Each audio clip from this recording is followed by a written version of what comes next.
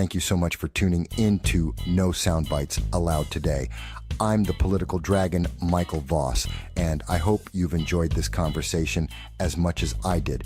Remember, on this podcast, we don't settle for sound bites. We dive deeper, challenge assumptions, and have the conversations that matter. If you liked today's show, don't forget to subscribe, share, and leave us your comments. Your support helps us reach more people and continue to bring you the hard-hitting discussions you won't hear anywhere else. Follow me on the major social media platforms like X, Twitter, YouTube, Rumble, and more to stay updated on upcoming episodes and join the conversation live on our next live stream. We love hearing from you and we value every perspective. We stream live, responding to your chats and calls starting at 2:30 p.m. every Sunday. Until next time, this is Michael Voss, and you've been listening to No Soundbites Allowed. Stay informed, stay engaged, and as always, don't settle for the sound bites.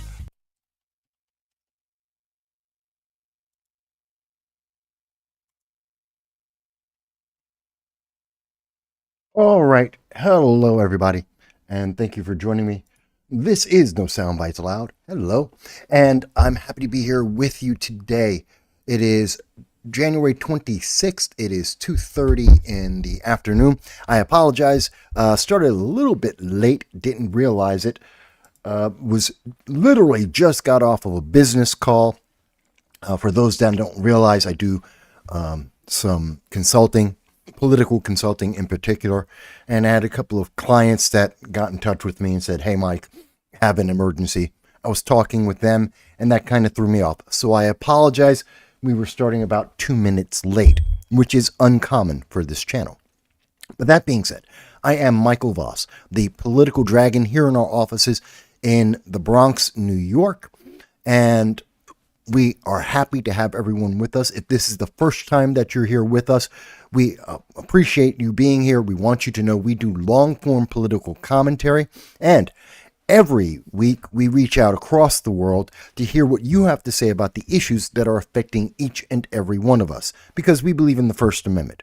We believe in your right to speak up about these issues. That's how we get the answers and the solutions we all need. And so we want to hear your voice and see it in your chat and the super chats. We're looking forward to that. So with that being said, and that little intro there, audio and video are out of sync. Okay.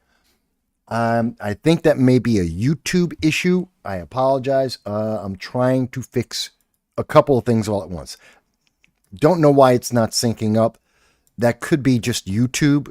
They don't like us very much on YouTube. And so they always tend to give a problem to the channel whenever we start up. I will work on that on my side. Thank you, Andrew, for letting me know and also being the first one to comment today. Your comments, folks, are very important. They make all of the difference. So let me know if that continues to be a problem. I will try my best to resolve that if I can. Is it like a 2-second delay? Is that the problem? Let me know. That being said, we're going to go forward, and I'm going to address, there's been a lot that's been happening. Obviously, Donald Trump has been in office 6 days. We're about to get to day 7. It will be 1 week of the Trump 47 administration. And surprisingly, the world has not ended. And we were told the world was going to end if Donald Trump got in. World didn't end. Black people have the right to vote. They're not in chains. Women are not sequestered to their kitchens. They're not barefoot and pregnant unless they choose to be. But that is not the national mandate. We have not seen the 14th or the 19th Amendments repealed, although there is a request to change the 14th. We'll talk a little bit about that.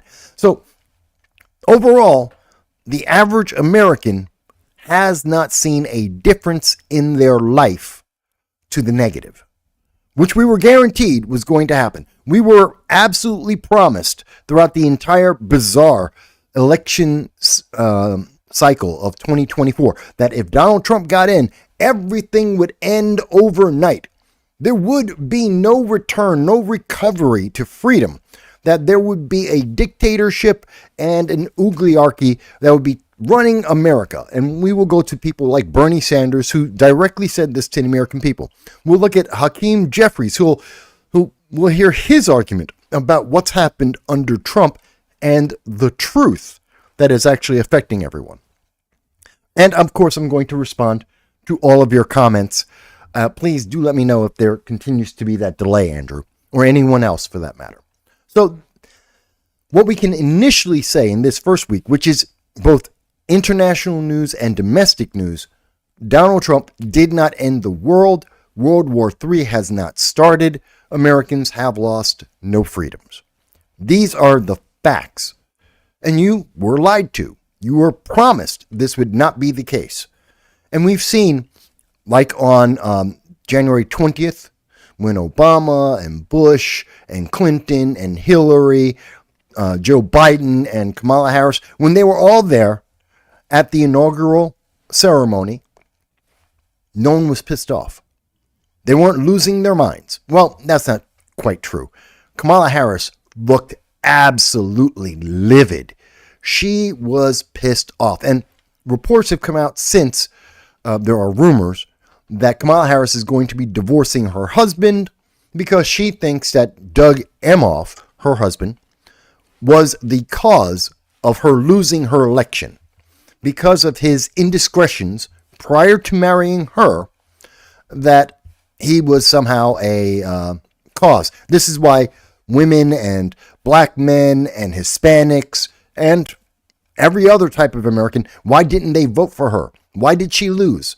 Because Doug wasn't a perfect husband. His past is more important than her promise of no change. It's ridiculous. Now, again, these are rumors that are going around saying that she's going to get divorced and that she's also looking to run in 2028. I can't speak to rumors beyond that is what is cycling around. That is now the latest reason being propped up by Democrats to say this is why Kamala Harris lost. It's not just that black men and Hispanic men and all white people just hate black women, which was immediately after the election, that was being propped up as the reason why she lost. No, we know, as we have seen in polling that have just come out this week, Donald Trump has support. More importantly, the policies being offered by Donald Trump that have been consistently offered by Donald Trump, both in his first administration, in the 2020 election, and since, are popular with the American people. And Kamala Harris, as we went over in her few press conferences, in her speeches to the American people, she offered nothing except more of the Bidenomics, the Biden-Harris administration, and no one wanted it. It was unsavory because it was ineffective. It was inefficient. And now we are in a new era. As stated by Donald Trump on Monday, a golden era. Now, during the break today, you'll hear me talking with Larry Sharp, a libertarian, about our initial feelings on Monday, January 20th, and the inauguration speech by Donald Trump, and some of the initial expectations from that, plus many of the fears that some libertarians, third parties, Democrats and progressives, even some Republicans may have about this new Trump administration. That'll be during the break, and you can hear about that then. But I want to more specifically speak. Whoa. Sorry, my audio seems to be spiking. I don't know why. Let me try and fix that with the audio. Maybe that'll fix it a little bit. But that isn't the only thing that's been going on. Now, on January 20th, Donald Trump put in a slew of executive orders that have been, well, changing everything. Now, let me show you what I mean. What we can see here is this is the new look of the White House press page. So if you go here, and I believe, what is the main? No, that's not it. Well, there's a whole commercial, little promo ad that you can see if you go to the main. But if you go to the news section under the White House, the new administration's website, you'll see some of the things that Donald Trump has been doing. And as you can tell, there has been a lot. Now, mind you, this is only page 1 of 9 different pages. And the first 100 hours have been historic. This has been the most executive orders by a president in history. And we have to keep in mind, on day 1, there were at least 85 executive orders, and of those, 80 were removing previous executive orders. Now, I've said on this channel before, I am not a fan of executive orders, not by any president, regardless of political affiliation, whether it's left or right, doesn't matter. Executive orders have been used in most recent history as an overreach of the government, and they're problematic. But it is interesting to see, and I do take some solace, while there's a lot of executive orders coming from Donald Trump, there have been a large number of them removing previous restrictions or policies from prior presidents, not just from Joe Biden, but also Obama and other presidents. I find that to be a mixed bag. So we're getting rid of a lot of executive orders that have been hurting America, and at the same time, we're adding new executive orders, which are maintaining the power of the presidency, which is beyond what has historically and, more importantly, constitutionally been what we expected. But this is the norm of the modern age. Some of these changes, I think, are really worth it. They're really good. Some of them are a little bit questionable, like the 14th Amendment. Do I agree with birthright citizenship being only for American citizens? Yes, and we've talked about this on this channel. In fact, I did an entire video saying you can change the 14th Amendment, and all you need to do is change 3 words, and the 14th Amendment will work only for American citizens. It will not change black people at all. If you're a black American, you can change the 14th Amendment and it will not change their status. Suddenly, black people, Hispanics, Native Americans, naturalized Americans don't suddenly lose their birthright citizenship. Their rights will not be changed. But anyone moving forward, the entire industry that exists of individuals from around the world coming to America as they're pregnant to get an anchor baby and therefore get a path to American citizenship, or at least the right to live in America with that child, all we need to do is change or add 3 words to the 14th Amendment, and that no longer exists. That industry goes away. That anchor baby cannot exist. And I think that's a good thing. Now, should that be done by executive order? No. I have a problem with Trump doing it by executive order because I think that's inappropriate. That's an overreach of the power of the president.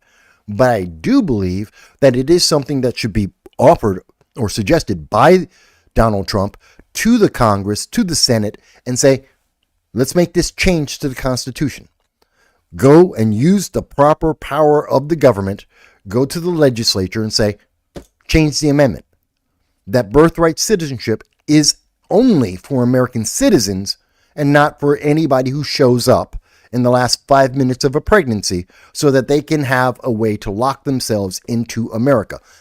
Now, I also, on Wednesday, was talking, I think I talked a little bit about this on Monday with Larry Sharp, but also on Wednesday with the the Liberty First Foundation, my weekly Wednesday roundtable panel discussion on politics. We brought up this issue, and one of the solutions could also be, instead of adding 3 words to the 14th Amendment, we could also very simply just, what was it he said at the time, Mike Marshall?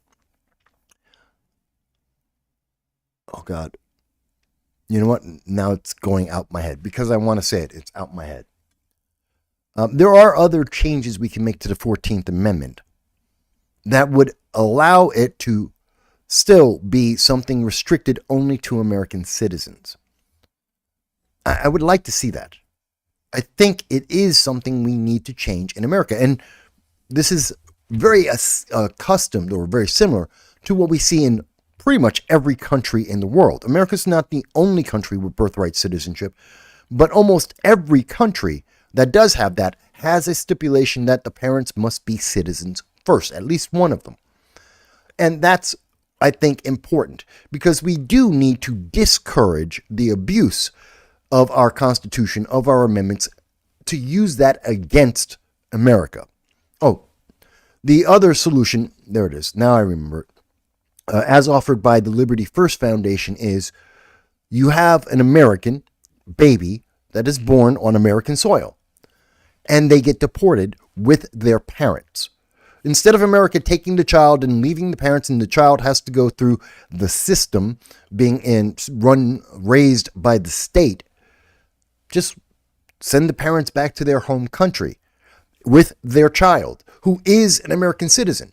And when that child hits the age of 18 as an adult, or they are capable of surviving on their own, they're independent of their parents, that child, who is an American citizen, can come back to America anytime they want because they're an American citizen. But just because that baby was born in America does not grant the right to those illegal alien or foreign nationals to have a right to stay in America. They don't. That baby does have a right to be in America, but the parents don't. So rather than breaking up the family, send the family back. And that child, when they are old enough and capable, can come back to America. That's another solution to this that does not require an executive order. It has to be something done by Congress, whether that be the Senate and the House, the states voting on it. Whichever, we have a couple of ways we could do this. The states can vote on it as an amendment of its own. The Senate can agree, and the House can vote on this as a amendment of the 14th Amendment. That would be the way to get it done. Now, let me see. Daniel Utley. Hello, Daniel. Thank you for joining us. First time seeing you on the channel. I appreciate you. Daniel says, does that have to be a supermajority vote to pass? Yes. Whether it's as states or in Congress, it does require a supermajority, 2/3 vote. In fact, I believe it's 3/4 vote. If it's done as a state, I believe it's 3/4 of the states have to approve for an amendment. And it's a supermajority, about 2/3 vote by the Senate. I remember it as that. If I am wrong on that, please someone correct me. But I do remember it being those terms in terms of an amendment, changing an amendment, or creating a brand new amendment. But thank you for the question, Daniel. It's a great question. Give me 1 second. I'm also doing some updates here. I just want to make sure. My Rumble chat is not up. Bear with me a moment, folks. I want to put up the Rumble chat, make sure you won't be able to see it. I will. And I just want to make sure that I can see it properly so that I can answer any questions for people that are watching the program on Rumble. Let me also mention that I was trying, we have in the past been able to get calls into the program, and I thought I had fixed that. I did not, because I'm not as proficient as I would like to be. The solution that I thought I had did not work. So I am working on getting back the ability, and in February we will have the ability to have calls from the audience to us. But until then, please do, whether you're on Facebook or YouTube or Rumble or any of the other programs we broadcast to, please leave your comments. I'm looking to them, like Daniel, so that I can hear what you have to say. And I do see you there, hot chicks, as well. So that's one thing. That's the 14th Amendment. And we'll go into that a little bit more in detail a little bit later in the show. But it just tells you how what is happening now under the Trump administration, things that we were told were absolutely impossible and would destroy the world, haven't destroyed the world. They are possible, and they are ongoing right now. And it's stimulating a conversation across America, as it should be, that we should have an understanding of how our government is run and to say, is this the most efficient, effective way to run our government? And we're finally getting there. We're finally getting that interaction. That's a good thing. Even though we may disagree, it is a good thing. And if people want to say, well, the 14th Amendment must be birthright citizenship, why must it be birthright citizenship for everyone who's not an American? Why? I understand why when we created the 14th Amendment, that was because of slavery. American slavery doesn't exist. Yes, there's slavery in Africa. Yes, there are more people in slavery in the world today than there were in the 1860s. That's true, but that's not America, nor is it an American policy. Why must we continue to accept individuals abusing the system for their advantage? Again, we have two great solutions. Add 3 words, as I detailed in a separate video. Add 3 words and make birthright citizenship require American citizen parentage, or that we send those individuals back to their home country with their American child, and when the child becomes an adult or is capable of living on their own, that child has the right to come back to America. They have the blue passport. They can come back to America at any time. They are an American citizen. Their parents don't, because the parents don't have the inherent right to enter into America without going through the process.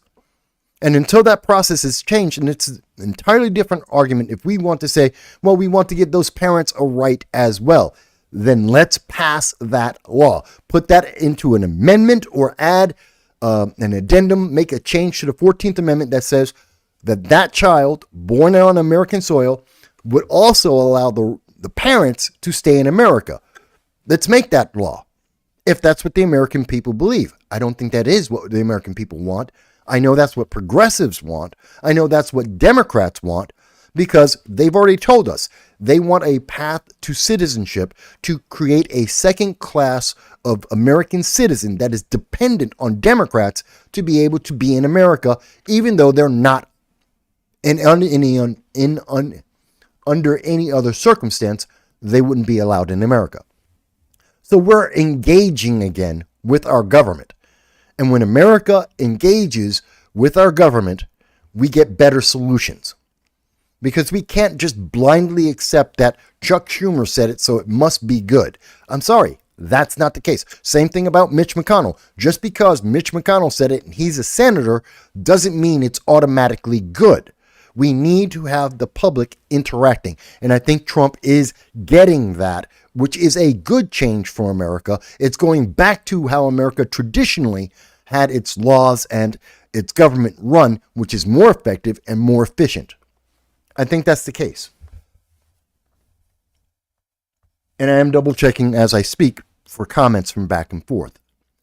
So I think that's important. But there are other things. Again, I want to move forward to also address, and again, I'll come back to this, but I want to address some of the breaking news today.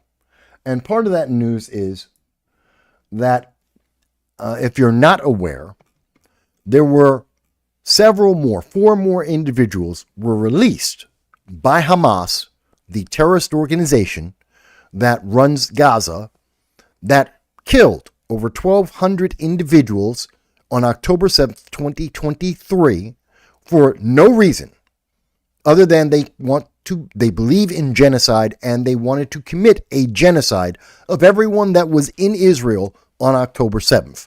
If you were in Israel and you aren't a Palestinian, they wanted to eliminate you. They wanted to have genocide. And then they took 256 hostages and went back to Gaza with them. They have tortured, sexually abused, and killed those hostages since that day. That's a fact. And I know Harvard and Columbia, the Democratic Socialists of America, Ilhan Omar and Dearborn, Michigan, want to think about this any way other than the facts. They want you to sympathize with the terrorist government of Gaza, the Hamas, a terrorist organization. They want you to support a terrorist organization, and they will try and wring out as much sympathy as they can for this. Or you will hear other individuals who say, well, America shouldn't be involved at all because it isn't in America. This is an Israeli issue. It's a Palestinian issue. It's a Middle East issue. And I would agree it would be a foreign issue if it wasn't for the fact that 22 Americans, besides the 34 Americans that were killed by Hamas, the terrorist organization, don't think of them as anything else. The left would love you to think of them as just innocent people. They're not. They're terrorists, recognized around the world. They believe in genocide. It's in their charter, in writing. These genocidal terrorists not only killed 32 Americans on October 7th, they also took 22 Americans hostage. That's a fact. They've tortured them. This comes from the United Nations itself in December of 2023. We know they have been sexually abusing and torturing those hostages. We know that they have killed hostages. And we have some updates on that, which we will go over with you in just a moment. They finally, with Donald Trump coming in, he threatened that if the hostages were not being returned, he was going to take more direct action against Hamas, the terrorist organization, which is a good thing. I agreed with it in the past. I agree with it today.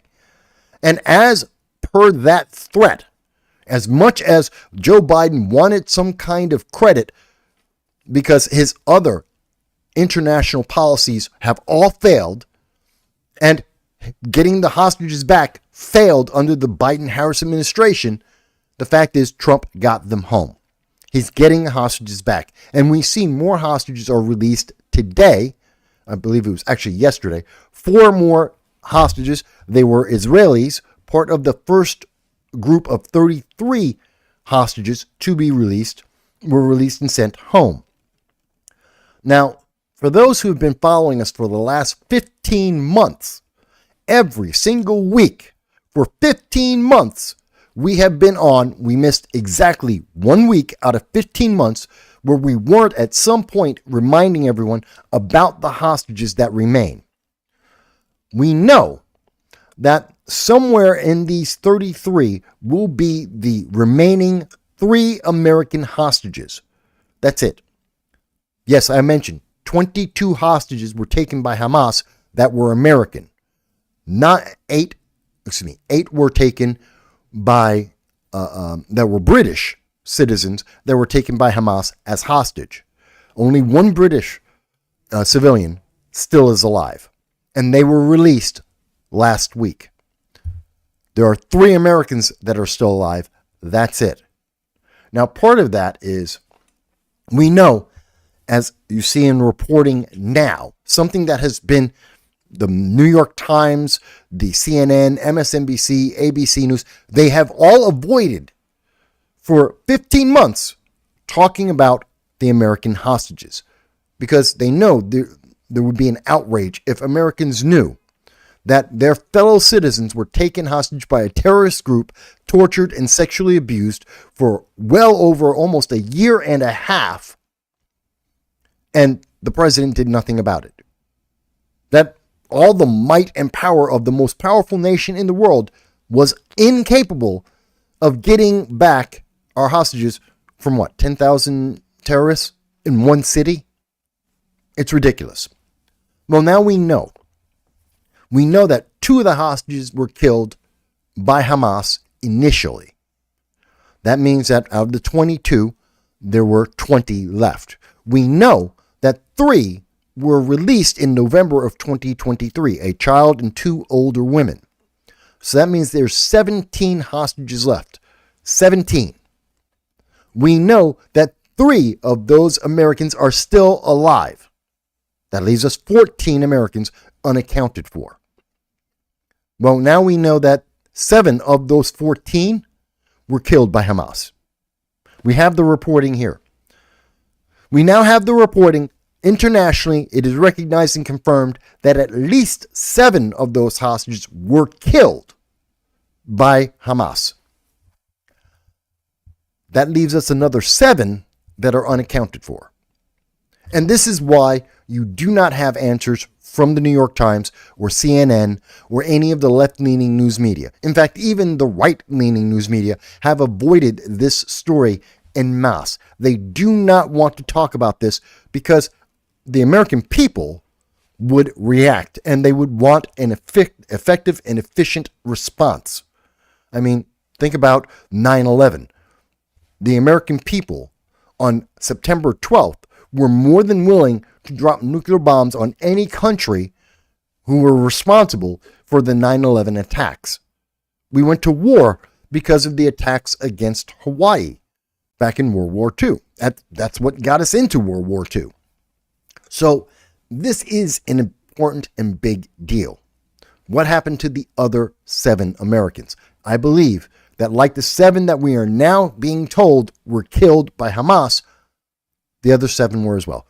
We know that 14 Americans were killed by Hamas. The very same Hamas that Dearborn, Michigan, Ilhan Omar, that the Democratic Socialists of America, the progressives at Harvard and Columbia, the same ones that they want you to donate money to and to support, killed your fellow American because they believe in genocide. This is ridiculous. But at least we are starting to get those people back, and I think that is important. No matter what you may think about Israel, the reason we're involved is because of those 14 Americans they killed after taking them hostage. I'm very outspoken about that. It's a trigger for me, and people have seen that on the channel. That won't change until we get all those people back. But also in the news today is something that a lot of people haven't heard about or haven't talked about. Now, for those who have been following the channel for an extended period of time, since 2022, we on this channel have been talking about the bird flu, the H5N1, the H5N1 avian bird flu. We've been talking about it since 2022, when the first human victim of the avian bird flu, a Russian citizen, died. And we've been talking about it spreading around the rest of the world. We were talking about it in 2022 when millions of chickens and ducks and geese and poultry were killed en masse, tens of millions across America. And that caused an increase in the price of poultry around the world. That's a fact. It's the start of why the cost of eggs went up by 500%. Why drumsticks tripled in their price. Not only because of the global food crisis, which also started in 2022 when Russia invaded the Ukraine, which cut off much of the grain for the entire world, and why at this moment there is a global food crisis, roughly about 30 to 45% less food in the world today versus 2019. It's because of the war. Now, that also increased the cost, but a lot of people would have gone over to chicken and poultry, which is less expensive than, say, beef or pork, but they can't because the bird flu wound up killing a lot of those chickens. So it took a while for the supply of chickens to be rebuilt by the American poultry industry to have new chickens born and raised, to be able to get eggs back up. And then we saw the price drop to about 300% more than it was in 2022 under the Biden-Harris administration. A lot of people aren't talking about this. They've been avoiding this because this is purely a Biden administration issue. We knew what the problem was, and they didn't do anything to make it easier for American citizens. Even Vox, a far left news organization, admits that Over 13 million birds have been infected and culled since in the last month. Now, this is important to understand because you will hear people who are like, where is it? Where is it? I know. I have it here. Here it is. So, Harry Sison is laughing and sharing out this message from Hakeem Jeffries, the progressive, the progressive minority leader of the House of Representatives. And Hakeem Jeffries, the Democratic leader, had to say, wait, the price of eggs and the cost of living was supposed to go down, not up. It's been 6 days. 6 days. What is Hakeem Jeffries expecting? A miracle? No. He knows that this is very short term, that policies are just starting, that we're just trying to change the way that we were doing things under the Biden administration. And he's expecting instant, rainbows and perfection. This is ridiculous. No one should expect that. But here's the part that I think is very interesting. The price of eggs. They're using the price of eggs, which are increasing as we speak. They're trying to say, well, that's because of Donald Trump. Even the far left organization, Vox, a far left-wing news organization, admits it's because there were 13 million chickens and poultry that were killed in the last month alone. That is going to increase the price of eggs. It has nothing to do with Donald Trump. This is something that happened before Donald Trump came into power. It's been something that's been affecting poultry for the last 2.5 years. This has nothing to do with Donald Trump. And they know this for a fact, and yet they will be dishonest to the American people and blame it on Donald Trump because Hakeem Jeffries has nothing else. Now, we know, and we've been following this, it is expected that the price of eggs will go down in late 2025, about the middle second half of 2025, 2026, assuming that the bird flu does not get worse, assuming that it does not affect more chickens in America, which is quite possible and is probable because we have not resolved this. There are no vaccines for I shouldn't have said that word, but there are no cures for animals with the bird flu. And this is affecting cows, this is affecting pigs and poultry, and some humans as well. But the numbers are incredibly small. The overwhelming proportion of the American people are not affected by the bird flu. You have eaten eggs and meat, whether it's beef or poultry, you have eaten something that has the bird flu in it. Maybe it's milk that's been pasteurized or not pasteurized, doesn't matter.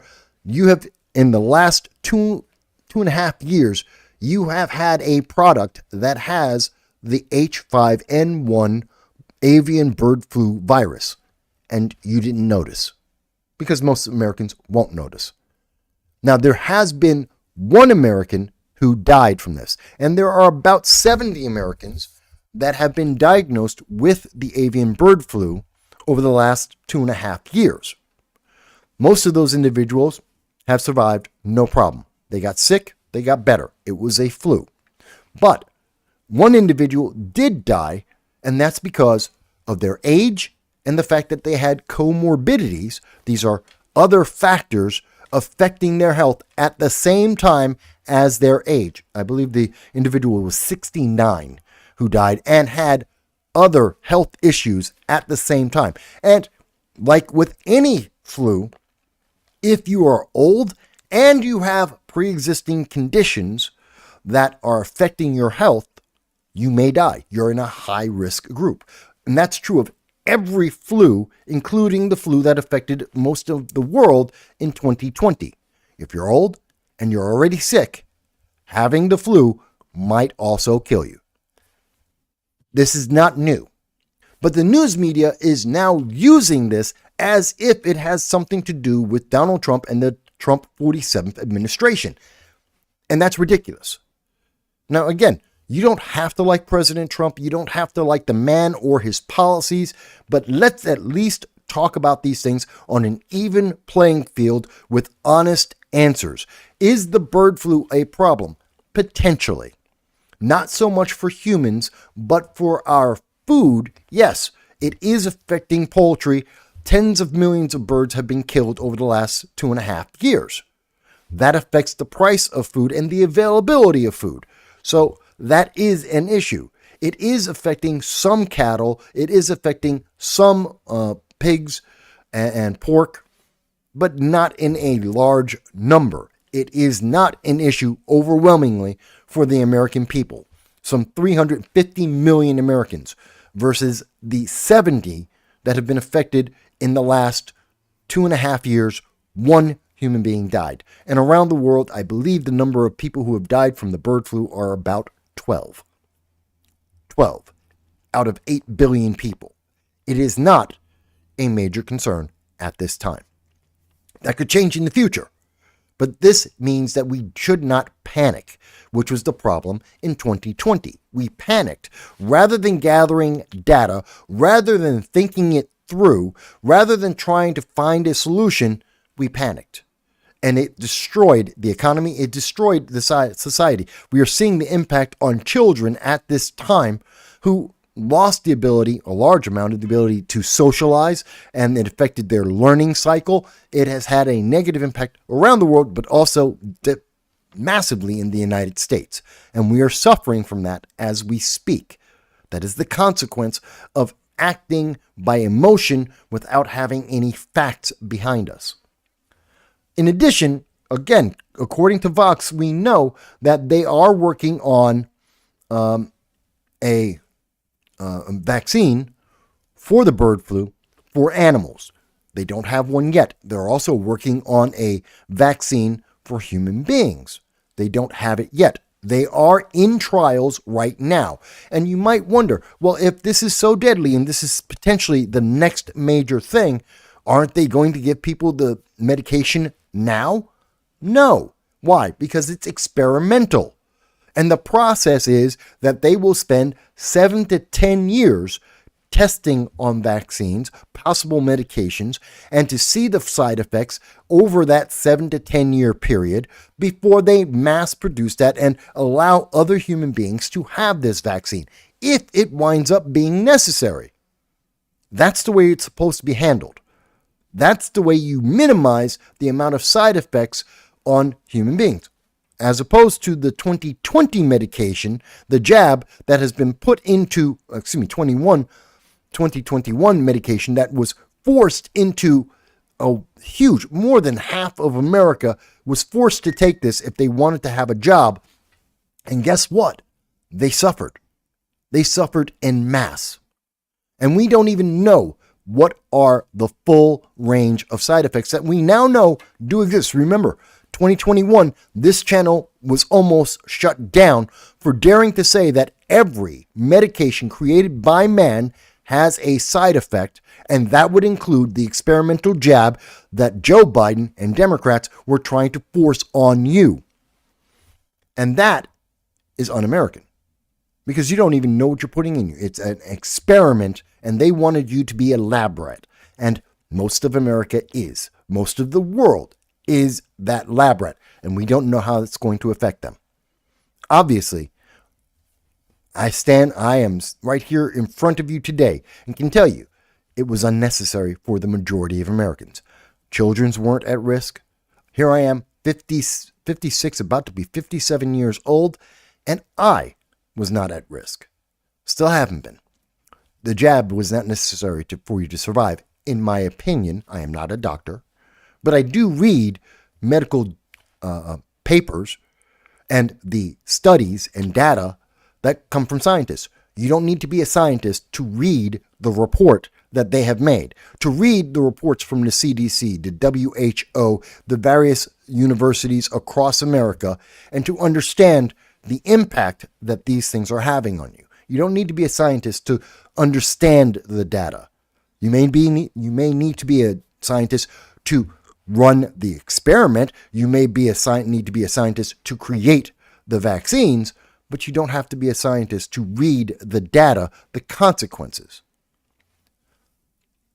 But here we are, where Harry Sison and Hakeem Jeffries are trying to take advantage of the American people to conflate something that has nothing to do with Donald Trump, something that has nothing to do with the power of the presidency, and they're trying to make you think that Donald Trump and the Trump administration have somehow failed, that they somehow lied to you for something that they have no control over, something that the Biden-Harris administration had no power over and did nothing about, and that the news media suppressed because they didn't want you to think that the Biden-Harris administration was ineffective and inefficient, that their inaction was causing the price of eggs to be artificially higher, even when you discount the fact that there is a war with the Ukraine, which is the third largest food producer in the world. It's interesting how dishonest the Democrats have shown themselves to be on multiple levels over the last 4 years. We now get to see how they have lied to us about every aspect of the Biden-Harris administration and their policies.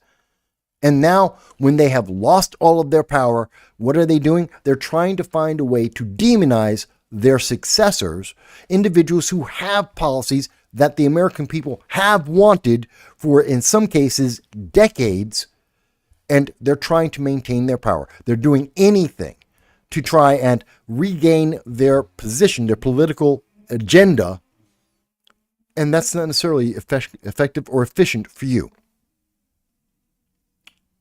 And that's really bad when they're lying to your face, as you can see. Again, I'm looking at left news media. I'm not going to the right. This isn't about me being a Republican or a conservative. I'm providing you information that comes from the left, that comes from scientific data that tells you explicitly this has nothing to do with politics. This is the reality.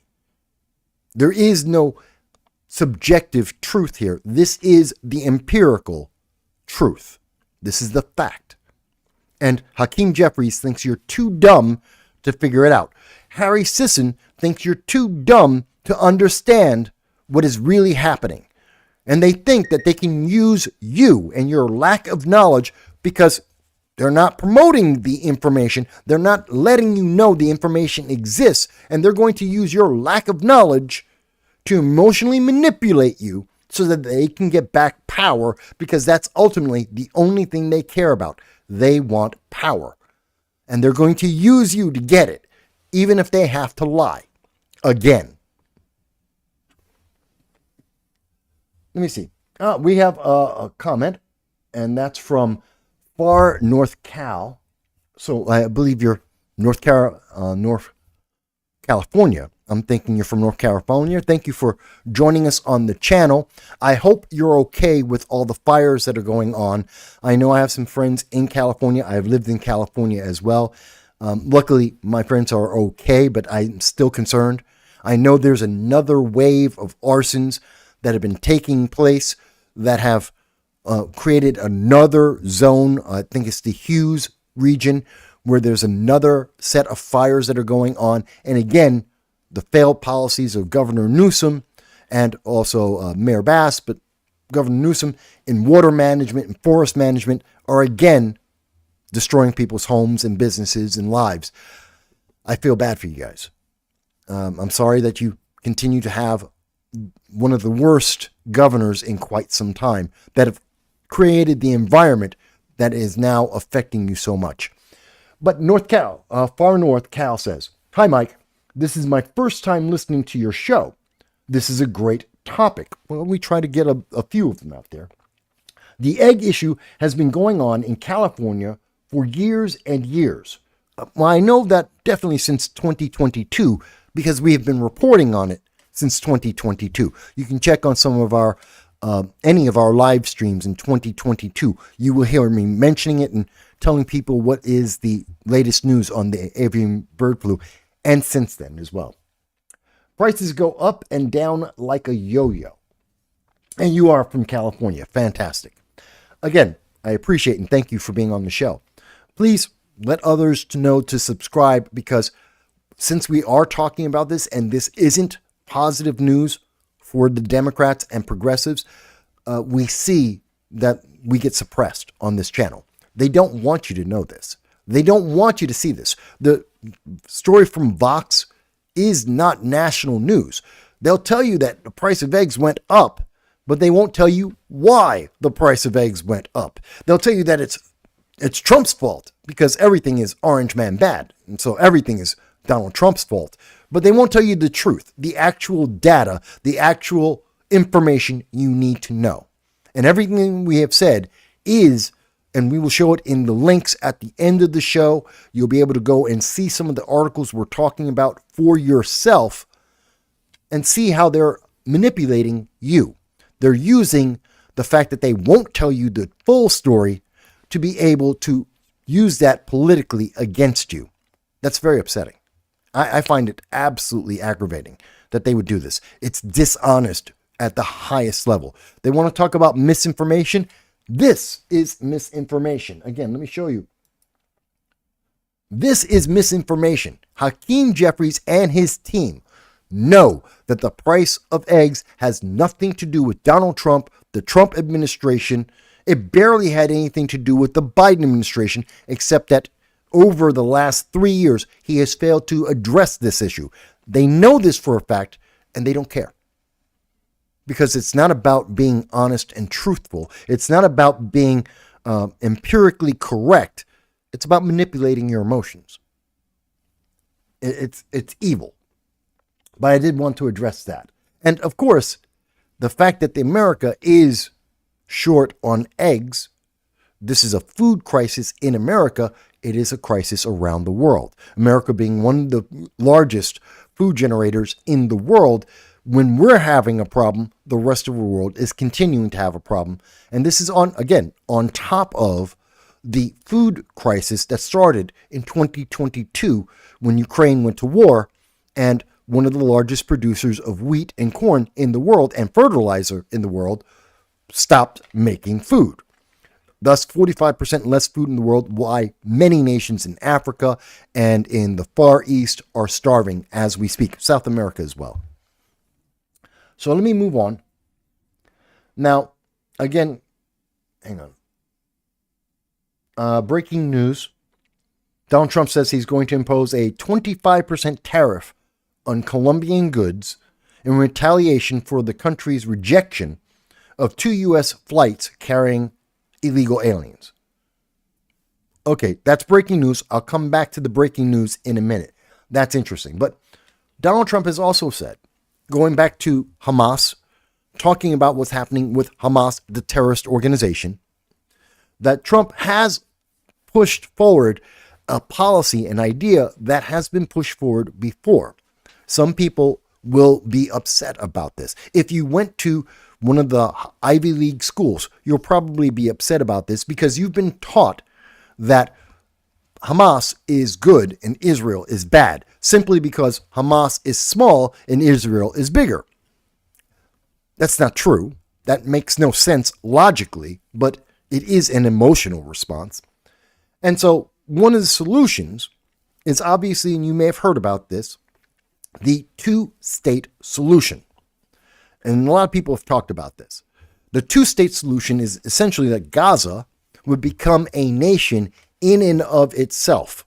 The government of that new nation would be Hamas, the terrorist organization, because the leadership of the infrastructure, the government of Hamas, the self-regulating region, which is known as Gaza, the Gaza Strip, is Hamas. They were elected, officially elected by the Palestinian people. So terrorists run that area, and they want to become a nation. And that would be a nation sitting next to Israel. That's the two-state solution. The problem with this, so that you understand completely, imagine that your next door neighbor, imagine in terms of America, for my American viewers, imagine that either Canada or Mexico come up with a plan, and in fact, both Canada and if we're mirroring what's happening in the Middle East, imagine that both Canada and Mexico put in writing and made it a part of their government that they want to genocide America.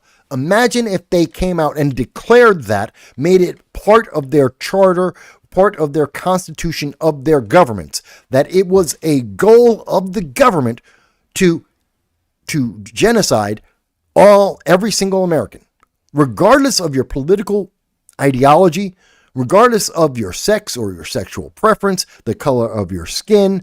It doesn't matter. You are American, therefore they would want to genocide you. Imagine if we had to live with that. And at that time, imagine that we said, well, we can live peacefully with them. Even though both nations have declared they're going to kill everyone, the answer from the UN is, well, live peacefully with them. It can't be that bad. You can peacefully live. They're two different nations. They can live peacefully with you, except their goal is to kill you, and your goal is to survive. Would you want that policy? Would you say your policy is, well, we'll just live with them. It's okay. We'll just ignore the fact that they have declared and made it a part of their government's foundation to genocide every one of the American citizens. Would you just be okay with that? I don't think so. I think you would have a high degree of reservation about that. The problem for Israel is that's the situation they find themselves in. You have Hezbollah in Lebanon and in Jordan, which is to the north of Israel, Syria. You've got Gaza and Egypt. Israel surrounded by nations that have at least at one time, if not currently, and terrorist organizations that currently have all said they want to genocide Israel. How can you have a two-state solution when one of the people say, we will continue to kill this nation until they cease to exist, which is what Hamas has said. I know people don't like to look this up. It is documented. It is the charter of Hamas. They have said, as the ruling government in Gaza, that they will continue to fight. They said this on October 10th, 2023, and since that they will continue to kill Israelis and anyone in Israel until they are all dead. That is genocide. You cannot have a two-state solution. For every progressive out there, for everyone left-leaning, they're like, oh, but we have to support Hamas. You are supporting genocide. Do you realize that? Do you actually believe there can be a two-state solution that making Gaza a Palestinian state that believes in genocide, that's suddenly going to create peace? No, it will not. Because Hamas doesn't care if they're a state or not. They care about whether or not anyone from Israel exists in the world. And until they cease existing, according to what Hamas has consistently said, even to this year, then it doesn't matter. You'll never have peace. That region will never have peace as long as everyone surrounding Israel continues to say that they want to genocide Israel, all of it. And then you have Iran, who's in the background, who is actually pulling the puppet strings of the Houthis, of Hezbollah, and Hamas, that has said that for the last 45 years have said they want to genocide America and Israel. And that there is no difference whether you're a progressive or a third party, libertarian, you're a Republican, a Democrat. They don't care. Male or female, or if you want to be called a toaster, doesn't matter. Doesn't matter who you sleep with. They don't care. If you're American, you have to die. That's what Iran has said and continues to say even to this day for 45 years. How do you have peace with that? How do you have peace with that? They will continue to try to kill you until you cease to exist. That's when they will have peace, when you no longer exist. I have to say this because no one else will say this to you. These are the real situations. This is the real terms that we are dealing with in the world. And since it makes no sense to try and have peace with a neighbor that wants to genocide you, the answer is give them some space.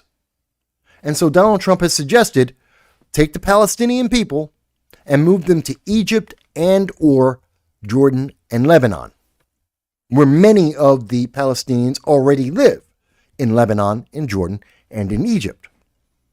Now, at the very least, these states, these nations, can take on Palestinian refugees. At the very least, even if you don't agree with Trump and this is being suggested both as short-term and or long-term, that the short-term answer to the problems in Gaza right now is Palestinians, the refugees, who cannot live in what is left of Gaza, go to countries nearby that share some of the same religious beliefs, some of the same ideology, some of the same culture. Let them go to their neighbors and survive there. Not to come to America, where they don't have the same language, they don't have the same culture, they don't have the same history, they don't have the same land. They don't need to come to America, which the progressives are saying, no, America should have an open border. Yes, let all of the members of Hamas come into America as a refugee. Why would we want to do that? They want to kill us. Does that make any sense when you stop and take out the emotion? Again, I don't care if you like Donald Trump. I don't care if you like Netanyahu. I don't care if you agree with Israel or not. Think about this logically. The answer from progressives is if they cannot, or even while they have a two-state solution, which cannot work, that the other answer is every refugee should come to America and or the European Union. That makes no sense. They want to kill the American people. They want to kill the European Union. Why would we introduce people who want to kill us into our own land, into our own nations? Why would we do that? Meanwhile, in Egypt, they don't want to kill Egyptians. Hamas doesn't want to kill the Lebanese. They don't want to kill the Jordanians. So why not let them live with those people until their nation, their region is able to support them going back home? They're close by. They'll be able to see their relatives. They'll be able to travel back and forth. As a short-term solution or a long-term solution, it makes sense. And yet, the far left will tell you that's evil. I don't understand how. And I am happy, and I'm going to go to the comments now, I am happy to hear from anyone, especially any elected Democrat, any progressive, the Democratic Socialists of America, Antifa, BLM. I'm happy to hear from the left and tell me, Mike, but you don't understand. What is it in what I have described and the evidence that exists? Tell me what I don't understand. We know for a fact Hamas has documented and has continuously said the same thing that Iran has said, which is they want to genocide Israel and the United States. That is a fact. They have killed our people. They have tortured our people. They still hold on to our people and their dead bodies. These are facts. They're not subjective at all. There is nothing about any partisanship about this. Why would we want them in our country? That's what the left wants to do. Why would we want to do that? It makes as little sense as a two-state solution. Neither of those resolves the underlying problem of genocide. So I think Trump has a good position here. It makes sense. Let me go back to some of the comments. Daniel says, hey, I had to leave for a bit. Not sure if you talked about it yet, but I heard that there was a proposed United Arab Emirates was going to take over the governing part of Gaza. Have you heard this? Is this true? Daniel, to answer your question, I have heard there have been several proposals of different nations throughout Syria, Lebanon, Egypt is usually the biggest name that has been proposed to take over governing of Gaza if it is not self-governing in and of itself. These proposals are almost always from outside the Middle East. The Middle East nations don't want the Palestinian people. That is a fact.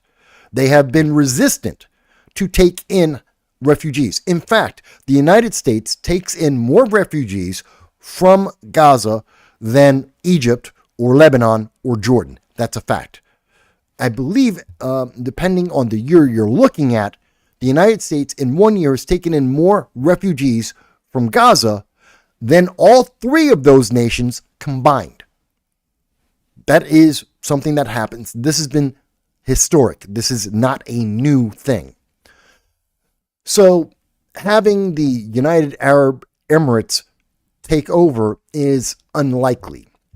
The reason why sometimes you will hear these various nations say that they will do that is because of the internal politics in the Middle East.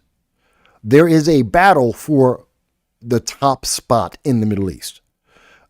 Iran wants to be the most dominant leader of the Middle East and to have control over all the various nations. But they have a problem because Syria wants to do the same thing. The UAE has a similar proposal. We've seen this with pretty much all of the nations there. They're all competing to be the biggest, most powerful nation in the Middle East. And they use the Gaza and the Palestinian people as a bargaining chip, and that gives them more. One of the reasons is they want to take over because Hamas is roughly a standing army, kind of like Hezbollah, kind of like the Houthis. They are trained in combat. They are effective. They are a threat to whomever they're attacking to varying degrees. So that would increase the military might of whomever takes over that region with all those soldiers. And I know most people forget, because when you look at the numbers and you listen to the news reported by Hamas, that there are no soldiers, that there's no soldiers have been killed, no members of Hamas have died in the fighting over the last 2-3 years now. 2 years now. And in Gaza, no, there are no Palestinian military. Well, that's a lie. Hamas is a military unit. They have been fighting with the Israelis, and they have lost somewhere around 20 to 30,000 soldiers out of the roughly 40,000 people that have died in the fighting in Gaza. The reason why you always hear it's 40,000 civilians is because that's a number coming from the terrorist group itself. If you look in the news, they are quoting, this is from Hamas. This is from the government of Gaza. It's their self-reporting, and they don't report a difference between civilians and the Hamas military. They count them all the same. And they very often count the Hamas fighters as civilians, sometimes even as women and children. The reporting has been clear on that. We've seen that from Politico. We've seen that from the BBC, The Guardian. It is internationally known that Hamas will misreport who is injured and how many people are injured, and will ignore the fact that these are actual military combatants. So that's something to take into mind. So the UAE is just one of several groups that are vying to have control over that fighting force, because that provides them more power in their military. They have more bargaining chips against their neighbors, and most importantly, it weakens Iran.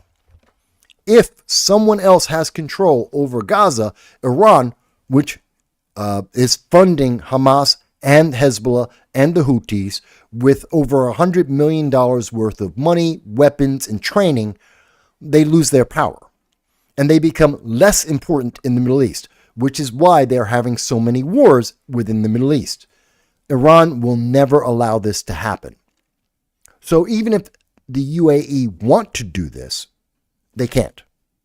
Just like Egypt can't, even though they don't want to. They don't want the Palestinians. No one actually wants the Palestinians. They want the army. They want the trained fighters. They want the strategic position against Israel, but they don't want the Palestinian people and the problems that come with them, which is, infrastructure, feeding them, rebuilding, all of that. They don't want it.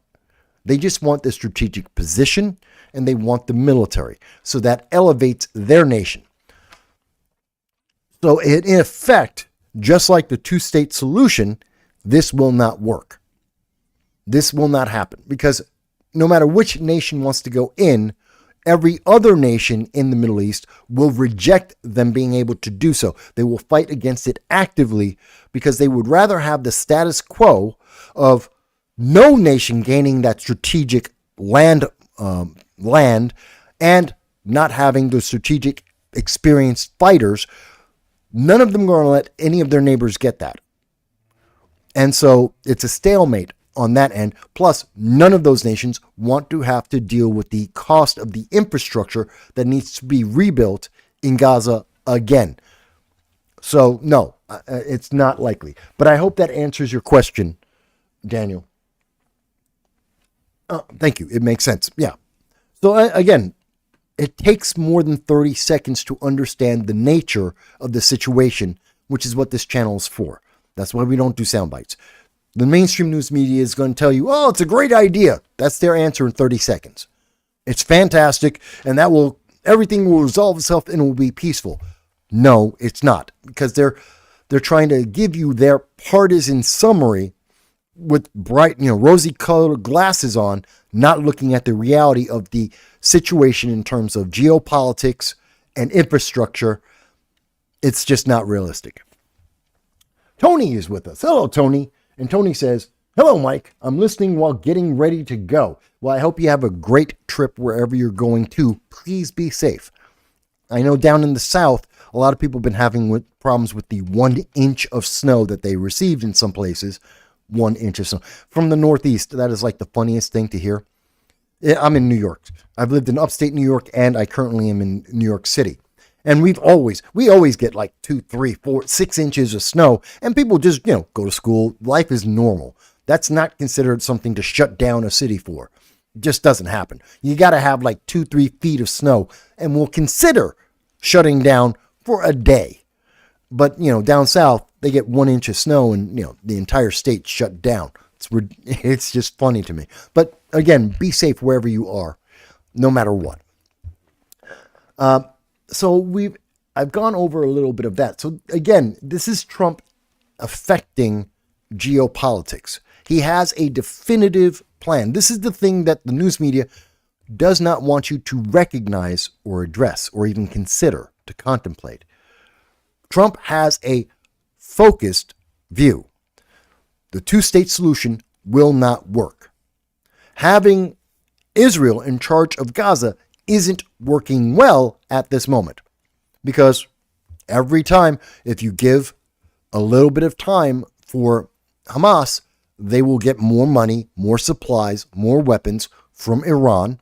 They will use the humanitarian aid they get from around the world to fund their military again. They build up their people who are pissed off from the last war that they lost, and they will gather them up and they will start another wave of fighting. And they've been doing this process. It is a recycled system. It's constantly repeating itself for decades now. It's rinse, repeat, do it again. Every single time. They have a short-term war, whether it's a couple of days or a couple of weeks or a couple of months. They go and start a war with Israel with the intent to genocide. They lose. They fall back. They take in the humanitarian aid from around the world, because the bleeding hearts at Harvard and Columbia are like, oh, those oppressed people, even though they start the fights themselves because they're terrorists. And they give them all the money. They buy weapons.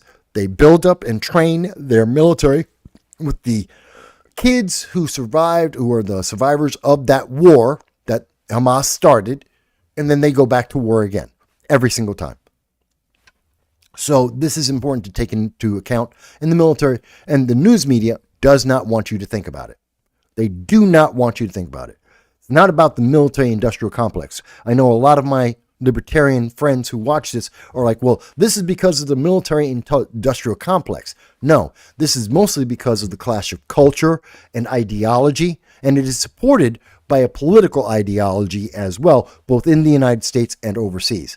There is a lot of geopolitics. The military is just tagging on the back end. The conflict already exists. They're just taking advantage of the conflict as it exists to make money because it's there.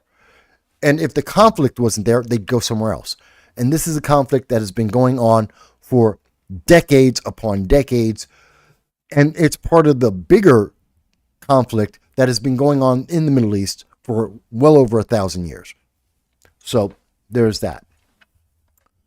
I want to go back to, so we understand that Trump does have a focused foreign policy. Again, you may not like it, but that doesn't change the fact that it exists. And this is a massive departure from the Biden-Harris administration that had no foreign policy. And I defy, and I put out the challenge to any Democrat, any progressive that supports the far left Democratic Party. They want to try and tell you that Joe Biden was great somehow, even though he was not mentally stable, even on day one, January 2021, as we now know from White House aides, from the Democrats themselves, we now know he was never completely mentally fit to be president. But if you want to defend that, fantastic. What was the foreign policy focus of the Biden-Harris administration? I can tell you that it was to not focus on foreign policy and to get elected in the next election, to increase the power of the Democrats in the next election. That was the foreign policy and the overriding policy goals of the Biden-Harris administration. Get to the next election, make sure Democrats remain in power. That was it. They didn't have any other policy. That's why we had Afghanistan and the rout that happened there. That's why Russia went into the Ukraine, why China alluded to and has promised that they will go into Taiwan with force, why North Korea fired off more missiles, rockets, and ICBMs than under any other presidency ever. In fact, more than most presidencies in combination. All under the Biden-Harris administration, because they had no control. They had no foreign policy whatsoever. And every time they tried to do something with foreign policy, in particular sending Kamala Harris to South Korea, every time she showed up, we had worse relations with that nation after she showed up than we had before. No matter what the conflict was, no matter what the question was, Kamala Harris embarrassed the United States and made our relations internationally worse than before she showed up. They failed. Trump, whether you like it or not, has a focus. And that focus is stabilizing the world, as we've talked about several times on this channel. Because he has a definitive plan, and because he is willing to speak up about that plan, because he is willing to engage in that plan, other nations, rogue nations like Iran, terrorist organizations like Hezbollah, the Houthis, and Hamas are standing down. They're going into a wait and see phase. They're not continuing the actions they have been doing under the Biden-Harris administration. They have essentially frozen in place and are rebuilding themselves, waiting for a weak leader or a failure by the Trump-Vance presidency, which I don't think is going to happen. And that's why we're seeing the world shift. Why things are getting, even right now, we're seeing more stability in the world than at any point under the Biden-Harris administration. That's just a fact. It's not a guess. Again, it's not political. It's not my opinion. Factually, we are seeing more stability in various nations now than we did under the Biden-Harris administration. Tony says, facts. They can't drive on dry days. Maybe the South can't. I can't speak to that. Fair enough.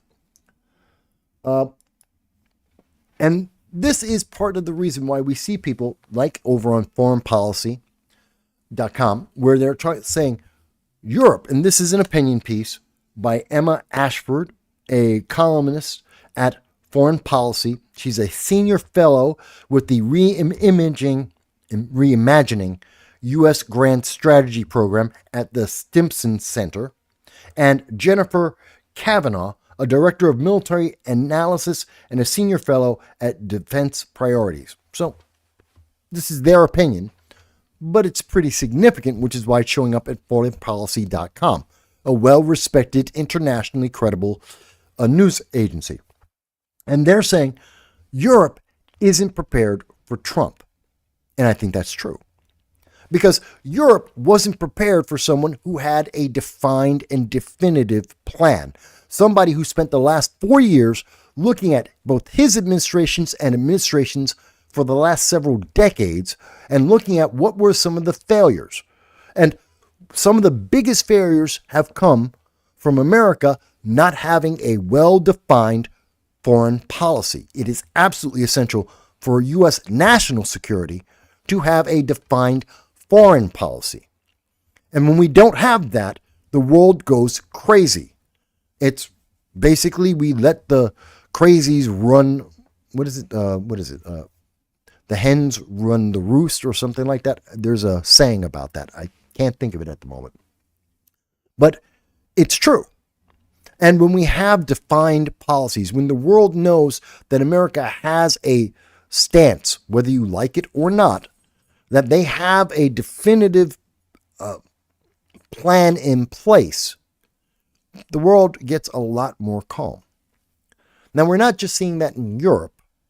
We're seeing it around the world. But in terms of the Europeans, we're seeing this in reference to NATO. We're seeing this in reference to the United Nations. But in NATO, where Donald Trump has said, you guys, the other members of NATO have been relying and abusing the United States for decades. For decades, they paid less than 2% of their national self-defense to NATO to defend themselves. They were supposed to pay 2%, and for decades, they didn't. And the United States just absorbed the cost and put our soldiers on the line to protect foreign nations and their ideologies, their governments, their infrastructure, their goals. We were protecting them. And we had to bear with the cost, and we got nothing back for that. Our soldiers would die, and we got nothing back for that. And that made America the police of the world. Because Europe wasn't going to pay for it. They put it onto America. America, you take care of it.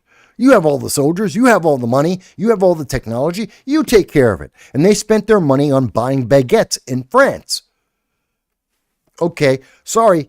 America isn't responsible for helping France pay off the next set of riots and protests in France, which are like every other month. Every other month, they have some protest from somebody in France against the French government because they're inefficient, they're ineffective, and they have to cover the cost of their people constantly being out of work, that their infrastructure is crumbling. Their economy is not good. How do they pay for that? They don't pay for national defense. They let America take care of it because NATO. Well, Trump said, why is America doing this? We already have $36 trillion in debt. It makes no sense for us to keep spending that much money, especially for things that are not our problem. We're not in NATO to resolve the internal economic issues of Germany or Europe or even Britain. That's not why we have NATO. We're there to protect them from outside threats like Russia and also Iran. Okay, that makes sense. And we are willing to do that. And yes, we'll take even the largest burden of that compared to any other nation because we're better suited to do that. But you got to give a little too. It's like the saying that if you give someone something for free, they don't appreciate it. They take advantage of it because it has no value to them, because it was there. It was given to them. We hear this often about like Obama phones or other government handouts. Why do we care? It's not, we have nothing vested in that. And if you can get something for nothing, or essentially the closest thing to nothing, then you'll abuse it. That is human nature. And we see that with nations. If they didn't have to pay for NATO, they won't. Because they get everything anyway. They're getting the support. They get the national defense. They're protected from Russia and from Iran and terrorist organizations around the world because America will deal with it. And they use their money for other things in their nation, essentially making America pay for their government. Trump says no. And he said, as the 45th president, he said, you have to pay at least 2%. And they did. And they stepped up and they did. Mind you, Russia was staying quiet. Russia was keeping its head down under the 45th presidency of the United States because the 45th presidency had a specific and explicit plan in place. Again, whether you like it or not, that's a different question. If you think it was very or not so effective, that's a different argument we can definitely have. But it is a fact that Putin did not want to be more aggressive while Trump was in office for various reasons.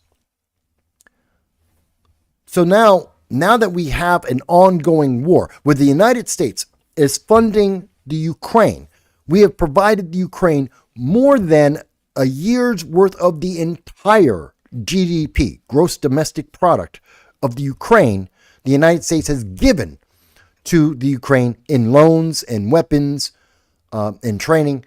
We've given them this money, more than a couple of years worth of their everything. That means if we were to get paid back, which will never happen, we would have to, everything that the Ukraine we're looking at the Ukraine in its 2019 capacity, if everything was perfect like it was in 2019, everything that they made in the Ukraine would have to be sold, and every single dollar would have to come to the United States for 2 to 5 years to pay back all the money the United States by itself, forget the rest of the world, just the United States has provided to the Ukraine.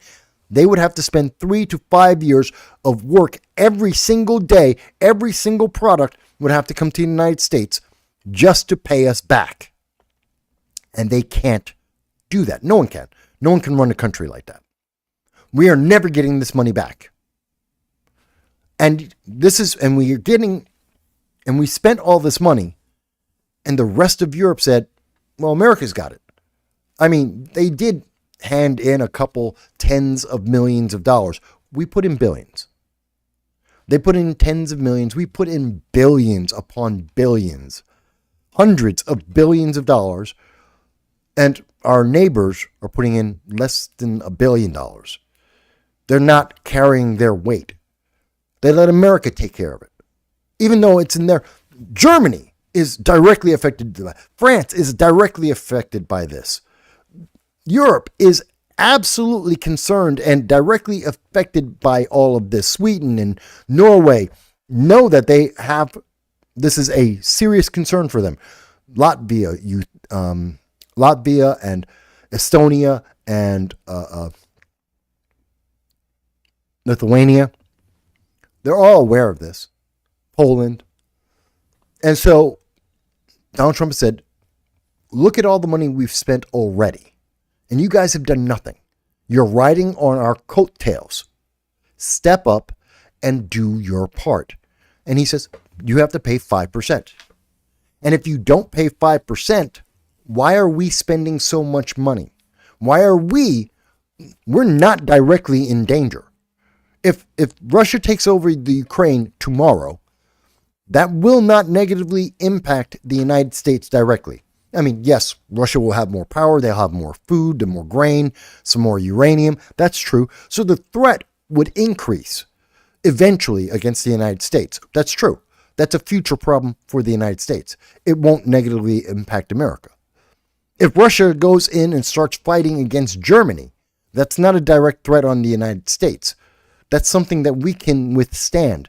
And whether or not Russia were to take over Germany and or Poland or the Baltic states, that doesn't affect America. That's not, mind you, it would be bad.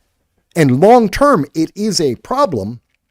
but it's not something that's going to immediately affect the American people. We can live with this. We could live with that outcome.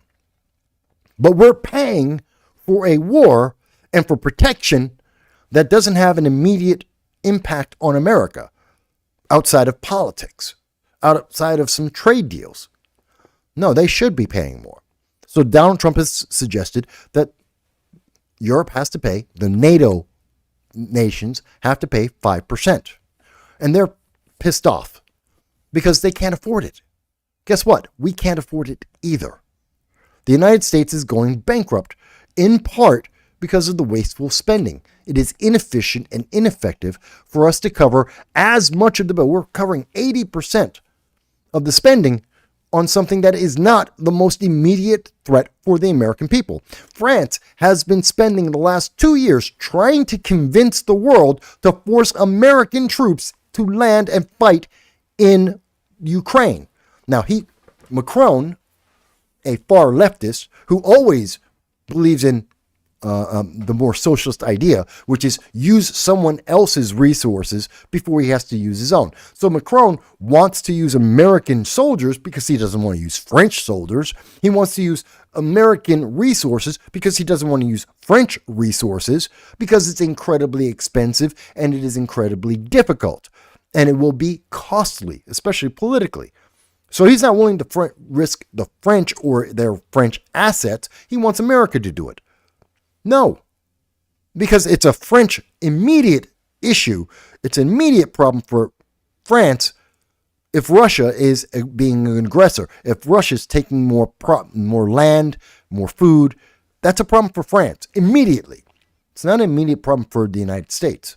But he wants the United States to fix his problem, the problem of Europe. That's why Trump's saying 5%, you guys pay into your own. And they're trying to find ways around it.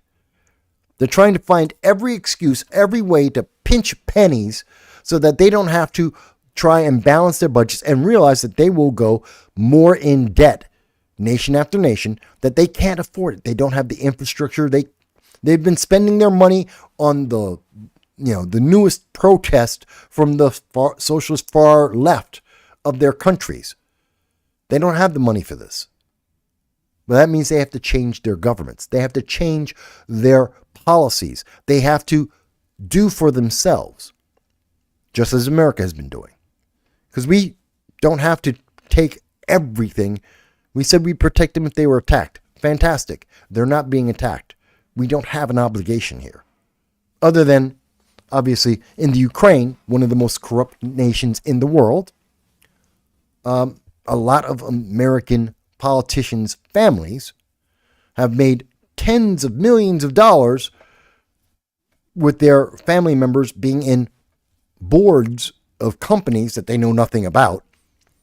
And so there seems to be some dirty laundry in the Ukraine, which promoted or motivated a lot of American politicians to give them support.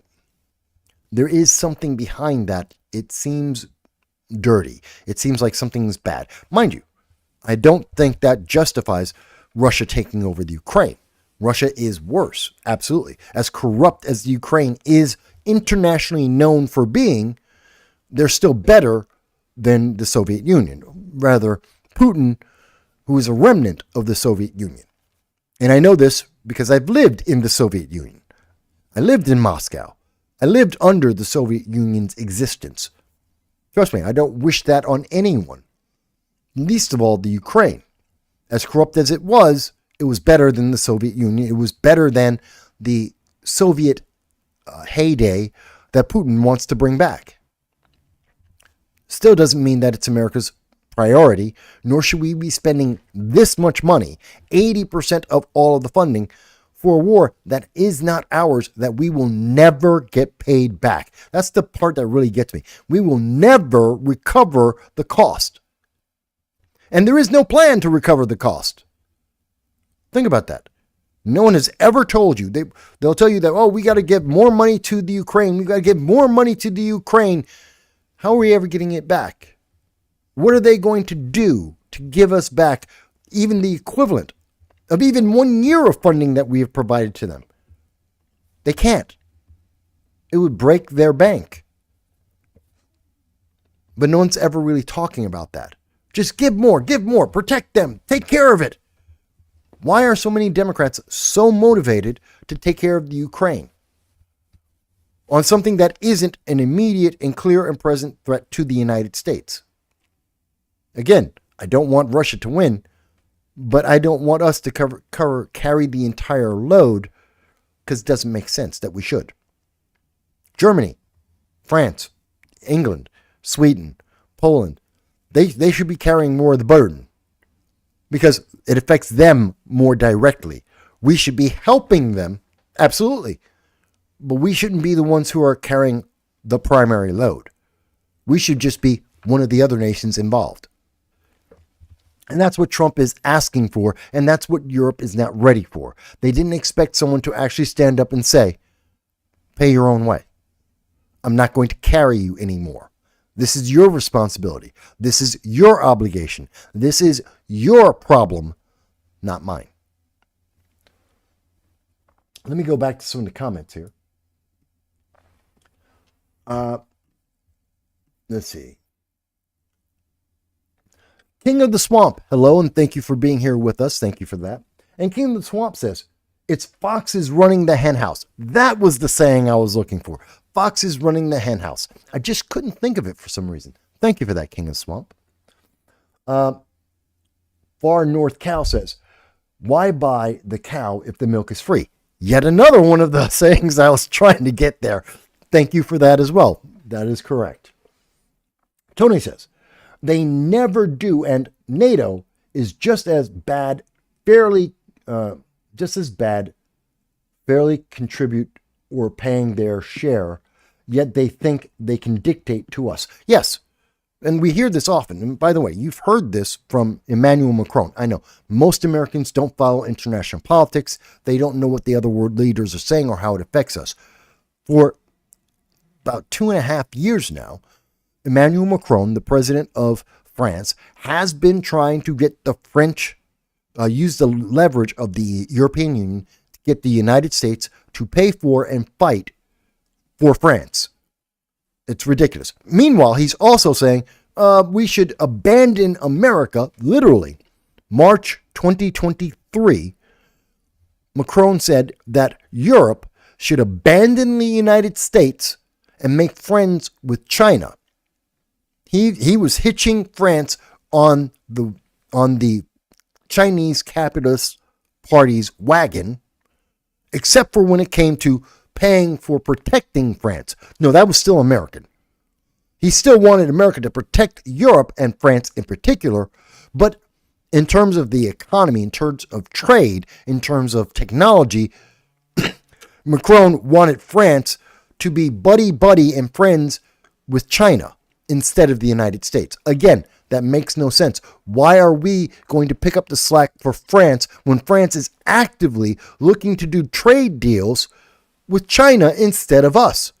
Where France is trying to convince everyone around them to de-emphasize the importance of the United States and support of the United States to help China as the United States is paying to protect Europe. That makes no sense.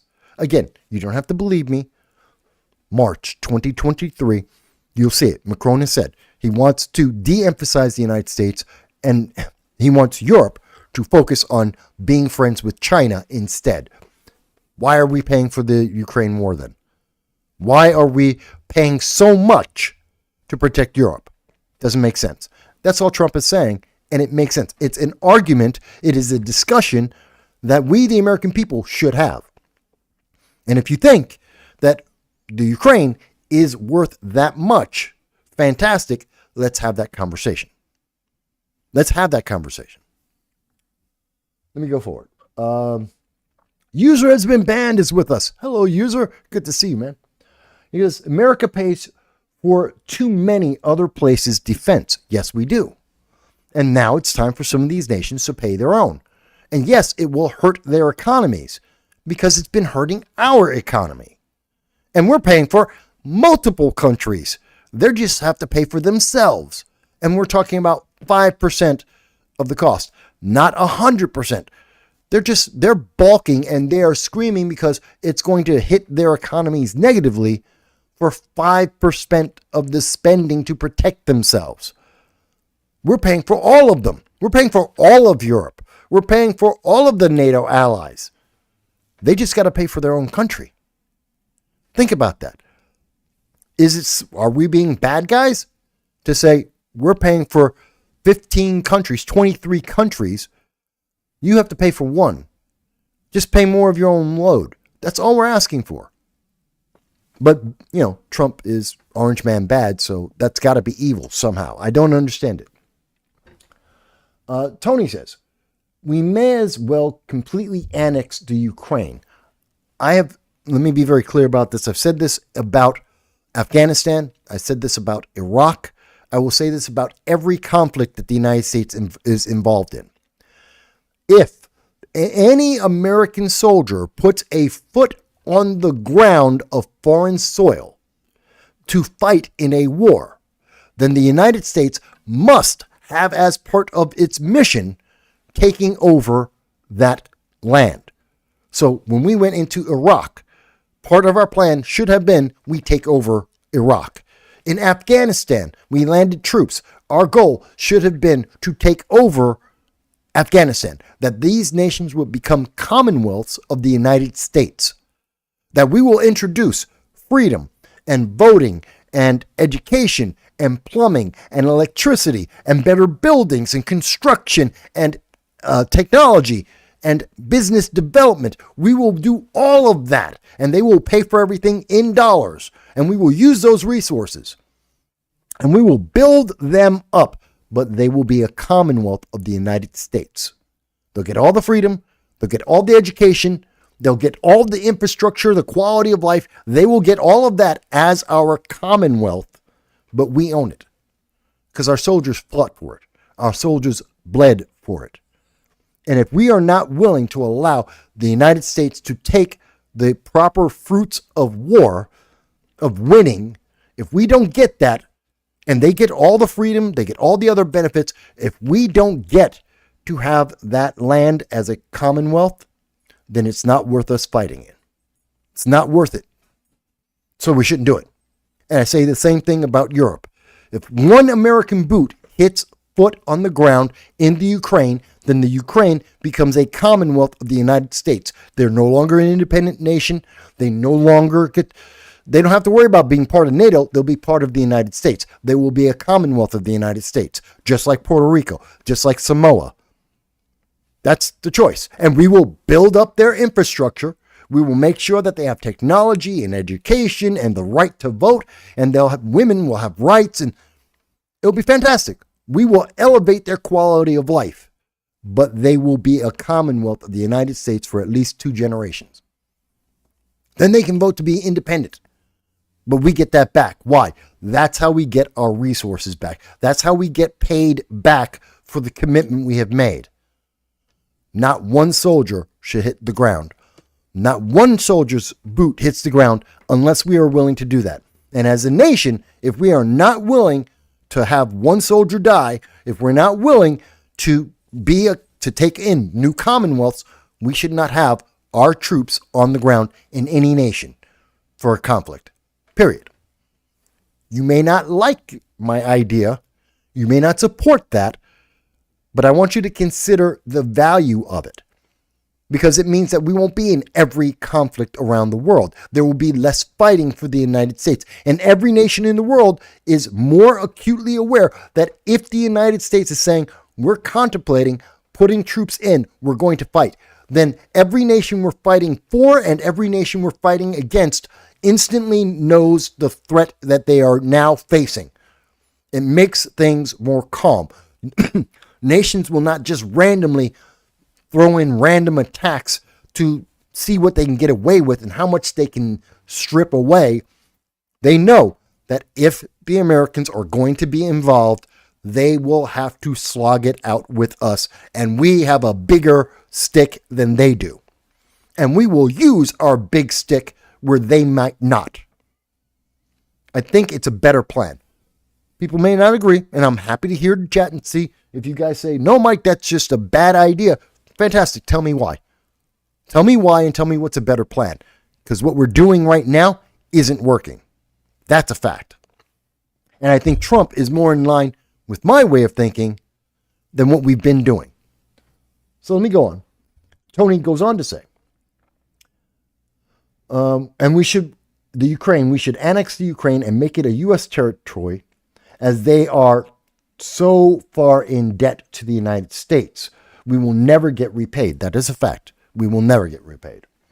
And if the Soviet Union, doesn't exist anymore, let's be correct here, the Soviet Union doesn't exist.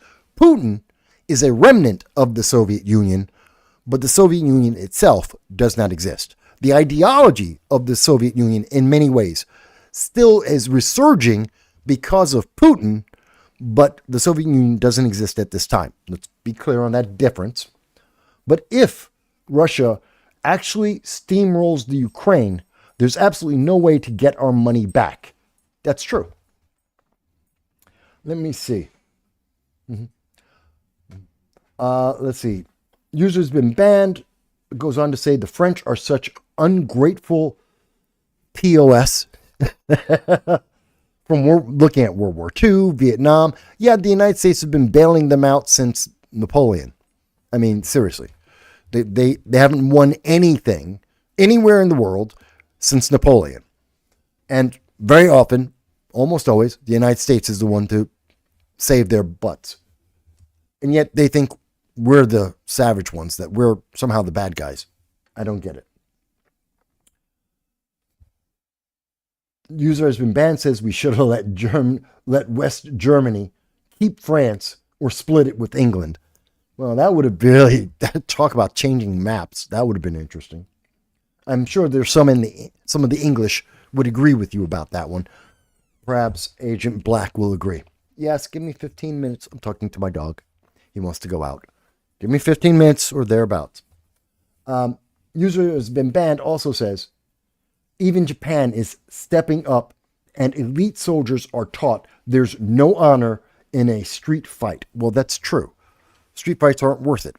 And remember, the failures of U.S. policy have led to Japan now having or building their first army since 1945.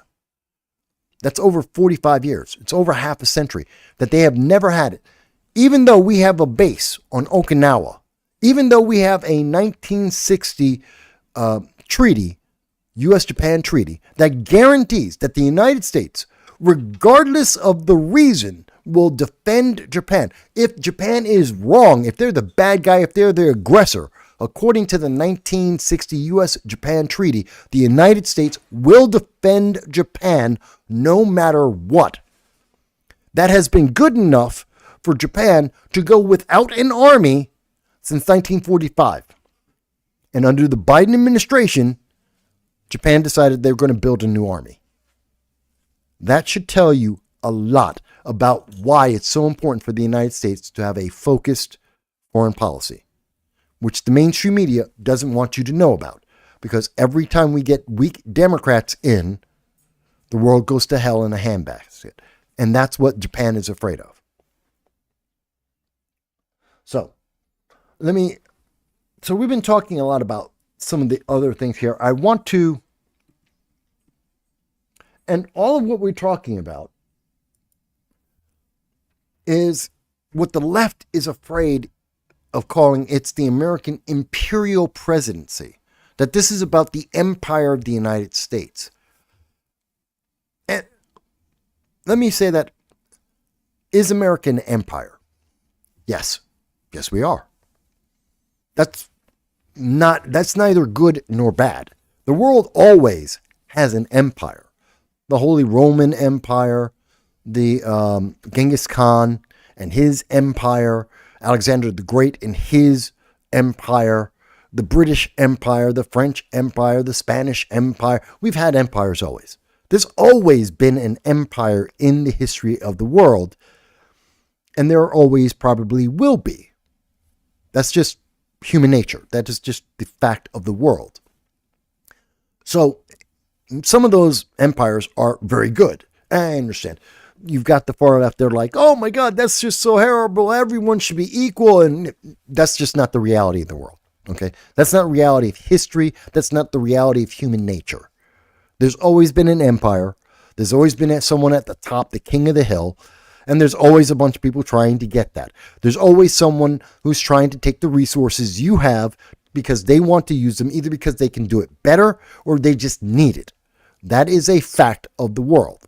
And empires are very efficient at getting out new ideas.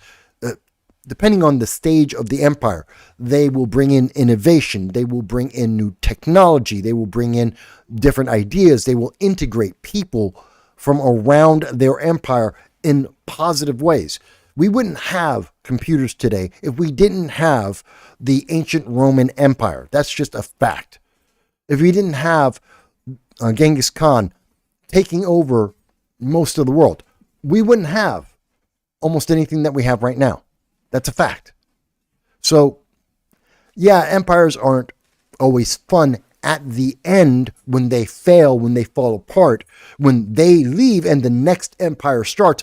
That's never a fun process. The fall of Rome wasn't good for anyone. The fall of Genghis Khan was not fun for the world. The fall of the British Empire was not fun for the world. But what came afterwards was.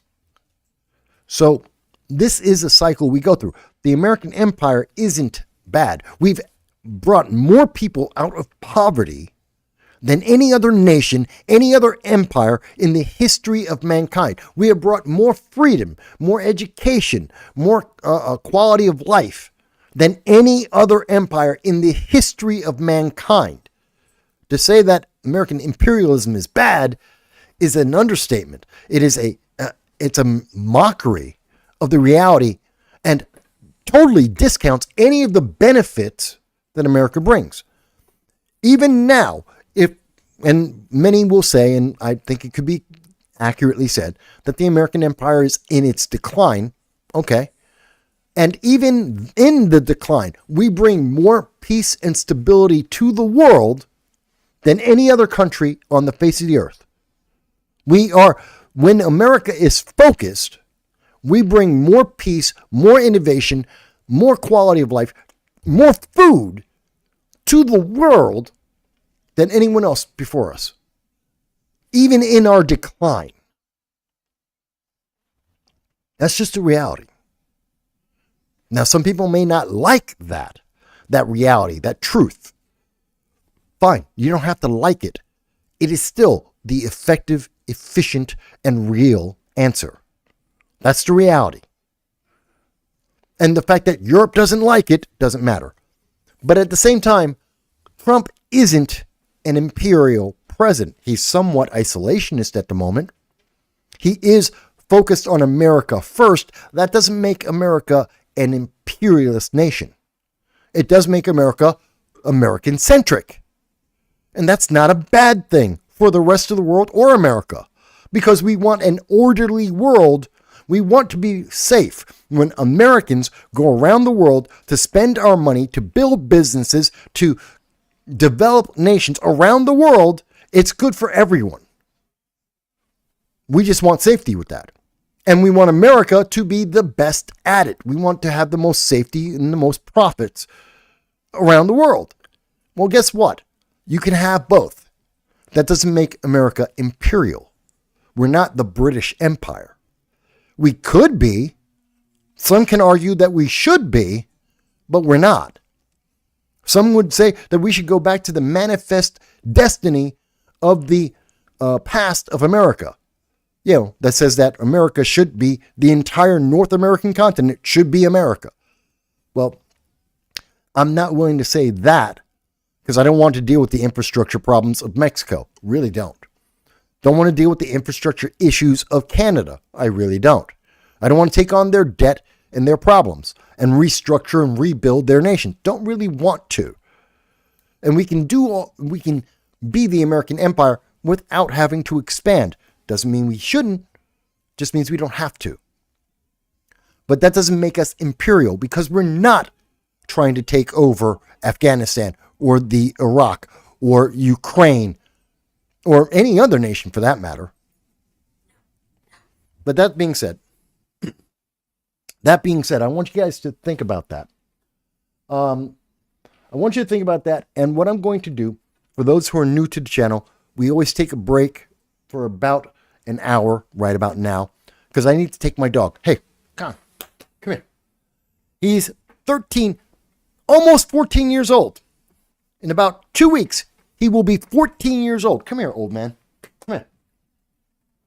I want to show you. This is what my puppy, who's 13 years old, about to be 14. This is what he looks like. Hi. Say hi to everyone. Yes, I know. I love you too. Say hi to the people. Look, there it is. Look in the camera. He's looking in the camera. Yeah. Yay. There you go. Good boy. Okay. So that is a 20-pound, 14-year-old puppy. And he needs to go out. So what I do is I'm going to play, I believe this is my reaction, me and Larry Sharp, a libertarian, talking about our various views about the issues of the executive orders that came from the Trump administration on January 20th. As right after he made his speech, right after that, we were talking about it live. And for those of you who haven't seen that video, I'm going to play that for you, and we will be back in 1 hour. That'll be at 5:30, and then we'll talk a little bit more about some of the other things that are going on, kind of like Bernie Sanders and his disingenuous comments about America, talking about what's going on with DEI and some of the lies that are being done. As much as Trump is trying to fix America and protect us from DEI and the inefficiency, ineffectiveness that it has wrecked our nation with, everything from entertainment to business to government, it has failed us. And yet, many of the colleges are trying to preserve it. And we'll talk a little bit about that. We'll talk a little bit about the school shooting that took place in Nashville. And I'm not talking about the Nashville trans shooter. I'm talking about the most recent shooter, which took place this week, that didn't get a whole lot of news media coverage because it's a black kid who did it. A black 17-year-old young man who took his own life. And we'll talk a little bit about why the news media didn't want to talk about this. They don't want this to be big news. And we'll talk a little bit about that.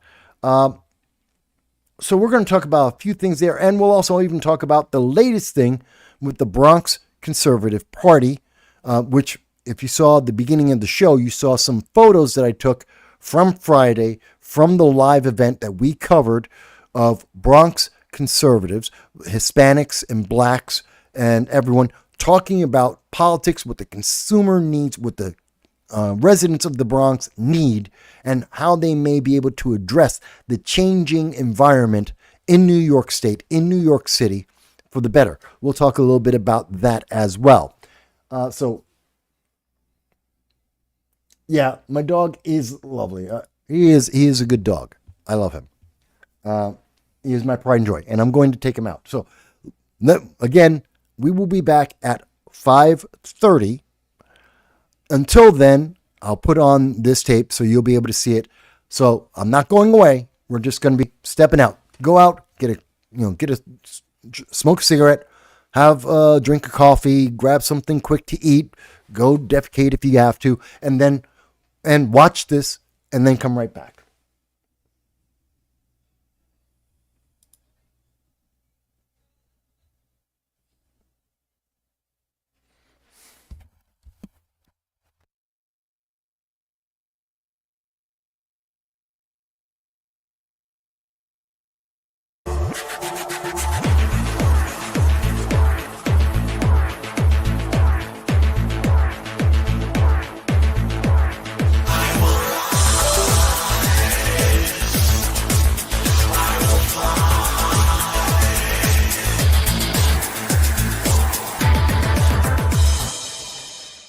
Welcome to the Shortwave Show. So happy to have you with me this evening. A little bit past 8 p.m. on the East Coast. Yes, I had to go late today. Don't be mad at me. Lots of stuff happened. A lot of stuff happened today. And one of the biggest things that happened today is Trump was inaugurated. Yes, he was. Today he was inaugurated. And I want to talk about it. And I thought to myself, I could sit here and yap about this, which I enjoy doing. I could do that. Or I could bring on the man you guys always love me to bring on, the man who also has something to say. You know, he'll be wrong, but that's okay. I don't mind. I'll just correct him as I need to. As always, the man himself, the Dragon of Southern Tier, the man who runs No Soundbites Allowed, political consultant, Michael Voss. How are you, sir? Hello, everybody. And hello, Larry. Oh, this is going to be fun. This is going to be a lot of fun. And yes, I have a lot to say, but of course, my predictions are even more right than yours. So, yeah, okay. I'm going to have some fun.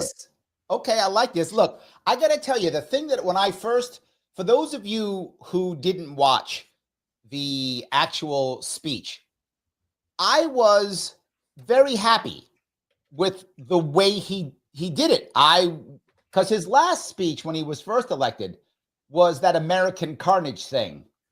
He didn't do American carnage this time. He did not do that at all. And I was happy about that. I did not want American carnage. What I wanted was more of a unity piece, more of a positive piece. And again, I didn't vote for Trump. Doesn't matter. I think he did that. Am I wrong, Mike? Well, first of all, let me start off. Yes, I love you too, Philip, and I love everyone else in chat. So I just wanted to respond to that. I didn't miss you there. Yes. There he is right there. Everybody loves the boss man. That's there right. we go. I think that for the far left, the progressive wing, we're talking about Democratic Socialists of America, BLM, Antifa, they're crying. And please, folks, please, if you know a progressive, give them a hug. They're having a very bad day. They're about to have a very bad 4 years. Hug them. They're in tears. And if you are a progressive, go seek medical help from a professional, because you guys are in trouble. You don't got to beat them up. They've been beat up enough, Mike. You don't got to hit them when they're down. Sure, I can. But you can, but not required. Okay. But was I right? I mean, was this more positive piece? The reason why I'm bringing that up is all of that is because when they hear that speech, the world is ending for them. They're destroyed. They're devastated. I think the overwhelming majority of America, going by the most recent polls, probably about 61% of America were very happy with that speech. It was everything they wanted. But we're talking about the very vocal 10% of America, maybe 5% of America. They're losing their minds. And they tend to be in the colleges. They tend to be the progressives. And in cities. Absolutely. Yeah, absolutely. Yeah. Joel is already teasing you. He says, can Voss do short format like this? Only 1 or 2 hours. I'm going to squeeze him into this. I'm going to squeeze Mike into this. I'm going to squeeze him. I am. Hey, I can do the 3-minute pitch as well as anybody. I can do radio. It's not a problem. There we go. So, but the piece that I thought was interesting is instead of this being American carnage, he called it the beginning of American golden age. And the part that I think he went too far with that. And why I say that is, yeah, I do. That's a lot. Like, that's a lot to say golden age. See, this is like me when people are like, Larry, if you run for governor, you win governorship, you're going to make this state, amazing tomorrow. I'm like, it's so broken. There's no way. Could I stop the bleeding? Yes, I can stop the bleeding. Trump basically said he's coming on and it's a golden age tomorrow. I think he oversold it. I think he's going to pay for that. I don't think he will, because he's saying it's the start of the golden age, that throughout his term, we're going to see improvement after improvement. And I think he can achieve. Last time he ran, the last 4 years that he was in, 45, he pretty much achieved about 75% of everything he promised he delivered on. And he's looking at that is his bar. That is the bar that he has to exceed. And I think he can do it again. And we've already seen that. I mean, and we'll get into what he's already done so far today. I don't think most people realize, by my count, there's at least 85 executive orders, of which at least 80 are rescinding. They're not new orders. They're taking everything back. So I think he can achieve this. And I think the bar has to be that high because no matter what he does, he's going to be demonized by all of the media.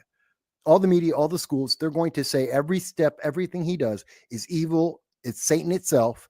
And therefore, he has to set the bar extremely high because no matter how high he puts it, they're going to say it's all evil and it can't be done. But there's a bunch of people, and this is my pushback on this. There's a bunch of people who jumped on board, not because they liked Trump, but because they hated the establishment. And what I would say was a common thing throughout, I think this is the first time I've actually seen something like this, is that, at least in my memory, a speech that was so much anti-establishment. I've never seen a speech like this from a president that was this anti-establishment. This was almost like third-party talk, right? He made a lot of independent third parties go, what? Oh my God, really?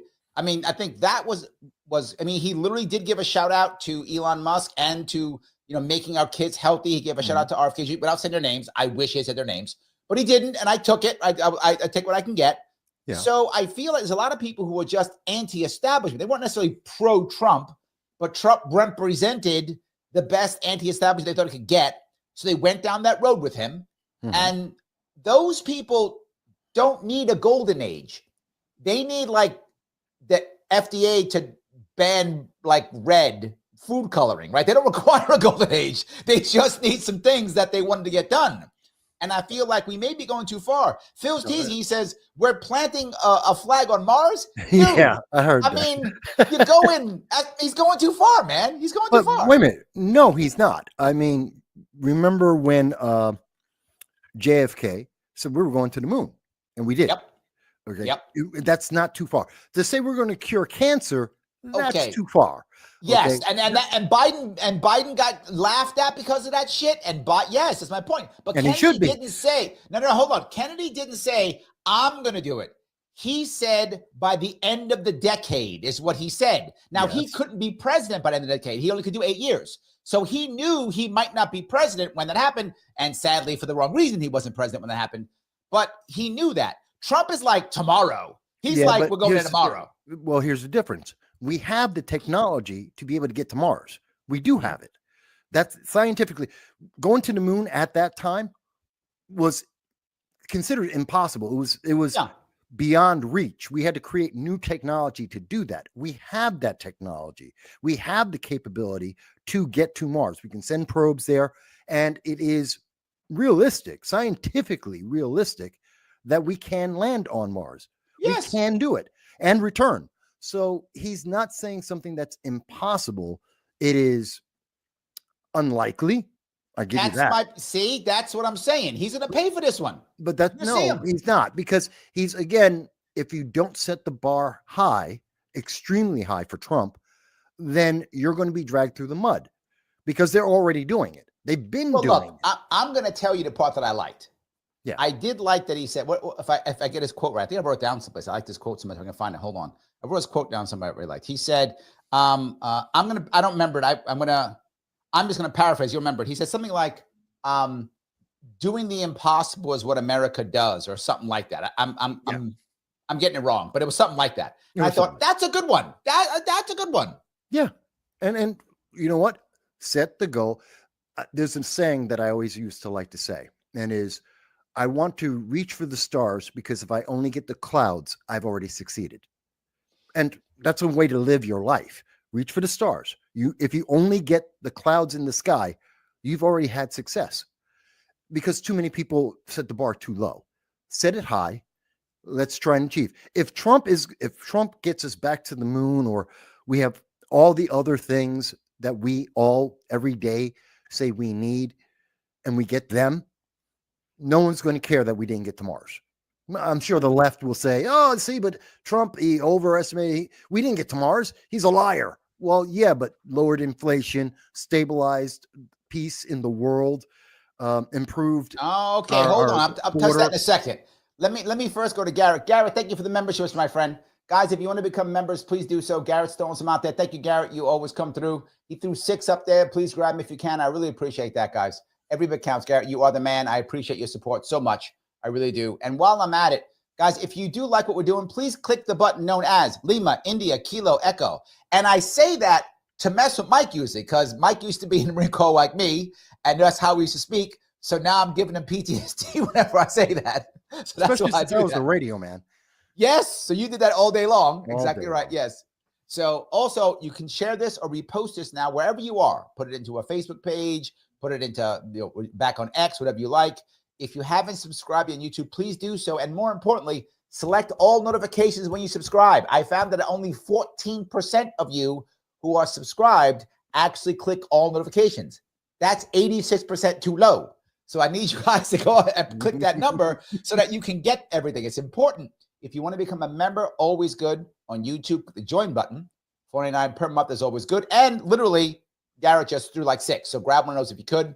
I know I'm late putting up the thing for next week. I know I am. I have been late. I've been insanely busy with a lot of work. Literally, I had to come late today because I was working on another thing today. I've got some new condos I'm working on, so it slowed me down. But if you guys become members, I can take less consulting work. See, you get more of me if you do this. So please do this if you could. I appreciate it. So go ahead, Before you Mike. go further, you should pull up the comment from Love My Canine at 8:11 p.m. Yes, folks, Okay. I'm reading your comments as we go. She says, first time I've watched an inauguration. I was surprised how it was insulting to the outgoing admin. Is that typical? So this is part of what I was saying. There are people who aren't familiar with the process, and in particular, this speech, the way it was worded, there's a lot of people who will take that as being it was anti-establishment, but it was also very targeted. And no, to answer your question, Love My Canine, no, they're not usually that pinpoint, that targeted, but Trump is outspoken, to say the least. So this was a little bit above and beyond what is normal. Usually it's more middle of the road, a little more generic in what the past administration did versus what the new administration is going to do. But that was to be expected from Trump. And for a Trump speech, it was toned down, believe it or not. That's true. Yes, I agree. He was worse. Did you see when he was doing executive orders, the little speech he gave at executive orders? No, I didn't see the speech on the executive orders. He gave a speech like right before he did the executive orders. Mm-hmm. Oh, it was normal Trump. It was the worst administration ever. Biden, he went right. So to your point, Love My Canine, Mike is correct. That's worse than most, but not bad when you look at Trump, right? Yeah. Trump can be very, he can be very spicy. He can be very biting. He absolutely can be. The rest of them usually are biting behind their back. Yeah. Trump is biting in your face. Yeah, he's very transparent, and he's very transparent on what he wants to do in this. And this is part of the fear that a lot of the establishment. Now, this is establishment right and left. Yep. They're really afraid because he doesn't have to worry about re-election. Correct. It's not a concern for him. This is he's got 4 years and he's done. Oh, wait a minute, hold on, Mike. They told us that once he's elected, there's no more elections. He's gonna cancel them all. Well, Larry, I noticed you're not in chains, and I see all the women that are typing in comments right now. I don't think they're locked into their kitchens, nor are they barefoot. Right. So I think they may have overstated the devastation. You tell me MSNBC lied to me? Impossible. Yeah, I can't believe it. I can't believe it. That's good. All right. I do want to grab this comment by Vivek. He says, insane how Rubio got 99-0 vote when Vivek would have been better. Hope he becomes governor and then gets the president. And the reason why I want to bring that one up is the next thing is Vivek got kind of booted out of Doge. That's why I'm going to bring this up. He got kind of booted out of Doge. It's almost like, and this is what they're all saying. And Mike, I'm going to get this is a little bit off topic, but I want to get your view on this. Yeah. What people are saying is that Vivek made the comment about white culture, and they got mad at him because he made the comment about white culture being lazy. Oh God. So they said, you can't say it about us, so you're out, and you got to go back to Ohio, and you got to run for senator or governor now. That's what they're saying. What's your view on this? First of all, the people who are saying that are embarrassed because he's right. And we know this because independent studies on polling on business owners, small business owners, 53% of college graduates are useless, and they're getting fired because they can't do the job. They're not prepared. They have no idea what the real world is. And that's because they've been coddled for so long, and they've been filled with this programming thinking that the world's going to be filled with safe spaces and they're entitled to everything and they don't have to work. They think it's Twitter of 2016 rather than the world of today. And so he's right. He didn't say anything wrong. He said the truth, and some people got embarrassed. The reality wait, is, hold on. You're saying that white culture is lazy. no, I'm saying that our students graduating from college are useless. 53% of them. That's what I'm saying. That's not what he said, though. No, that is what he said. He didn't make it. He didn't say white people. He said our students are useless. They're lazy, and they are, and they're not prepared to work, and they haven't been trained to work. So So then why did he get booted to Ohio then?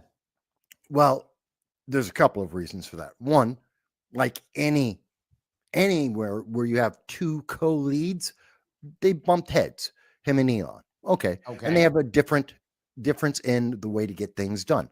Fine. Maybe Elon wasn't getting as much attention, and he has an opportunity now because of Governor DeWine to be able to run for a higher office, which allows him to run in 2028 with executive experience, not just Doge, a separate part that isn't officially part of the government, not an advisory board, but actually as a member of elected office, which is far more credible and gives him more of a boost to run for president in 2028. It's the one thing that really held him back in this last election, 2024.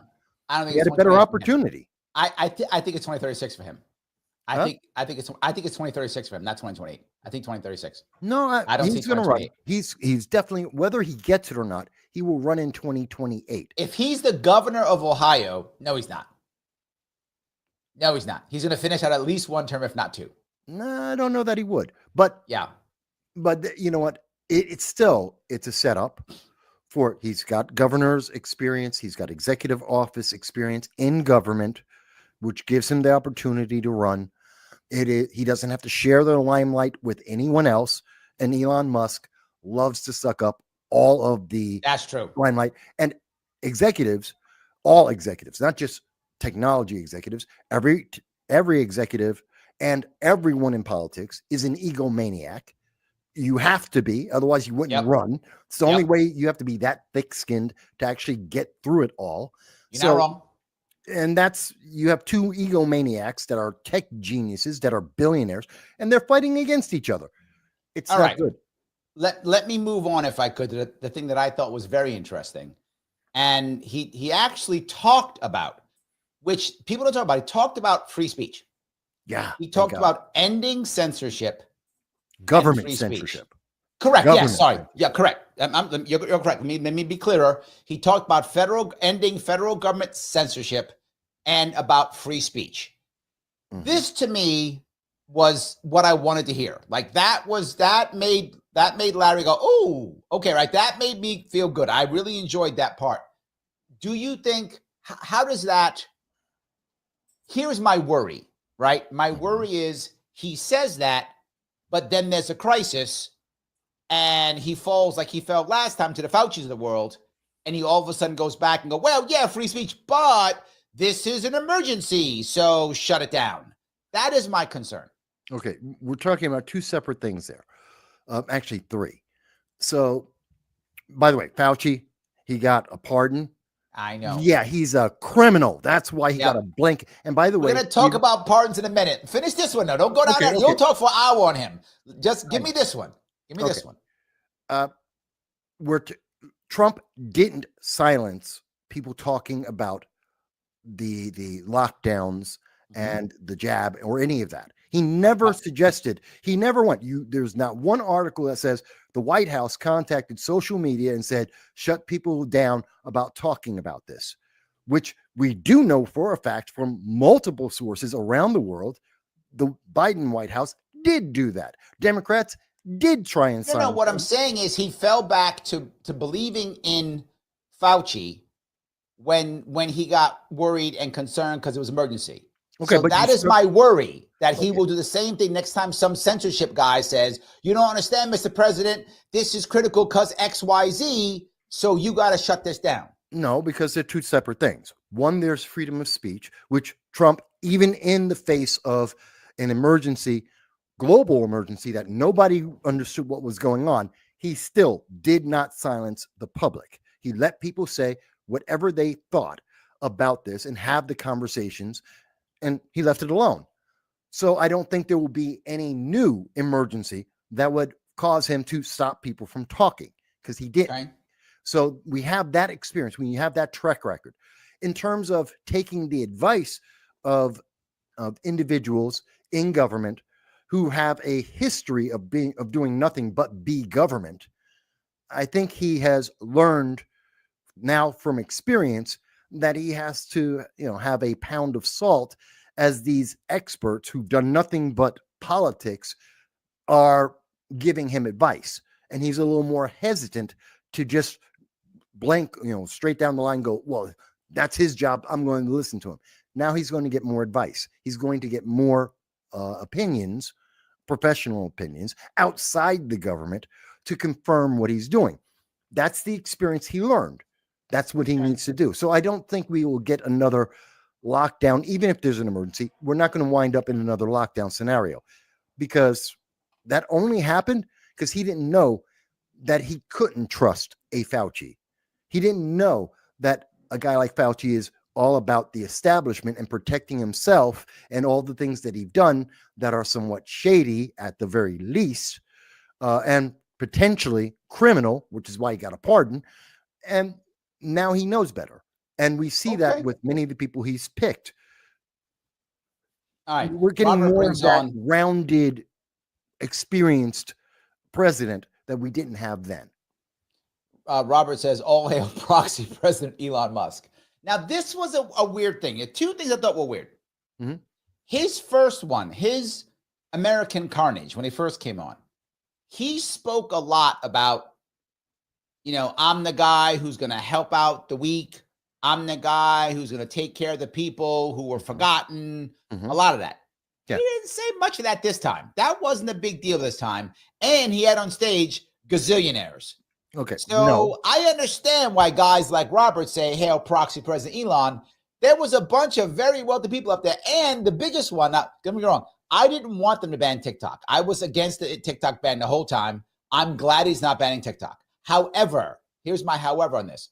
He was all about banning TikTok. Yeah. And all of a sudden, rich people show up. He's like, oh, I was just kidding. That's not real. Well, wait a minute. Was it rich people, or was it that he's had enough time outside of government, outside of the media pressure on him as president, to look over the situation and reevaluate, and part of his freedom of speech platform to look at it and say, well, does that match with what I'm saying to the American people? This is yet another access point for the American people.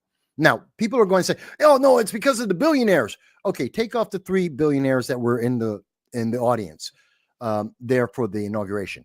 And just look at all the elected and formerly elected officials in the United States. How many multimillionaires are there? A lot. Almost everyone. Almost everyone. Most of them. Yep. Okay. We're talking about Clinton. We're talking about Obama. We're talking about Biden, Kamala. They're all multimillionaires. Yep. So please, let's remember, half of Congress are multimillionaires. We're not talking about, he had a bunch of rich people. Everyone in government has a bunch of rich people surrounding them. That's true. Not the problem. Are they effective? Are they efficient? How many times do I say that for a decade now? Literally a decade. I've been talking about efficiency in our government, effectiveness in our government. These are effective individuals. The reason why people are going, and the only time that people started saying, well, it's President Elon, is after CNBC and MSNBC, CNN and MSNBC, Joy Reid came out and said, oh, well, it's President Elon Musk. Yeah, they ran with it. No one in the public was saying that. Yep. No one was saying that until the media put that into their heads, because they need to find a way to attack Trump. And they don't have anything. Everything they have used for 8 years has failed. So now they have to find something new. All right. So let me go to another piece if I could. And this goes right to the MSNBC piece. Sure. He said two things that for many people will be absolutely reversed. Like, it will make no sense. Mm-hmm.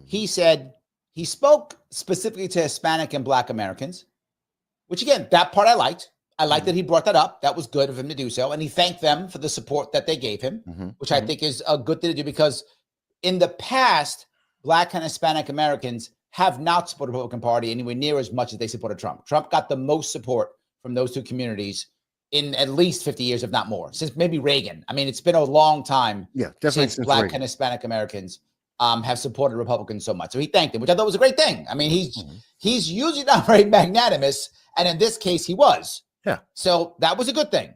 He then called it Liberation Day. That I wasn't happy about, but that's okay. That's good for him. I didn't like that at all. Liberation Day is Juneteenth. That's Liberation Day. Juneteenth yes, it is. Fake. No, Juneteenth is not fake. It's Liberation Day. It is not fake. It's Liberation Day. It's crap. Anyway, it's not crap. It's a great day. So you're wrong, but that's fine. Yes, I know the history of it. It's crap. I do too. I have a whole video on it, and I'm correct. It's not crap at all. It is all about politicking. It's nothing serious. But let's go. All right. Voss is wrong, everybody, but let's keep going. And then at the same time, he says this, but then he says, no more DEI in government. Now, I want to be clear. I'm happy about that. I'm not unhappy about that. I'm not unhappy about that. But what I'm saying is, to many people, it's almost like saying oil and water, right? How can you say, I care about, Black America, Hispanic Americans, all creeds, colors, ethnic backgrounds, which is what he said, and then go, by the way, no DEI. Well, DEI has something to do with... Aren't most people going to say that's crazy? No. I'm sure every progressive out there said that. Everyone else who has a brain, everyone else who actually believes that people, regardless of their color or have agency in their lives, will say that's fantastic, because it's about merit.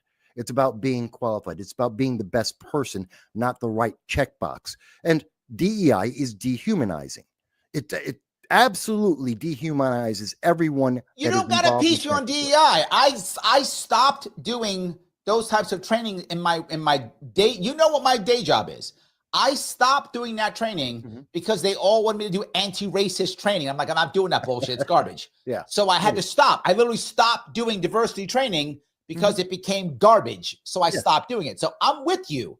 All I'm saying is, can't you see how a bunch of Americans can say that doesn't match, is what I'm saying. I'm not trying to argue on DEI. It's not what I'm arguing on. I understand. But remember, we're talking to everyone besides you and me. But I do not believe that anyone who hasn't been institutionalized by Harvard or Columbia, Cornell University, UCLA, if you didn't go to one of the colleges, if you're just a regular average working Joe across America, then you've never wanted DEI. You've never agreed with DEI.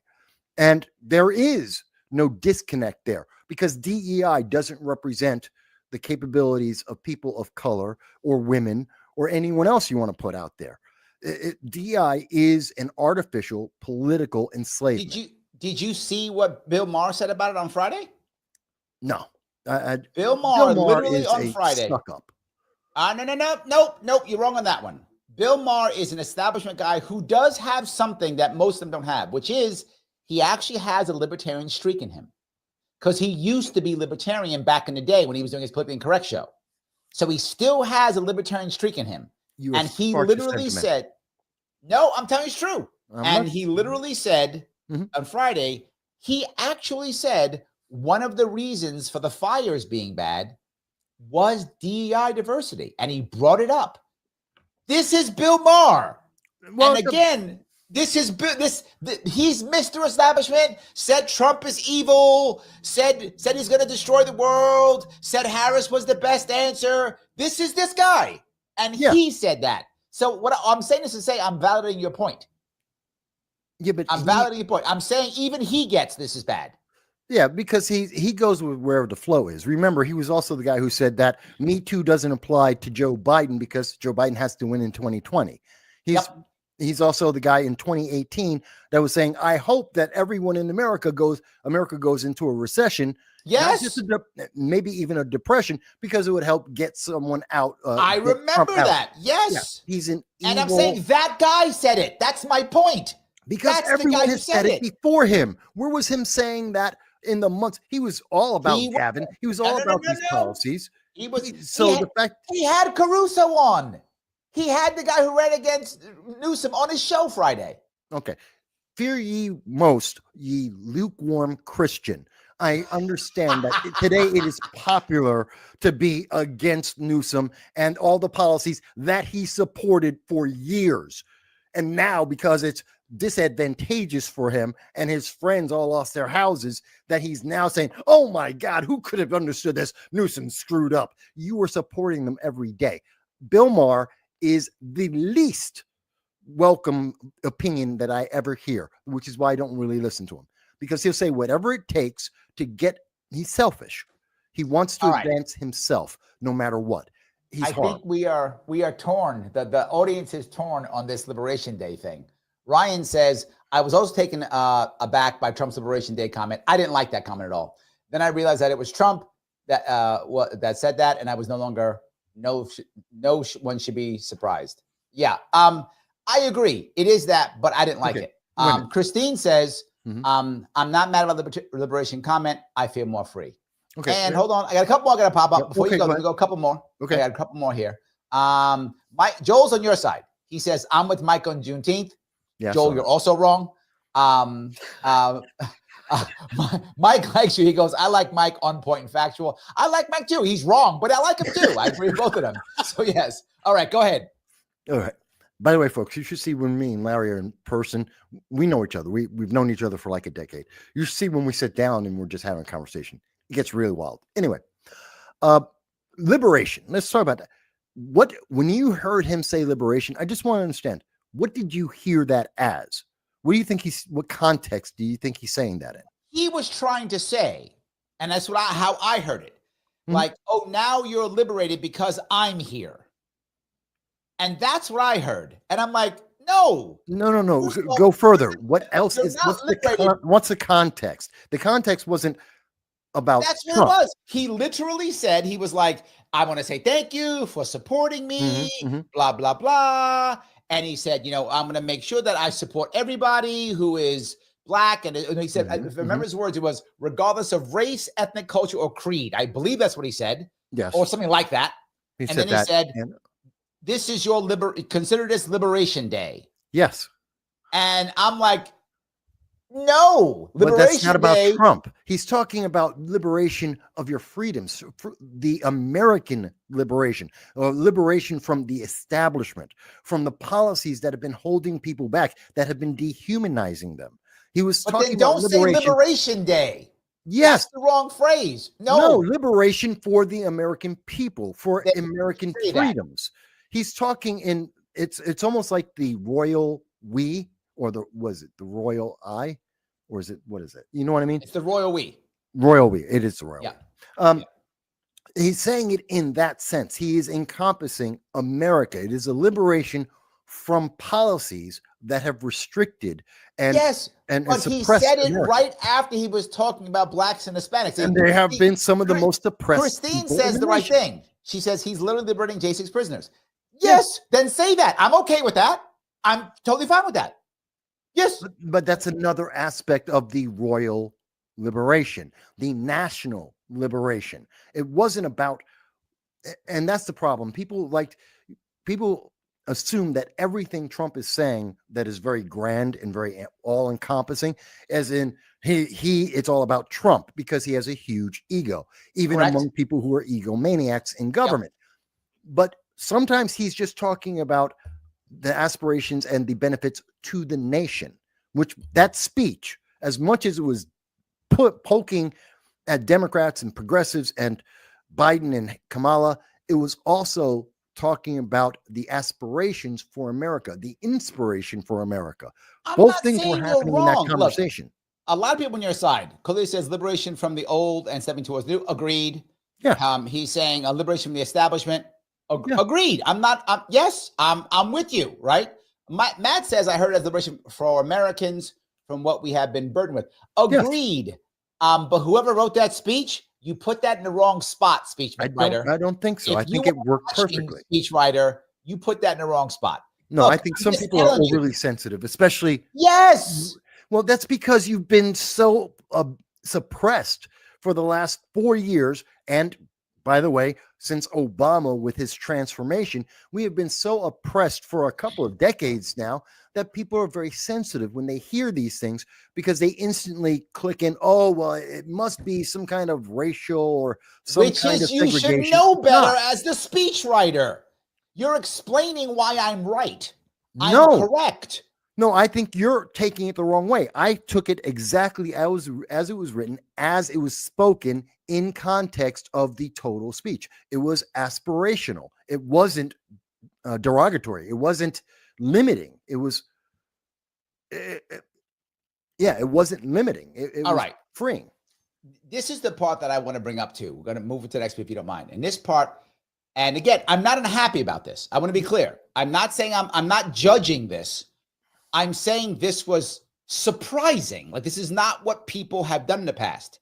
He literally said that there are only two genders, male and female. Yes. For a president to say that in an inauguration address, that's a big deal. Like, It's that's supposed to be a big deal. That's not like something little. And the reason why I say it is, without question, when you say that, again, I'm not saying I'm against it. Please understand, I'm saying the impact of it, whether you agree with it or not. I do. The I agree. impact of that is gonna, I mean, if there's anyone who was already against him, holy shit, are they against him now? Like, oh my God. Like, yeah, but they were expecting this anyway. If they are upset that there's only two genders, they were always against him in the first place. He didn't say anything that surprised them. They were waiting for him to say this. They knew he was going to say it. So they're not. No, there's like the overwhelming majority of America, and then there's that splinter of the progressive far left. The progressive far left believe there's like literally infinite numbers of genders. We have professors teaching this. Yeah, no, I'm with you. Look, hold on. Let me touch this. Let me touch what Shannon's saying. Larry, I think you're being too soft on this one. I'm not being too soft. That's not what I'm saying. You act like because I bring it up, I somehow agree with it. No. I don't. No, I don't. I am against DEI at all. I'm against it. I don't teach it. And literally, it's my job. I could go right now and make tons of money teaching DEI bullshit. I can. Mike knows. I could go do it right now. 10 times as much money. I don't. I'm saying, I'm not trying to say that this is good or bad. I'm saying this is impactful, is what I'm saying. Yeah. I'm talking about the impact of this, Cheyenne, not the right or wrongness of this. And there's a chunk of America who is like, oh my God, I'm bringing this up because I think this is impactful, not whether I agree with it or not. No, I know exactly. I understand exactly what you're saying. And I understand you are looking at that small splinter. If we're going by the numbers, about 7% of all Democrats are actually progressive. They're a splinter of the Democratic Party, which is even less of a percentage of the entire nation. So we're talking about 3% of the nation, about 7% of all Democrats. And they're the ones who are going to look at this and they're going to freak out. The thing is, they also happen to have an oversized, overwhelming influence on Hollywood, which is entertainment such as music, and also in the news media. So they're going to lose their minds, and they're going to make it seem like everyone in America and the world are freaking out because there's only two genders. No, the overwhelming number of Americans in poll after poll agree with this very logical, historical, factual point. Two genders, period. You can, now, no one's saying, and Trump also emphasized this in the speech, you can live however you want. If you want to be a toaster, good luck for you. If you want to be a cat, just make sure you're neutered and go live your life. I'm fine with it. As long as you don't touch children, go do you. But it is entirely different to try and subvert science, subvert history, subvert fact and genetics by trying to push this onto people and change everything in the way everyone lives, because a splinter of a political faction say, oh, I feel, so you have to feel what I feel. I'm sorry. That's not how Christine America has works. a valid point here. And this is the issue that I'm bringing up here.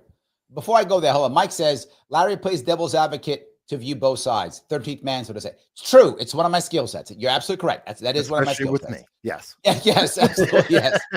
But Robert goes on a point and says, government has no place in defining anything, especially gender and geography. I agree. I'm with you. I disagree with that. I agree. Christine says, well, he's a libertarian like me. That's why you disagree. But we're both right, by the way. This one, Mike. Anyway, Christine says, that splinter is really loud. Give them fidgets and send them to a safe space. And the point I want to bring with this is, I think, Christine, to your point, I think this is what Trump has actually said. Now, this is why I think, even though it was shocking for a president to say that. However, I think in the long run, it's going to be a good thing. And this is why I think it's going to be a good thing. I think that splinter is going to be loud. You're right. It's who they are. They're going to be on MSNBC yelling and screaming. You're right. And I've already heard it. My daughter's already told me some stuff she's heard already. My daughter's 20 and she's a lot of friends in that world. We're in New York City. And I'm not joking. They're calling it, I don't know if I can use the word on YouTube. Genocide. Oh, really? You got to be They're kidding. already calling it that. Oh my God. Yes. I can only use the word because you know what I'm talking about, right? They already called it. I know exactly what you're talking about. He's trying to get rid of us all. It's genocide. That's what they're saying. So, but I do think Christy has a valid point. They're going to get loud again. They're going to call these things. But if we don't react, I said this 3 months ago, this election was heavily about people saying, I'm tired of being shamed. I'm tired of being yelled at. I'm tired of being scolded. The shaming's not going to work anymore. And I think, Kristen, to your point, they are going to go into their safe space. It's not going to work this time. They already have. And I think blue sky. Yes, and it's failing. I think you're totally correct. I think it's already happening. So anyway, go ahead, Mike. I just want to bring up that point. No, you're making. I'm not. We're not fundamentally disagreeing with each other.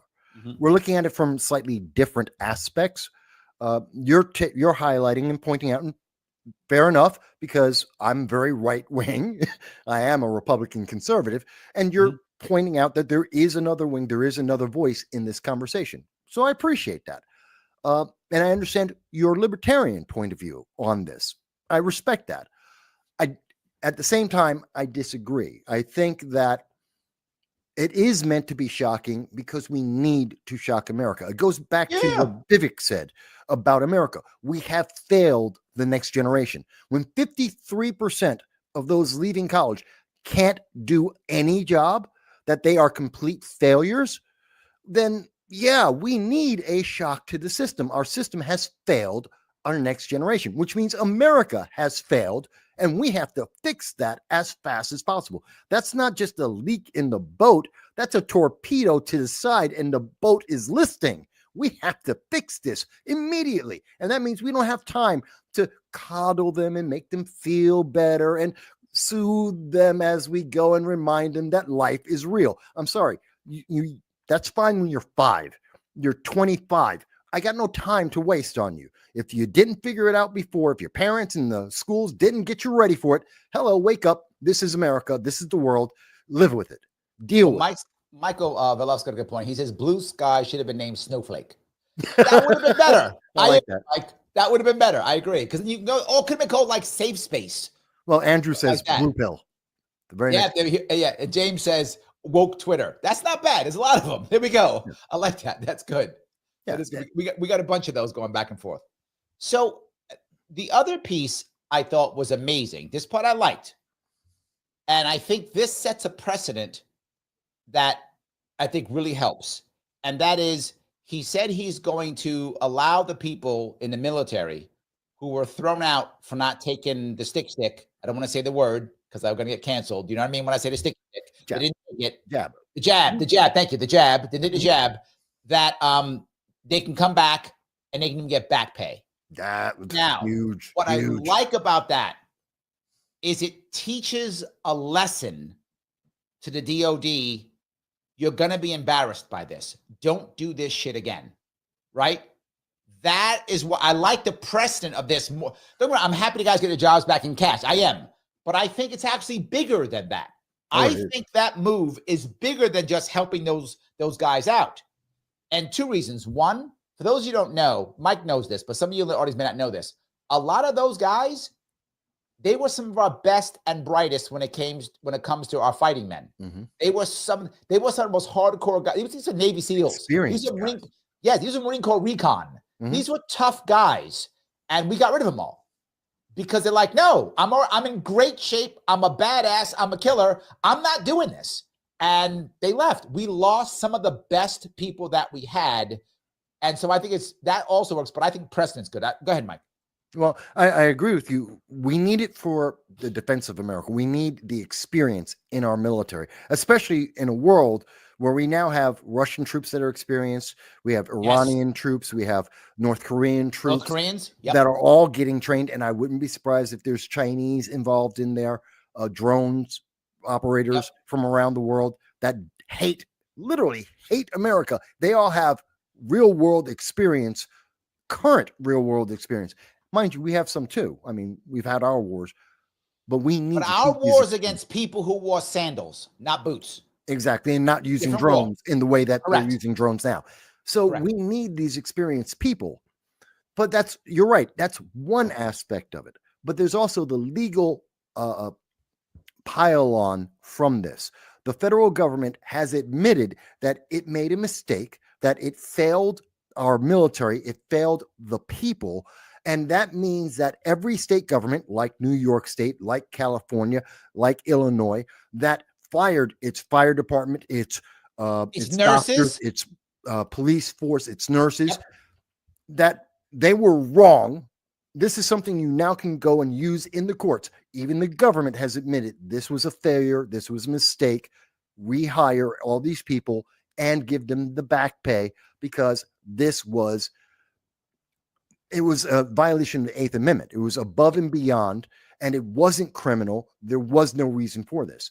I mean, part of the reason why healthcare in New York State in particular, which you and I know very well, is so abysmal right now, same thing with Illinois, California, Massachusetts, is because our doctors, we got rid of 31,000 doctors and nurses and healthcare professionals in New York State alone were fired by Kathy Hochul because they wouldn't get an experimental medication that had no proven track record. We're finding it out as we go.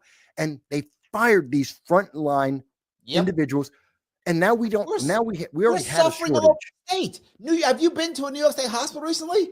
It's a joke. It's totally underfunded, not underfunded. Sorry. It's totally understaffed. Yeah. Every one of them. Unless you go to a private, again, as always, if you make 7 figures a year and you don't mind writing a check to your private doctor, you're good. But unless you make 7 figures a year and you write your check to your private doctor, you're struggling here in New York City. It's true. I agree. And this is the way to correct that. Now there is a precedent, and it opens up the door for these individuals. Some of them, I know some doctors went into private care. Many of them went to other states because, by the way, there's a shortage of doctors in the United States of 1.8 million. That was as of 2019. The number has only increased. There was a similar number of shortage of nurses across America. That number has only increased. We also disincentivized many new people from actually becoming doctors and nurses or in healthcare because they were shown, and this is how the government's going to treat you if you don't obey the government, regardless of your own personal healthcare.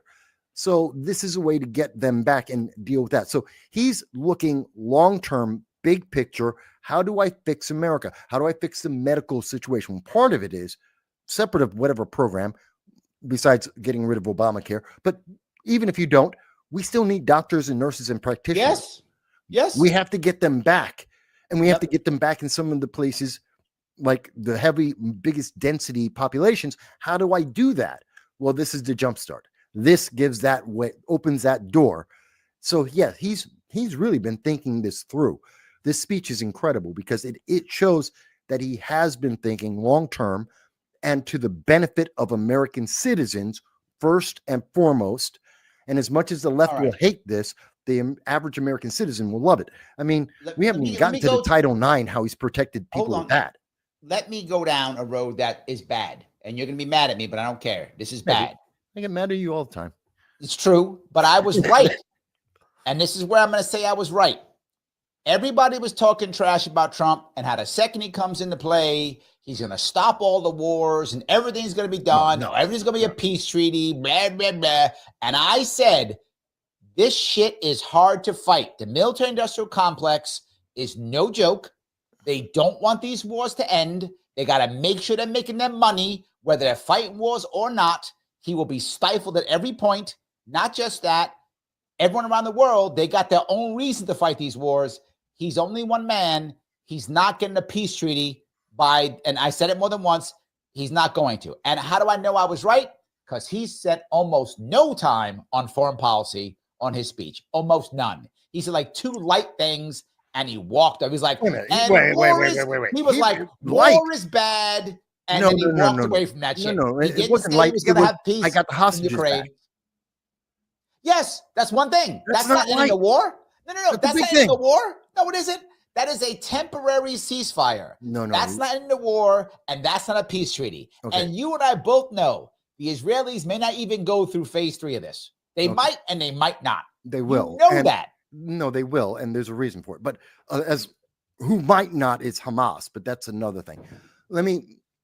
I think you underestimate both the impact and what that meant. So in terms of the military, by the way, I should start off with, I made 2 big predictions immediately after, also before the election, but immediately after the election about Donald Trump. And I said this on your program, and I said it on my own, of course. And I said that, 1, that we would get the hostages back before Trump got in office. And 2, that there would be, I believe I said it would be not a ceasefire, but a peace in the Ukraine, that they would resolve the whole thing. Yep. And then I think I modified it after the election to there would be a ceasefire at least. Obviously, I'm wrong about the Ukraine. I admit that. Absolutely. I got that wrong. I was right about the hostages. And I think it's important to understand that what happened with the hostages is a much bigger signal internationally than what it may seem like. Because this is a signal that America is actively involved with a focused plan for foreign policy, that we are more than willing to actively be involved where the interest of America lies, and that we will not just sit around and wait and negotiate, and more importantly, give away sanctions and money to countries that don't like us to maybe let them sit down and talk with us. That action will happen immediately. And that is a very different mindset than what we saw with the Biden-Harris administration. They were worried about with you. Okay, right. No, I'm not disagreeing with you. All I'm saying is, I think I'm basically doing another tour of I was right. I told you so. Because he literally did not spend time saying, he didn't even mention the word Ukraine in his entire thing. Didn't need to. Yes, he did. No, he didn't. I think that is encapsulated in him saying, I got the hostages back. That is a signal flare to the world that America is involved and will take action.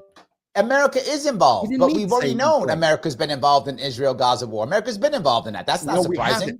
No, we haven't. That's why giving them tons of money. No, that's why American hostages have been held for 15 months. They have been tortured and sexually abused. We had 22 people. Let me be correct. We got 5 people back. 17 Americans were held for 15 months by Hamas. They killed 14. We're going to get back 3 living Americans. We were not involved in what happened with Hamas. Okay. We were all the way out of that. If you think the only people who don't want a peace is Hamas, you are smoking crack. There are so many factions in Israel. There are factions in Israel who never want to stop warring. And there are factions who want peace. It's not just Hamas. It's also factions in Israel also. They have their own government issues they're working with. They have their own people they're working with. Absolutely. So but you know who stopped for 15 months? Do you know who stopped a ceasefire from happening? Hamas. And because no, it was Hamas. Yes, you're Hamas totally wrong. Rejected the one thing that Hamas had to do was give back the hostages. That was the only condition they had to agree to, that they would have had a ceasefire immediately. Once they agreed, right. They got a ceasefire. Trump said Netanyahu was harder to deal with than the Palestinians. Biden said the same thing too. You are demonstrably false in this one, Mike. It's not even close. Trump said it. Netanyahu had to be convinced. Netanyahu had to be convinced to go through the entire process. And more importantly, had to be convinced to not get all the hostages up front at once. He had to go through the process. That's what he needed to be convinced of. He wanted all the hostages day one. That's it. Do it. Otherwise, I want to bomb the hell out of you. That's what was Netanyahu's problem. That's still a problem. I'm not saying it's not a problem, but you know what? Yes. They should have gave back the hostages. I agree with him. They should have given us, we should have every body of every American and all the 3 living Americans, we should have them back today. Instead, we have the news media that is calling every American held an Israeli instead of saying Americans, or instead of saying British. They have diminished the number of Americans that have been killed because of this delay. They are playing political You are games literally just explaining why I'm right. I don't. You are literally explaining why I'm right. I do not see the emphasis of the problem. You know what? Maybe. You know what? I'll even give you, I am biased in this. Yes. I don't, and my bias is against terrorists. And so if my bias is that I am less willing to give the benefit of doubt to terrorists who killed American civilians and tortured them and sexually abused them and held them as a hostage for 15 months, I am more than happy to say that is my bias, and I'm okay with that. I'm okay with having and we're good. bias. All right. So I'm gonna gloat a little bit on my I told you so. That's all I'm gonna do. Because I knew this is hard. This is not anywhere near as easy. And I'm not even sure that they're gonna keep the ceasefire in Israel. I'm not even sure that's gonna happen. I hope it does. Don't get me wrong. I want to be wrong. I want there to be peace. But I think this is the thing I talked about last year. The problem we're having now with the Gaza issue is Israel still does not have secure borders except Jordan and Israel and Egypt. And Israel needs to have secure borders. They still don't. Yeah. And the Palestinians deserve to have a government they can live under. No, they don't. They don't have that. No, so neither of them has that. So, and that's my problem. Neither of those 2 problems have been solved. So this is just a temporary something or other until they fight again, which drives me crazy. As long as the Palestinian people support a terrorist organization that believes in genocide of their neighbors, there is never going to be peace there, and they're never going to get it resolved. And the Palestinians do not deserve to have a state of their own if their belief is genocide. I did not say a state of their own. I said a government. I did not say if I'm okay if it's a 1 state, 2 state, shove them into Israel, shove them into Egypt, shove them into Jordan. I don't care.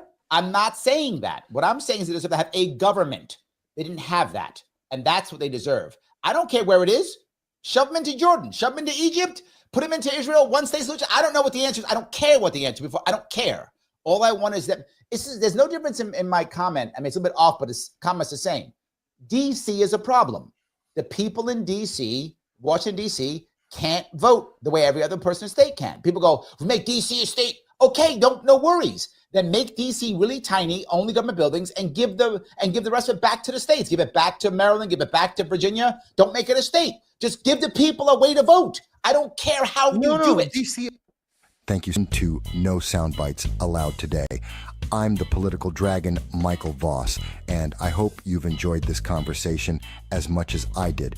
Remember, on this podcast, we don't settle for sound bites. We dive deeper, challenge assumptions, and have the conversations that matter. If you liked today's show, don't forget to subscribe, share, and leave us your comments. Your support helps us reach more people and continue to bring you the hard-hitting discussions you won't hear anywhere else. Follow me on the major social media platforms like X, Twitter, YouTube, Rumble, and more to stay updated on upcoming episodes and join the conversation live on our next live stream. We love hearing from you and we value every perspective. We stream live, responding to your chats and calls starting at 2:30 p.m. every Sunday. Until next time, this is Michael Voss, and you've been listening to No Soundbites Allowed. Stay informed, stay engaged, and as always, don't settle for the sound bites.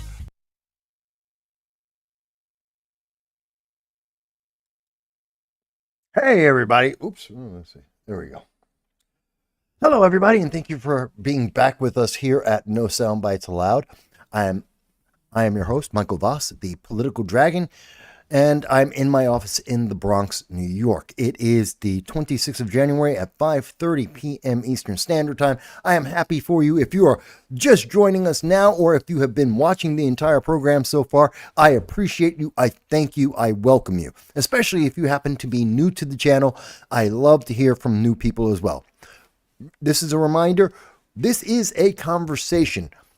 I know we can't do call-ins right now. I'm fixing the technology, but I am looking at all the comments that are coming in from Facebook, that are coming in from YouTube and Rumble. And please, you can reach us on chats and super chats, especially on Rumble. You can do a rant there with us.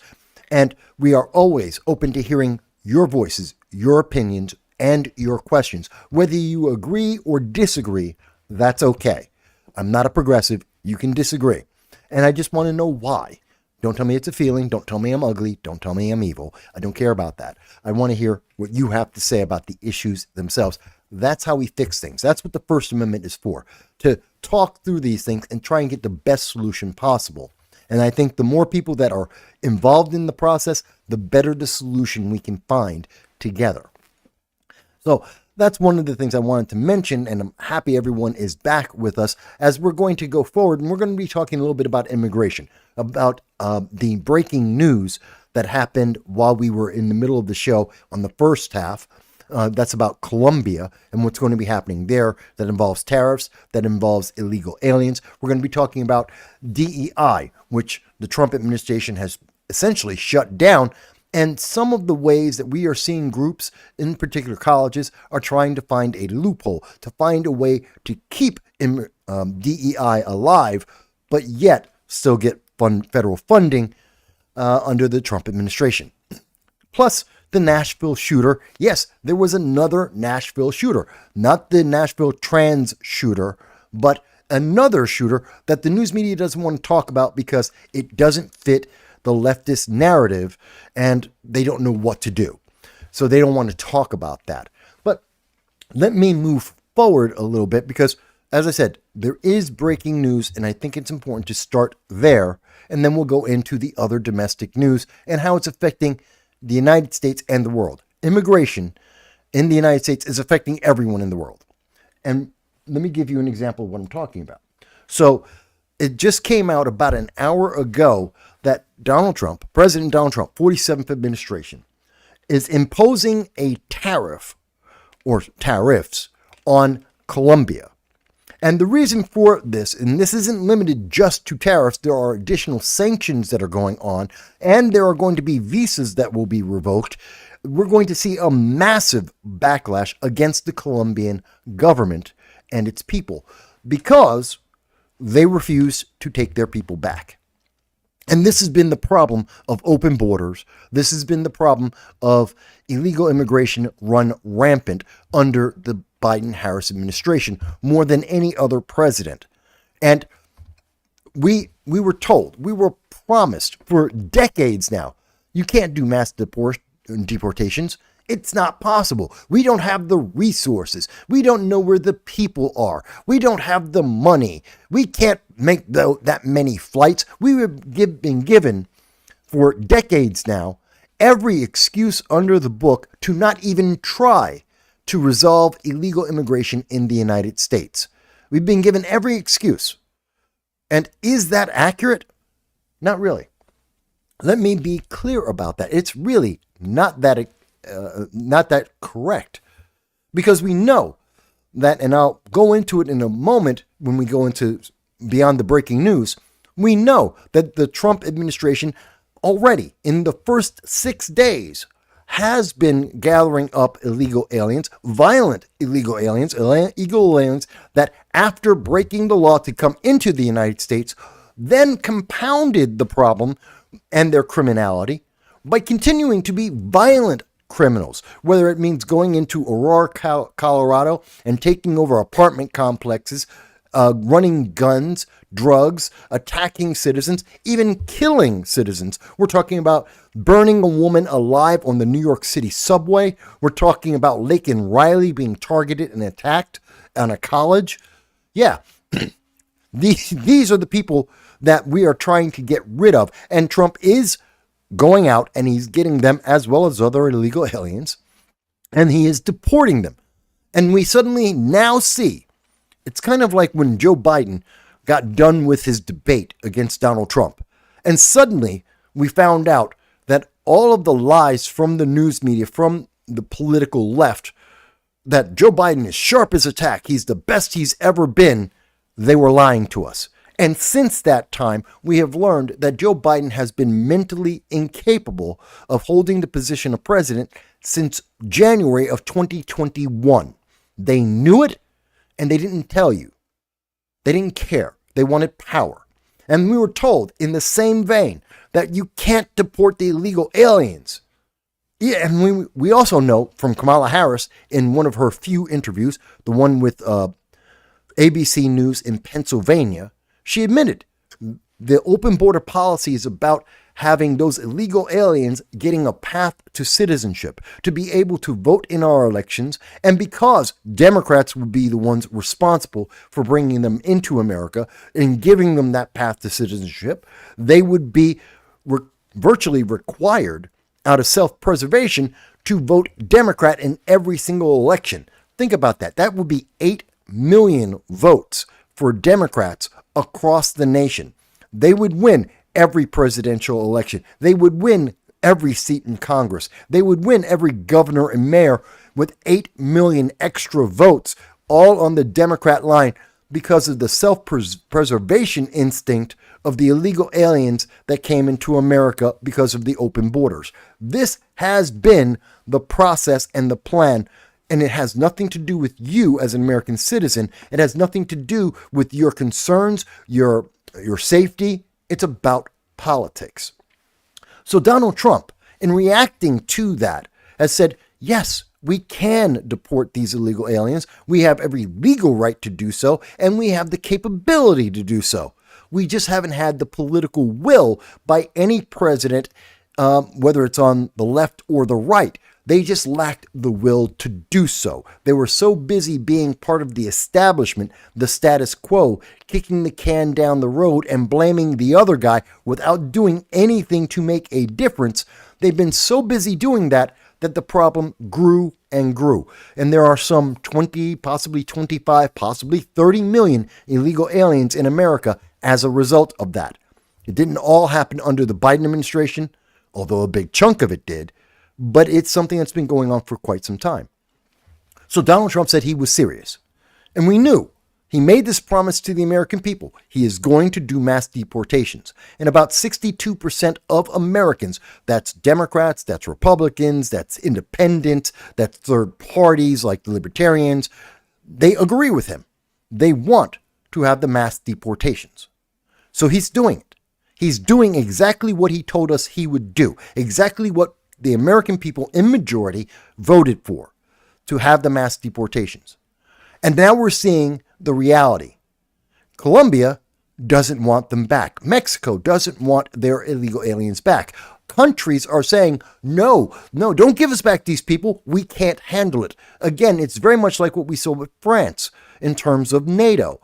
These countries are getting rid of their people so they don't have to do the work. They don't have to worry about the infrastructure. They don't want to pay the money to take care of their own people. They don't want to deal with the unemployment rate and the social upheaval that they have been creating by having inefficient governments that are ineffective at dealing with the problems of the people. They're not building a better quality of life. They're exporting their people so they don't have to worry about that. It's America's problem, not their own. Well, guess what? It's not America's problem. And that's not to say that, but we should be generous. America is generous. America donates through charity more money than most governments are willing to give as foreign aid around the world. The American people are more beneficial and generous than governments. That's just a fact. It's not an opinion. It's not left or right. That is just the numerical, empirical fact. So when they say, but you're just being cold-hearted. No, we're not. The American people aren't cold-hearted at all. We share our wealth more than anyone in the world. We give more people than anyone in the world an opportunity. We've just been taken advantage of. Colombia, their people, these are Colombians who illegally entered the United States, broke our law. And these in particular are violent criminals. that came to America and broke our laws and then harmed our people, harmed our infrastructure. We have no obligation to these people to keep them in America. Whether you want to rehabilitate them, go to Colombia. That's their home, not here. They came here to take advantage, which is why they rob people. Why? Because we have, the social justice is what they call it, and bail reform. We have revolving doors on our criminal system, allowing these, and we've been doing this for years now, allowing these violent criminals to go into and out of jail on a regular basis. Do you remember the 11 illegal aliens that beat up 2 police officers in New York City on 42nd Street in the middle of the day? They got arrested, and within 2 hours, they were released. Within 8 hours, 6 of those 11 were on a bus or a plane to California so that they wouldn't get in trouble, so that they could escape the charges that they had in New York State. That's the problem. They went to another sanctuary state because they would be hidden by Gavin Newsom, the progressive left. And this is how we got 8 members of ISIS, 8 Tajikistan members of ISIS entered the United States for an entire year because of the open borders of the Biden-Harris administration and progressive politics. And God knows what 8 ISIS members who are dedicated to destroying all of America, what were they doing in California for that entire year? Were they putting together cells or groups of individuals to start forest fires like the ones we see right now? That we know there are at least 22 individuals that are suspected of committing acts of arson, helping to spread the fire, to destroy more homes, more businesses, to destroy the economy and viability of California. Yes, Gavin Newsom had problems with his own policies in terms of forest management and water management, and he made the problem far, far worse. He made it less possible to stop these forest fires from spreading as much as they had. So did Mayor Bass in LA. Their policy management and their focus on DEI, individuals who can't help save people because they can't lift them, but they have the right color scheme, they have the right dating profile. That's a problem in and of itself. But how do we know that the 8 ISIS members that spent a year in California didn't organize the fires in the first place? That is what terrorists would do. It is terror to see your entire community burn and kill 16 people. At last count, 16 people at least. So we're asking Colombia to do, oh my God, this is so terrible, take back your people. These are Colombian nationals, not Americans. They're not our responsibility. We have over 50,000 homeless veterans in America that we have an obligation to. We have problems in America. We need to deal with them first, like the fires in California. We don't need to take care of Colombia's problems as well. We're only returning these people back to their home country where they originally were. We didn't ask them to come. We didn't ask them to break our laws, to take advantage of our generosity. And Colombia said, no, they don't want them back because they know that they are a problem, because they know they are a difficulty, that it's going to cost more money. It's going to require an efficient and effective infrastructure. It means that the government has to be responsible for its job, the primary job of every government, to take care of their people. So this is from Reuters. And again, this news story came out about an hour ago. And I quote, Trump's punitive action appeared aimed at making an example of Colombia. Fine. Because there are some world leaders, some nations that think, well, Trump won't really go there. Biden didn't go there. Kamala wasn't planning to go there. The progressive left don't want to do this. They want the political benefit. They want to ensure that they'll have power. The establishment wants to be able to maintain power. That's why 93% of all members of Congress were reelected, because they're about maintaining their power, not actually doing something to benefit the country. So Trump may not be serious. So Colombia is the example saying, we are serious. We said mass deportations. That's what the people want. Screw what the establishment wants. I don't care what the election scheme is. We're going to get rid of these people that are not our problem, that are harming our economy, that are harming our people and our infrastructure. This is a weight we don't need to carry. Take your people back. Simple enough. These people were rounded up, they were put on a plane, and they were flown over. No cost to them. We didn't ask them to pay us back for the plane ticket, although they probably should. We just flew them over. Because we can. Because mass deportation is possible. Just no one has done it. And so, therefore, if no one did it, no one expects it. This is the second case of a Latin American nation refusing the U.S. military deportation flights. So they're all saying, no, keep our problems. Don't give us back our problems. Keep them. You deal with it. You spend money on it.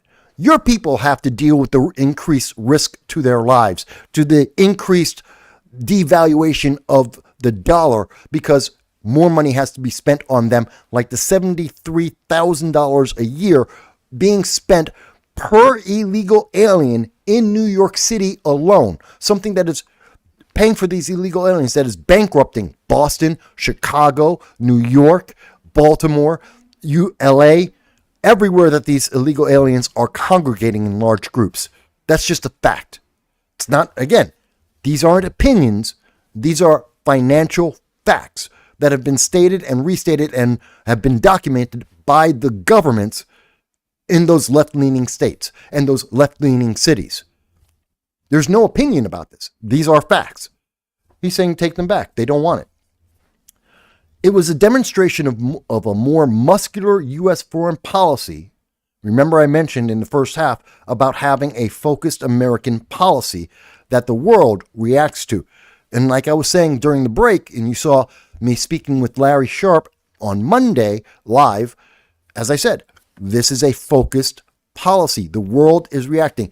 Just knowing that we are doing this, that we have been starting to do this, changes the world. The world is reacting immediately. Goes on to say, and this showed the renewed willingness by Trump, President Trump, they should be mentioning President Trump, it's not just Trump, President Trump, to use the might of the United States to force other countries to bend the will. See, now that's the progressive part of this. It shows a renewed willingness. I love this. A renewed willingness by Trump, not President Trump, just the man Trump, to use the might of the United States to force other countries. We're not trying to bend their will. We're saying take back your people. We're saying we're not going to pay for your problem and stop giving us your problem. These are your issues. You deal with them. You want to feed your people? Feed your people. That's not our responsibility. Mind you, we have lots of charity that we provide throughout the world, but it's not our obligation. We don't have to fix your problems. We have our own problems to fix. This isn't hard because no one in the world is trying to take care of and fix the problems of the United States. No one's trying to feed our homeless veterans. No one's trying to feed our children. No, but they want us to take care of their people and their infrastructure and improve their quality of life. That's not our responsibility. We aren't the emperor of the world. We don't rule all these countries. We don't get to dictate policy in all these countries. We don't. I know the left would like you to think we do, but we don't, which is why they don't want their people back. They know the problem that they exported to the United States, and they don't want it back. And this article written by Reuters is trying to convince you that somehow the United States is the bad guy for not dealing with someone else's problem. That we're somehow evil and oppressive by giving back their people to their country for breaking our laws. Think about the morality of that. They broke our laws. not once, but multiple times, and violently. That's not our problem. We are fully in our right to throw these people in a jail and never talk about them again, like many, many other countries throughout the world would do.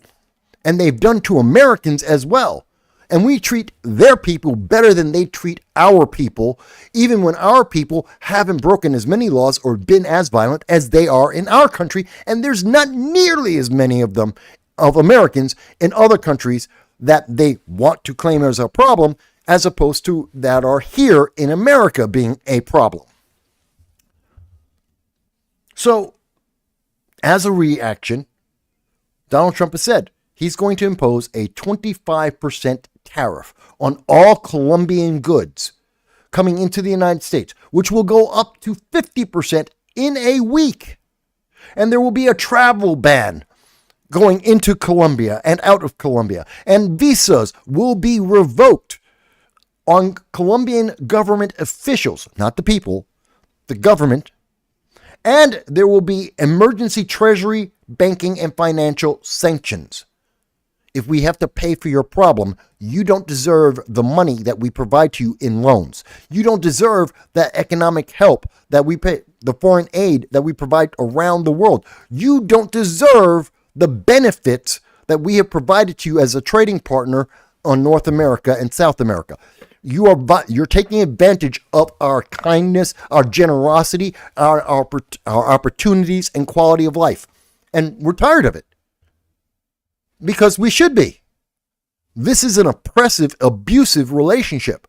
And America's the one that's being abused. And I know that Harvard and Columbia will tell you, but America's big, so you can't abuse them. Are you kidding me? Talk to any woman's group.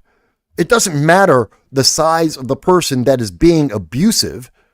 They don't go around saying, well, you know what? Your husband's a little tiny guy, and he's abusive, but because he's smaller than you, you know what?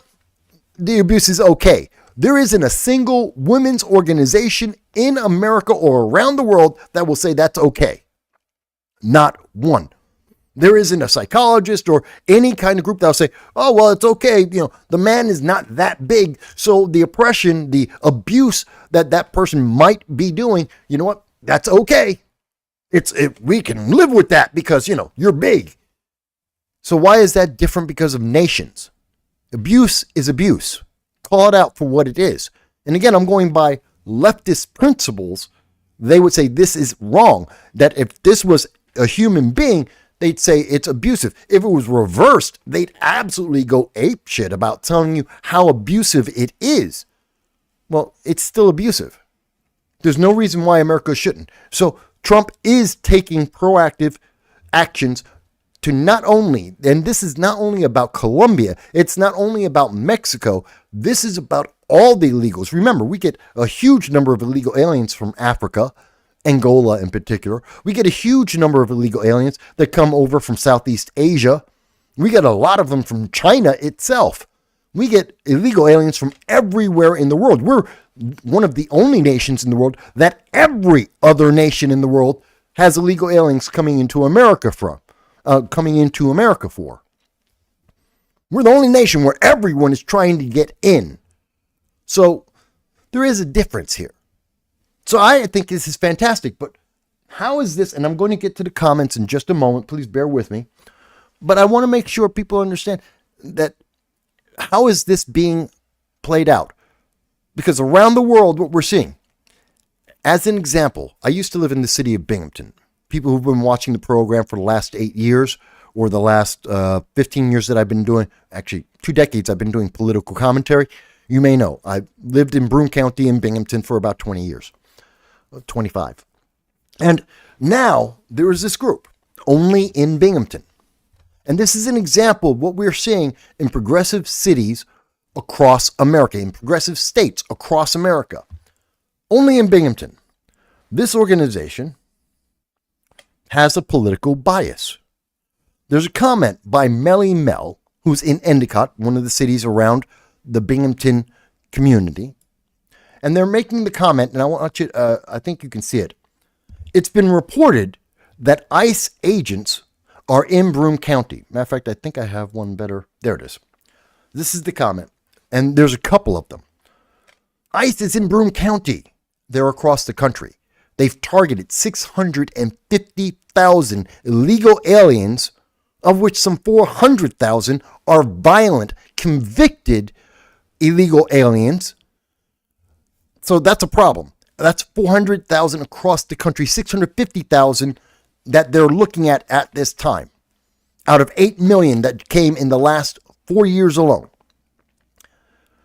Friends, ICE is here in the Broome County, already taking pictures of license plates, raiding local businesses, and having already picked up people grocery shopping from Price Chopper and Endicott. Local diners have had their staff targeted. Note, these are working people, members of our community. That is pure cope.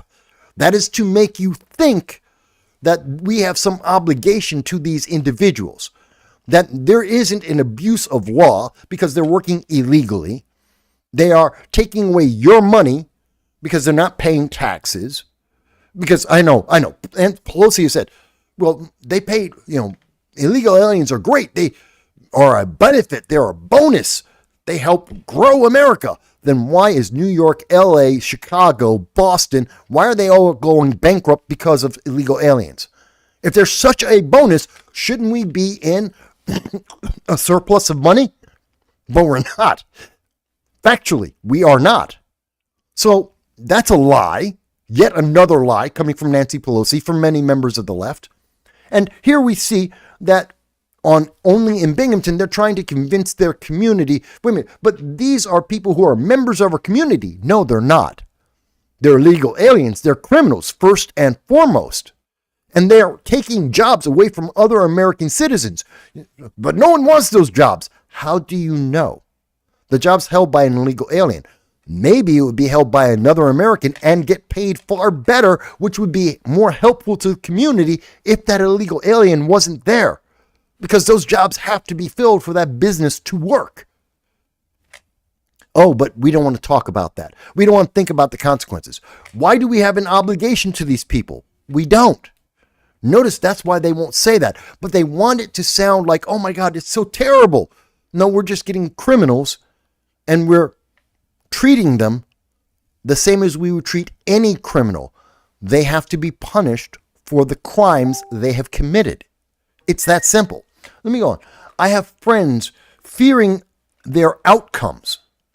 Why? Their outcome is they're going home. They're going back to their home country. That's the outcome. We're not putting them in jail. We're not beating them.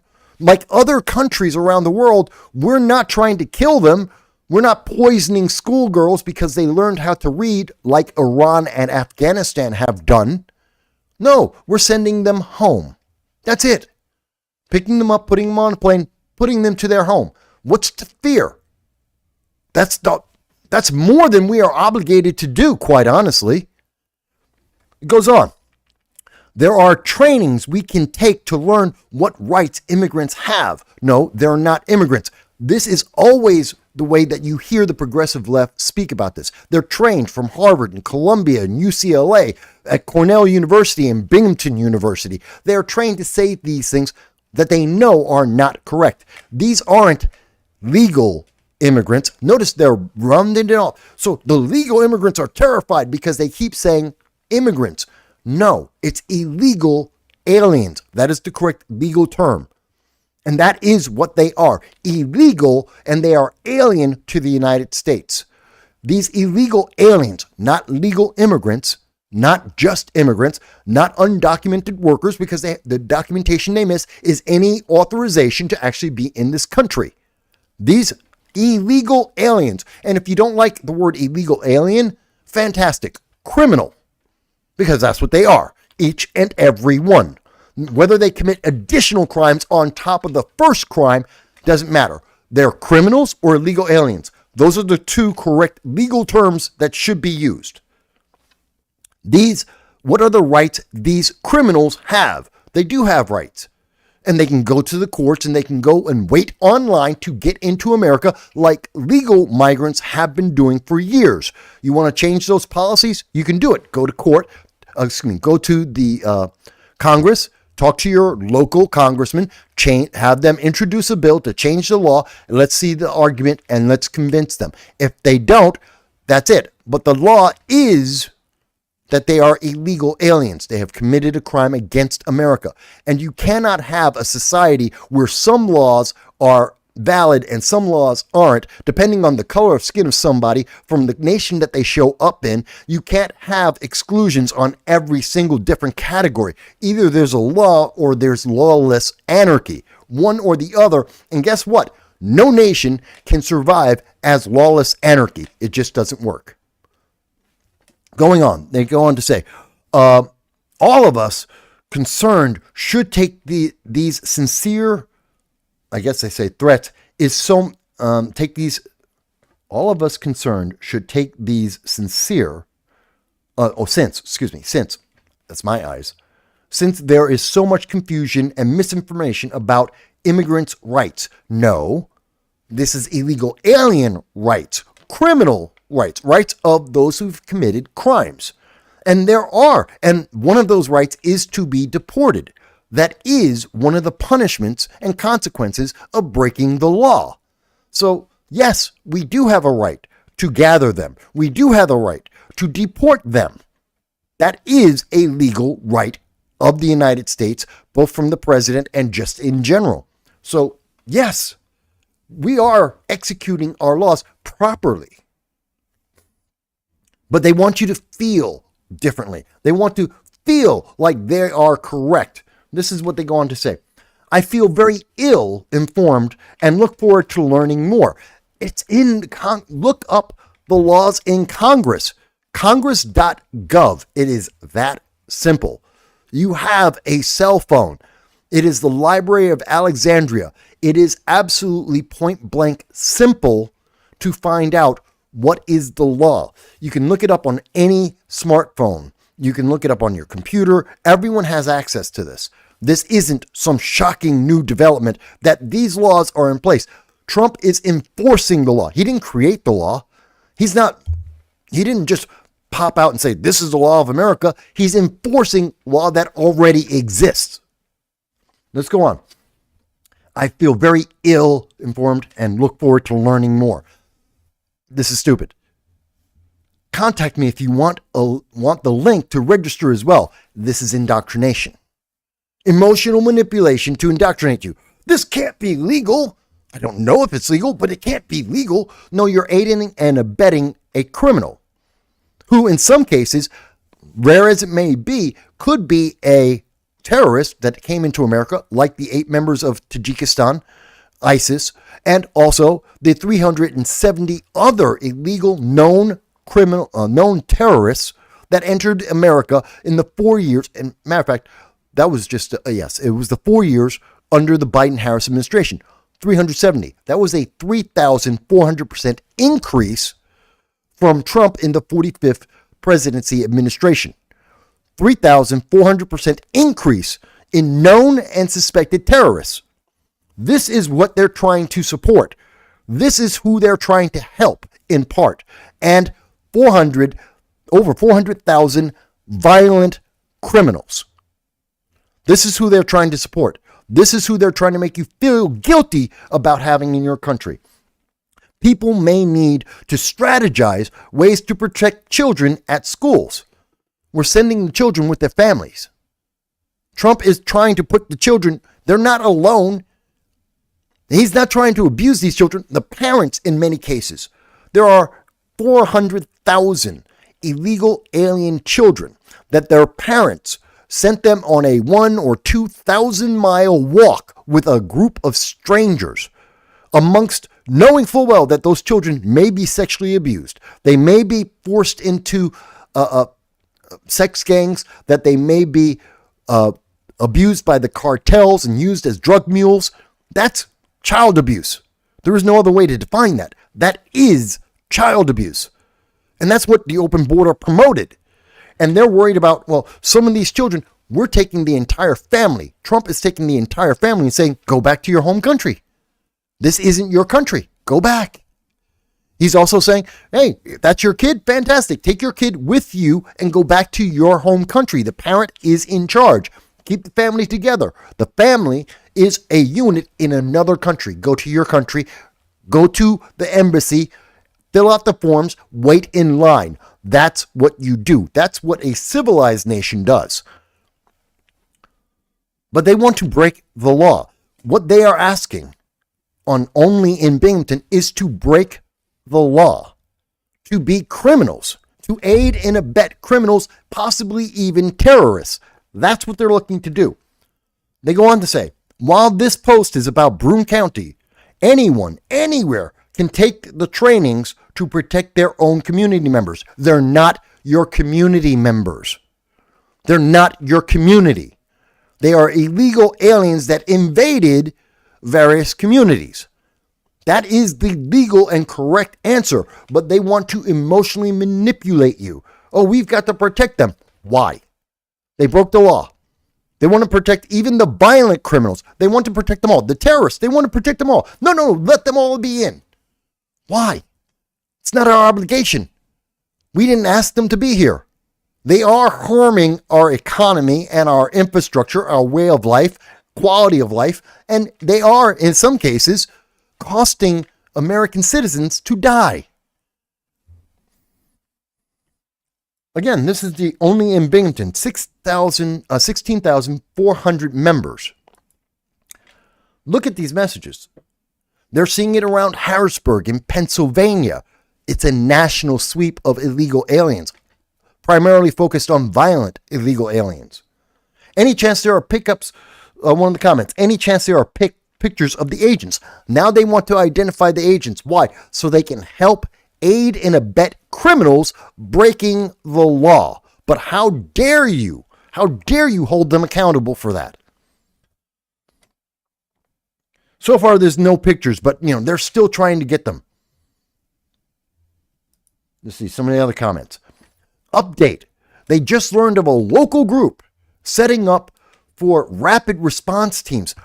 This is against the government. They are organizing groups to fight against the lawful execution, the execution of the law by legal authorities that are empowered to do so.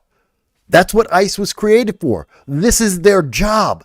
They're doing what the law allows, and they want to fight against the legal, correct actions of our government. This is why we have a problem. This is what the Biden-Harris administration has brought to you. This is a direct consequence of progressives and Democrats allowing laws to no longer exist.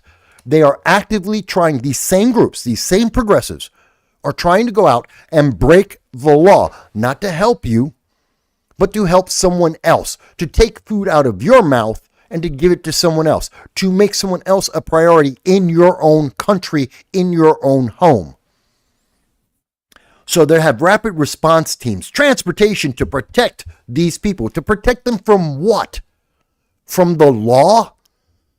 From the... And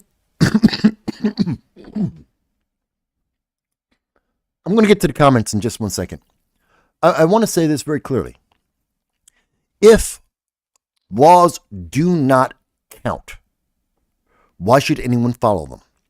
If laws are arbitrary, why should anyone follow them? Why are you surprised that there are so many illegal aliens that commit crimes? And I know what the argument is. Oh my God. But Mike, they've done studies and migrants commit crimes less than American citizens. Notice the key words there. Migrants, not legal migrants. They're including illegal and legal immigration. They're combining that number. How about you split out the legal immigrants who want to be in America, who want to assimilate into America, that followed the law to get into America, take those people out, and then count the illegal aliens, the people who did not go through the correct path, did not follow the law, and let's see how many of them have broke the law. Even if you don't count the initial crime of entering America without authorization. Oh, we don't have a study that says that. We don't separate legal and illegal immigration. These are the games they like to play. And again, I have to say to you, why should you not rob a bank because these illegal aliens, they're robbing your state. 73,000. That's New York City.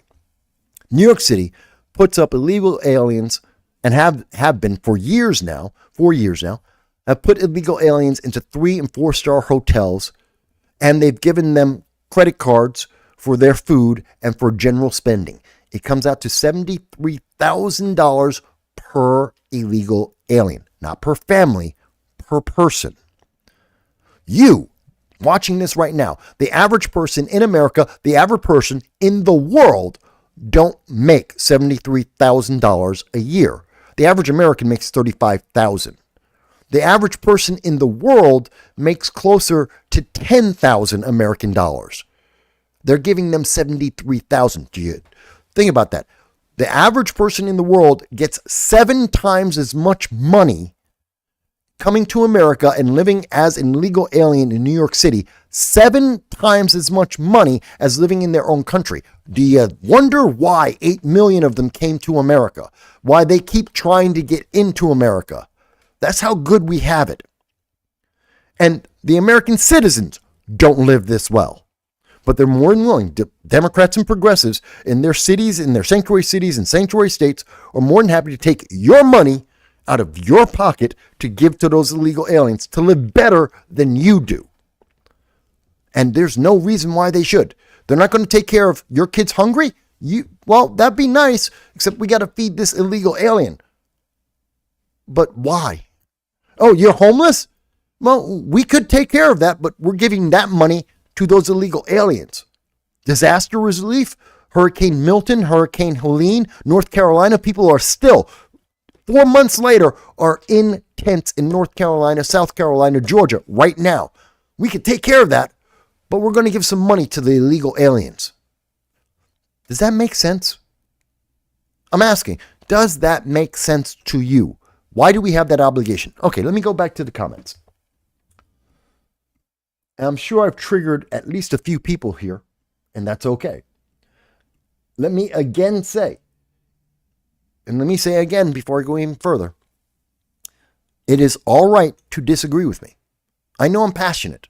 I speak in authoritarian tones. I know that. I'm very authoritative in the way I speak. I'm also well informed. Don't let that not allow you to make a comment. If you disagree, respectfully disagree. If you think I've misunderstood something or there's some information I don't know, let's have that conversation. We can do that. I'm more than willing to have that conversation with members of the left, with any elected official, anywhere in America, any elected official, pay for my airfare and my lodging, and I will go anywhere in America, to any school, to anywhere you want, and I will have this debate. I will be happy to do so. Just contact me. I'll go anywhere in America. I'll go overseas if you want. Let me go on. So the comments. So user has been banned mentions, if the planes can't land, why not make them halo jump? That's funny. But the planes, they're being turned back. We could make them halo jump. We could. I mean, they're not our citizens. It's not breaking our laws per se. But, we're nice. User goes on to say that the Byzantine Empire had an interesting way of sending POWs back, for those who know. Well, that's not the modern way of doing things. Let's see. User says, Mike, did you see that the Polish guy on Timcast talking about defending borders? I did not. I sometimes watch Timcast. There are some people I watch, like Hard Lens Media, Larry Sharp. I do occasionally watch Timcast, not so much with Ben Shapiro. Sometimes I watch Steven Crowder, Dave Rubin, Jordan Peterson. I get a lot of information from a lot of different sources, but mostly when it comes to the show, I'm usually focused on news reports or breaking news or actual people talking. So I didn't see that. Usually goes on to say, I would have no issue putting our homeless vets in 3-star hotels. They earned that with their service and their blood and their sweat. That's the very freaking least we could do for them. I agree with you. And instead of spending the money, the billions of dollars per city, per state, that we are spending on illegal aliens, and especially the criminal illegal aliens, why are we doing this? This isn't the right answer. And having these groups that are looking to help criminals, mind you, let me go back to this.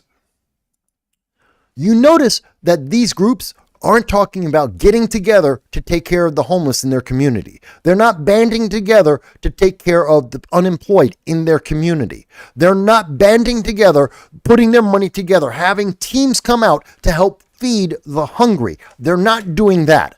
They're getting together to break the law because they want to piss off Republicans, MAGA, and Trump, because they want political power. But they're not getting together to help their community. They're willing to break the community. They're not willing to help the community. There is a difference. Let me go back to the comments. Joel, hey Joel. Joel's with us. And Joel says, I thought we could do the WKRP turkey drop to return these people, but Trump is dealing with it more humanely. Yes, he is. And for people who don't know WKRP TV show, WKRP in Cincinnati, look that up on Google or on YouTube or Rumble, the WKRP Thanksgiving episode, and it's funny. It's so funny. I thought they could fly. It's funny. Let's see. Joel goes on to say, the outlaw Josie Wales. Wow, there's a lot of people going to entertainment right now. Damn you, Senator. You promised me that these men would be decently treated. And then the movie goes on.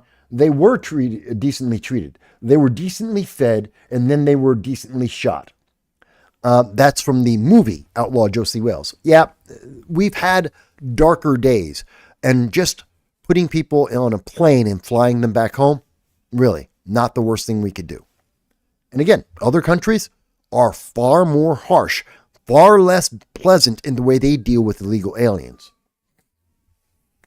Hey, Planet X, I'm glad, hopefully you've been back for a little while and you've been catching up on some of the things we're talking about.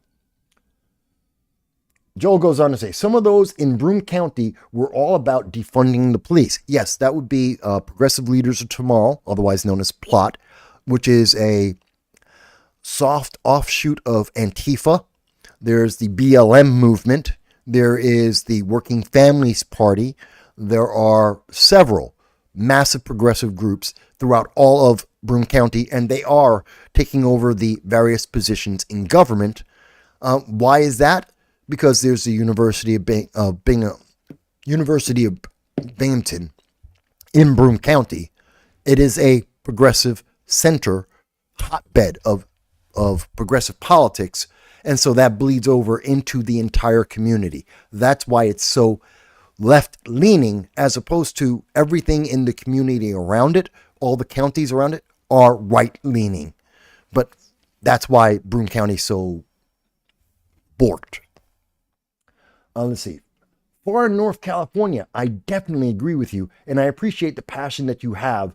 So don't back down now. Oh, I don't back down. But I do need to mention, folks, if you have been watching this, if you're watching the program, you're looking at this breaking news, these sources that you can see for yourself. I get suppressed because of this, because I'm being honest, because I'm talking to you about the consequences of the policies, both left and right, good and bad. And I'm talking about that with you honestly and effectively. And I'm not trying to rush through it in 30 seconds so that you don't understand what's going on. I'm not trying to give you the partisan bias. I'm not saying there isn't any. I am a Republican. I am a conservative. And yes, I have a certain point of view, but I'm giving you the basis, the concrete facts that are part of why I come to the conclusions I come to. You may not like them. I'm not here to tell you what you should like or not like. I don't care. You can like anything you want. I'm here to tell you about the consequences, to talk about what is the best thing for America and therefore the world.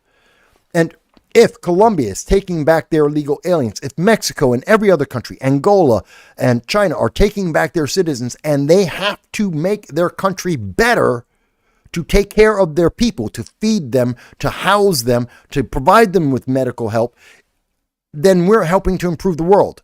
Pushing their problem to America isn't fixing those countries. The governments of those countries fixing their problems is the answer, just like America needs to do for our homeless vets and for our hungry children. We have to deal with the problems of our own, and that will help make it better for all of our people. Guess what? So do these other countries. They have to take care of their people and their infrastructure to make it better for their people. It is not our responsibility as Americans to take care of these other nations' problems. You will never get anything fixed in Colombia or Venezuela or Angola or Chad or any of sub-Saharan Africa or any of the Southeast Asia. You're not going to get anything fixed if you just throw your problems at America. It's not going to improve people's quality of life, ever. Users been banned says, speaking of, did you see the DHS memo labeling alternative media as possibly terrorist? I saw a similar document under the Biden-Harris administration and Obama. I did not see that under Trump. So I would love to see that. No, I'm not aware of that. But let me go on. So I caught up with the comments so far. And again, folks, I'm more than happy to see all of your comments. I think Facebook is not providing comments because I'm getting that noise you're hearing is me getting messages. No. Okay. So if Facebook is not allowing comments to come through, please let me know. Please be aware that very often YouTube will cut off comments on the live stream because they don't like the politics. And again, it's part of them suppressing our voice. They don't want you to consider this. Even if you think I am wrong, even if you feel like I am some kind of evil whatever, at least you have something to work off of. We have a conversation. They don't want you to have that. They just want you to blindly obey. Do what you are told, nothing more and nothing less. Give all of your power and all of your decisions to someone else, like progressive leaders of tomorrow, like the Democratic Party, like the Democratic Socialists of America. Give up your rights and your individuality and just obey. And because they want to make sure that happens, they suppress channels like this one. And they say, oh, you can't say that. Yes, I can. I'm an American citizen. I have the First Amendment. Of course I can. Oh, that's misinformation. I'm quoting left-leaning news media, and I'm providing actual events that are happening.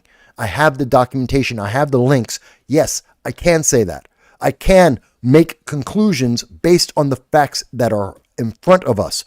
The history and the documentation from the government, from states, from newspapers, I can. But they don't want you to do that. So they suppress this channel. That means please like, share, and subscribe. If you can afford it. I know we're in a recession. We have been since August of 2022. If you can, and you can afford $1.50 a month, great. Join my Patreon. I wish I could do more for my Patreon members, but join the Patreon. It's $1.50 a month. It's not even a coffee at Starbucks. That's it. $1.50 a month. I think most Americans can afford that, but you don't have to. Subscribe instead. Share and subscribe. I love that and I appreciate that. And that's free. Now, let me move on to, and I want to remind you, who are they saving? Who are the Broome County, the progressive leaders of tomorrow, the far left, the Democratic Party? Who are they trying to protect? Colorado apartment is going to, the entire complex is going to close down because of Venezuelan gangs that took over 4 apartment complexes. And this is the problem of the state of Colorado and the local community in Aurora, Colorado. I'm talking about the police force. They mandated, the government mandated that these groups could not be removed. Let me quote again from this article from USA Today. Quote, the edge of Lowry Apartments is a epicenter for unmitigated violent crimes and property crimes perpetuated by a criminal element that has exerted control and fear over others residing in this apartment complex. This is coming from the Aurora Police Chief Todd Chamberlain, who had his hands tied because the state of Colorado, the city of Aurora and Boulder are sanctuaries for illegal aliens. They refused to allow these illegal aliens, these violent gangs that were predators on American citizens, they were protecting them. Why? Why? Now, what's the result? American citizens have to be, over 60 apartment units have to be closed down, and everyone has to be kicked out. You've now increased the homelessness in your community. You've increased the amount of unemployment in your community because you let gangs take over people's homes and to force them into paying rent just to live. And that's on top of the rent they pay anyway. This is the abuse. And this is because we had an open border. Because Obama and Biden and Harris opened the border and said, no, come on in. Come into America. And they went to Colorado. And the gangs went to Colorado. And they said, oh, we want this. And if there's no law that stops me from coming into this country, if there's no law that says I have to go back, I can't get punished, why can't I just take it because I want it? Why should they start following certain laws when every other law has been thrown out the book for them? They are special. The law doesn't apply to them because the law hasn't applied to them. The left doesn't like to talk about this. Democrats don't like to talk about this. These people, remember how the Democrats always say, no one is above the law, except maybe the Biden family when they get a pardon. No one's above the law. But yet these Venezuelan gangs, these Colombian gangs, these Mexican gangs, these Angolan and Russian gangs, gangs from around the world, criminals from around the world, they are being treated as if they're above the law. Because when they get in trouble, the law doesn't apply. Think about that. Is that the way it's supposed to be? Is that what the Constitution is about? Is that what it is for you? Do you want to live in a world where other people can assault you, they can steal from you, they can punish you, they can attack you, and you don't have any right in your own country to protect yourself? Is that really what you want for you, your kids, your brother, your sister, your mom, your children? Is that really what you want? Does that make any sense at all? And do you think that would ever stop? Oh, well, we passed a law. Why does it matter? The other laws didn't matter, so why does a new law matter? The left never wants to answer that. Why should anyone be afraid of the next law when the last law didn't apply? It was subjective. It was an option. And now this next law is mandatory? For who? When? And why should I think it ever applies? They never want you to think about that. They never think of what's the consequence to a society when laws only sometimes apply to only certain people in only certain situations. That's how you create corruption. That's how you create bias. That's how you create prejudice. Because certain things are beneficial to some people some of the time, and everyone else gets screwed. Democrats are creating this problem. Progressives are creating this problem. The far left is creating this problem. The indoctrination from colleges, where kids are supposed to be taught to think, have never considered the consequences. They're running around protesting for terrorists, Hamas, without thinking about, and then what happens? You're protesting for a group of people who would genocide the very students at Harvard and Columbia and all the other colleges. They're protesting to protect criminals that have killed other college students and people across this nation. But it's not that many.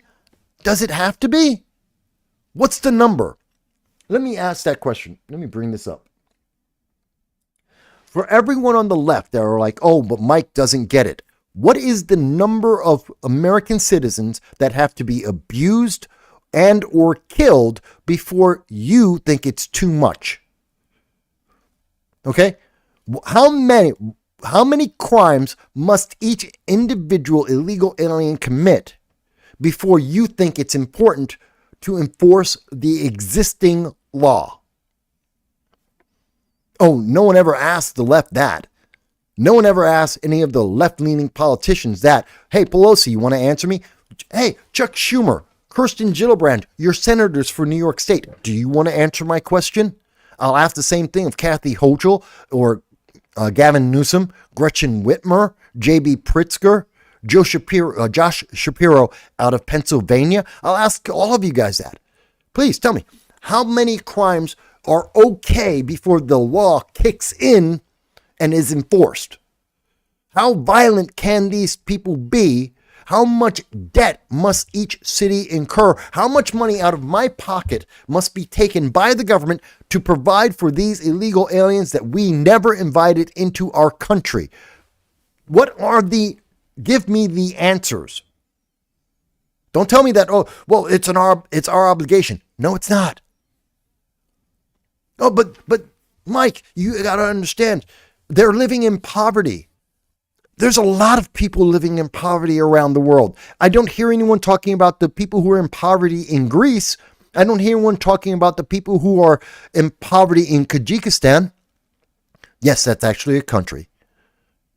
What about the people in Turkmenistan? They're impoverished. I don't hear anyone saying, hey, we got to go help them. What about the people who are starving in Laos or in Micronesia? I don't hear anyone talking about them.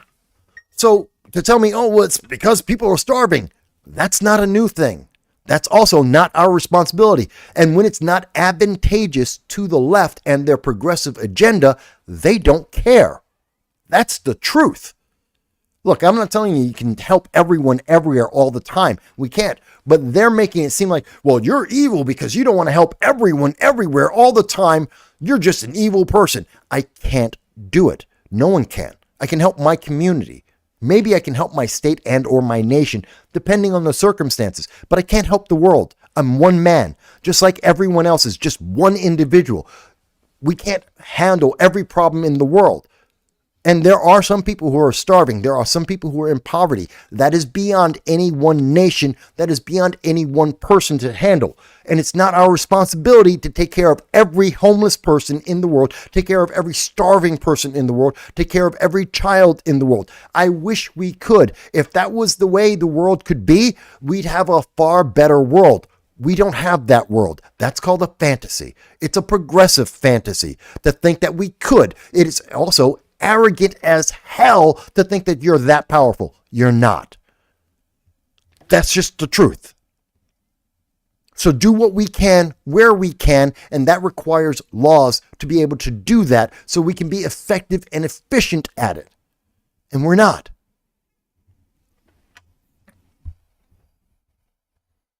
But they don't want you to think about these things.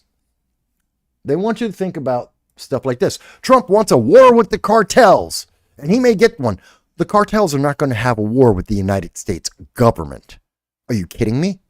The cartels, because they have been labeled as terrorists, because what do the cartels do? They abuse people. They kill people. They enslave people. They get people addicted to drugs so those people live miserable lives. They fight with each other and the government. It's like the 1920s in Chicago. They kill each other en masse. They kill people they don't like. They kill people who are in the way of their power. This is what terrorists do. They terrorize groups. They abuse people on a regular basis. Yes, the cartels are terrorists. And they've been attacking and terrorizing Americans all the way since the beginning. In all the different forms. And now they're into human trafficking, which is slavery. I know they hate to see that word. I know this channel is going to get hit. Please subscribe. Yes, it's slavery. Human trafficking is slavery. It is sex slavery. It is drug slavery. It is child slavery. Call it what it is. Stop with the progressive feel-good words. That's what it is. And that is evil. We've agreed to that all around the world. We agreed to that in America. We had a big war about it. And the cartels support that. Why are we worried? Oh my God, but we're going to go to war with the cartels. Yes. Yes. Would you prefer to have child slavery, sex slavery? Would you prefer that? Would you prefer to have children across America and around the world addicted to drugs? Is that what you would prefer? Oh, don't call them terrorists. That's just too harsh. They'll feel bad. And the kid who's now hooked on crack or on heroin or on opioids, they feel bad too. Which one do you prefer? Me? I'll call the cartel a terrorist and I'll help those kids.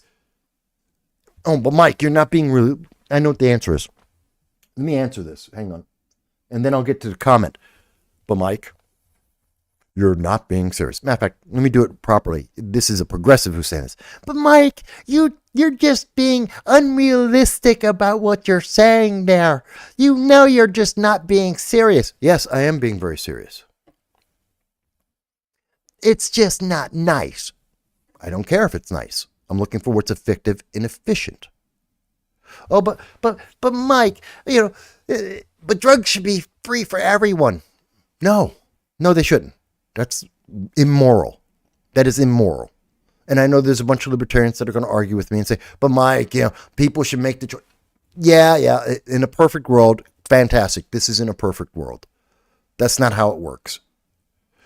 You can't say it's slavery. Yes, we can. We know for a fact that cartels are in charge of sex slaves, and they are in charge of drug mules and drug dealing and weapons dealing, and they kill people they don't like. These are things that do happen. Yes, we can say that. But it's not nice. I don't care. I'm not here to be nice. All right, let me go to the comments here, because comments are the life of the show, and I love it. Let's see. User banned says, Destiny made a post with an image of a Trump post saying Luigi went after the wrong CEO. Well, that's evil. So many are adding the Secret Service. But Destiny, like many of the others, don't believe in the benefits of, they don't believe in law. They believe in what's beneficial to them. It's kind of like Bill Maher. I was talking with Larry Sharp about that during the break. You saw that. That their only concern is what keeps them in power, what keeps them rich. Destiny, as I recall, is a communist. Destiny is also a multimillionaire. I know he's going to jail. Or he may be going to jail. There's a bunch of sexual Me Too crimes against him, or at least the accusations. I get that. But he's a millionaire. And wow, isn't that against communism? Shouldn't he be taking all of his massive wealth and giving it to all those poor people in Mexico or South America or in Africa or in Southeast Asia, the Middle East, Europe? There's plenty of places that need the money. He's a socialist. Doesn't he want those people to all have the same kind of wealth he has, to have all the quality of life that he has? But he's more than happy to live his quality of life at your expense. See, I don't take people like Destiny serious. I don't take people like Hassan Piker. I don't take them serious. They're saying these words because emotionally it makes some people feel like, oh, I feel so much better. I can go to sleep at night knowing that I've done something. I gave money to Destiny. I gave money to Hassan Piker so that they can live in a mansion and live a life of luxury that you can't have. They're not trying to help lift you up. They're not lifting up these other countries. They're enjoying being lifted up by you. Period. Done. They're hypocrites, each and every one. Absolute massive hypocrites. And they don't want the law to apply.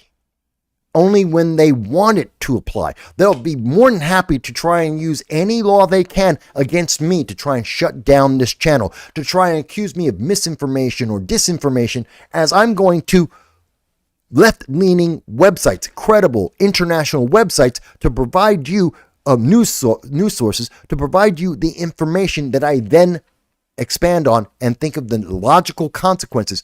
And they want to use misinformation, disinformation. We've got to shut that voice down. The First Amendment doesn't apply to people like Mike, people who are MAGA, people who are conservative, Republican. That's what they like to say, because that's them abusing the law.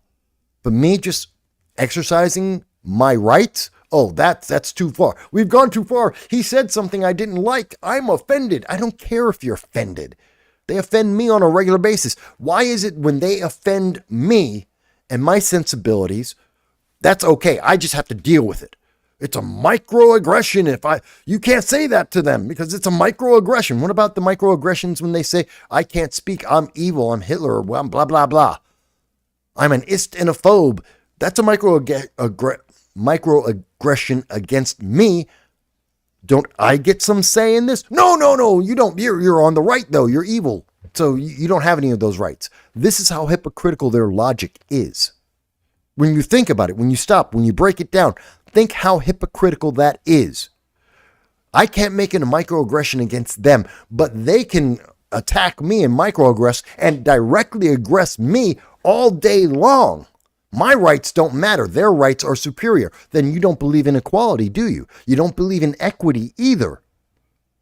No one ever says that to them. We should.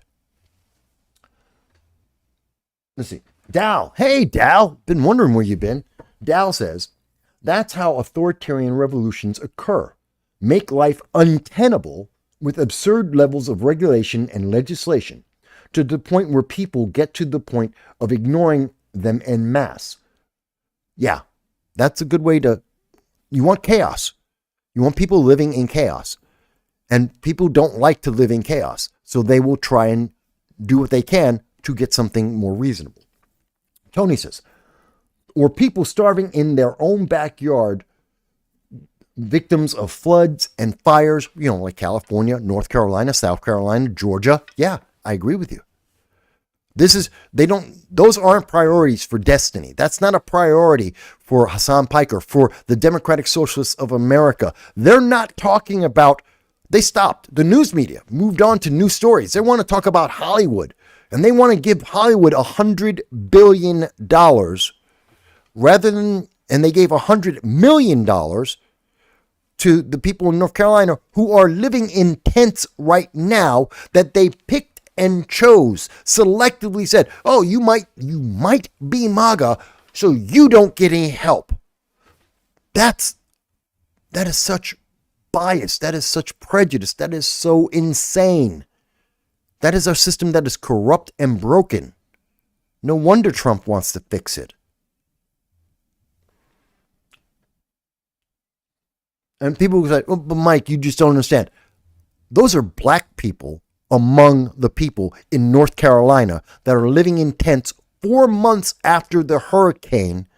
And we are giving, or have been giving, billions to countries around the world to try and convince them to be California. To be exact, under the Biden-Harris administration, the United States was spending about $2.6 billion a year to try to convince countries around the world, Pakistan is one notable example, who got $200 million a year, to convince them to be California. This is as California is the second biggest exodus in the country. And if you take out the number of illegal aliens that have come into California or into New York State as well, if you don't count the number of illegal aliens that entered those states, they have suffered hundreds of thousands that left. New York State got 200,000 illegal aliens came into New York State. 300,000 people, American citizens in New York, left. New York had 100,000 people leave the state. That was the official number. We had a mass exodus of only 100,000 people. Not that bad. Well, no, it was 300,000 citizens who had businesses that were paying taxes, and we got 200,000 illegal aliens that were spending $73,000 per person on. Guess what? That's not a benefit. Again, Pelosi, illegal aliens, they're a benefit. They help make a profit for our nation. Do the math. I just gave you the empirical numbers that are supported by New York State itself. It's not something I'm not being right wing, I'm not conservative, I'm not MAGA. These are the numbers. Dow says people will get to the point of cultural breakdown and ignore any jurisdiction of enforcement or political exertion of authority from outside a 10-mile radius. I can see that happening. This is how we break America. This is how the foundation of America is destroyed. And this is how we see a civil war happen. And Trump is trying to do his best to stop that. That includes cartels. Drugs break up communities. Drug addicts, I should say. Drug addicts will break up communities. Gangs get to empower themselves because addicts need their product. Gangs get more power and societies crumble. That's how you get a civil war. And cartels are behind those gangs. They're behind the drugs and the sexual abuse.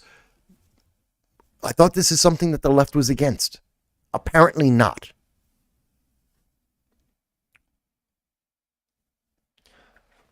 Users Man says, every time this comes up, I will always remind people of the chemical used in the Moscow theater hostage crisis was a fentanyl-based one, making the cartels trafficking weapons of mass destruction when we went into Iraq over weapons of mass destruction. Well, I can't say that it's wrong. Yes, fentanyl can be used. It can be weaponized and has been weaponized around the world. So yes, that is yet another justification. Joel says, I know an illegal alien from Brazil. He paid the cartel to help his wife and mother illegally enter the country. He paid an extra fee of $10,000 so they would not get raped on the trip. Think about that. Imagine if he didn't have the extra $10,000. Imagine what would have been done to his mother and his wife. And don't be surprised if they took the money and they did it anyway. Could happen. These are criminals. They can do that. And what are you going to say? Oh, well, I want the $10,000 back? You really think the cartel is going to give you a refund? Are you serious? I mean, of course, they can do it anyway. Joe says, Robert Reich, Bernie Sanders, Elizabeth Warren used to all drum up hate for millionaires until they became millionaires.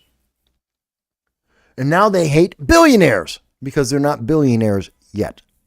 Yeah, I noticed that. Bernie changed his tune a lot when he got his second and then his third house. Elizabeth Warren, Miss Indian, Native American Indian, a lie for decades, benefited off of a lie for decades, didn't give back any of the money. All those benefits she got for going to college and for education and for her work and getting into elected office, millions upon millions of dollars, she hasn't given back any of it. She's a multimillionaire. She kept all the money. She kept all the fame. She kept all the power. She gave back nothing. She didn't even say sorry. She didn't even say sorry. Yeah, now, I know you've been lurking around watching the show, Dal. That's all right. Let me go over to, I wanted to cover something else. So, obviously, as you folks can see, I'm very upset. Now, obviously, the world is also very upset because at this moment, the world is screaming about Donald Trump. So the US provides more foreign aid globally than any other country on earth. So NGOs, major humanitarian organizations, are warning that this freeze is essentially life-threatening for millions of people. So let's think about it. The United States is the lifeline for all these groups that are supposed to be ending hunger and ending poverty and ending starvation, and it doesn't work. It's essentially taking the war on poverty, Johnson's war on poverty, that Democrats have been funding well over $30 billion of, actually, I think it's $30 trillion of funding on the war on poverty. There are more people in poverty today than when Democrats first came up with the war on poverty. It hasn't solved it, nor does a living wage, nor does a minimum wage of $25. It doesn't work. None of those policies, every single policy provided by the Democrats to get rid of poverty has failed. And it's not like they haven't tried. They tried in Chicago. They tried in California, the entire state. They tried in Baltimore and Detroit. They've tried it over and over. All of their ideas, none of them work. And the NGOs and all these organizations around the world, like the Clinton Foundation, that is one of these groups that get federal funding, and they spend 80%, 80 cents on every dollar they get is spent on the administration. Now, in the case of the Clinton Foundation, that means Chelsea, Hillary, and Bill Clinton get to split 80 cents on every dollar that is given to the Clinton Foundation. That is a fact. That is a fact. Again, has nothing to do with my politics. These are empirical numbers. 80 cents on every dollar split between those three Clintons. 20 cents, less than 20 cents on every dollar, goes to giving countries like Haiti water. That's a fact. So we see NGOs around the world, they've got this, they know $2.6 billion is being spent by the United States government to try and convince countries to be California. In Pakistan, they get $200 million to try and convince the Pakistani government and the people to be California. Pakistani various levels of government take the money and laugh in America's face and said, thank you for the money. No, we're not going to be California, because no one wants to be California. Even Californians don't want to be California because it fails. It doesn't work. It doesn't help anyone. And that $200 million to promote intersectionality and DEI in Pakistan never reaches the people. It only gets spent in the government. It's only spent in the NGOs. Should we be spending $200 million on that? Something that never reaches the public. It is only in administrations. It's only in the government. The average person doesn't get a benefit, and their culture doesn't want it in the first place. Why are we spending that money? Shouldn't we freeze it? Similar arguments can be made for most of the foreign aid that the United States gives around the world. Egypt doesn't need the money. We're giving money to, believe it or not, we are giving foreign aid right now to Yemen. The Houthis are part of Yemen. They're getting some of the money. The Houthis are fighting a war in the Red Sea against the United States and most of the shipping of the world. Lebanon gets $157 million. I don't even know why. $157 million. That's Lebanon is the Hezbollah, a terrorist organization. There are several countries around the world that hate America. They get foreign aid. We're giving them money. They hate us. They have demonstrably pointed out and said that they want to kill America or destroy America or take everything from America. And we're giving them money. Why are we doing this? We're giving money to Venezuela right now. Venezuelan gangs are coming into America, as I showed you, and they are taking over our towns and communities. Why are we giving them money? Don't they need... Okay, well, but they need to help their people. They're not. They're sending their people here. Colombia, the United States sends... matter of fact, let me show you. Let's look at this.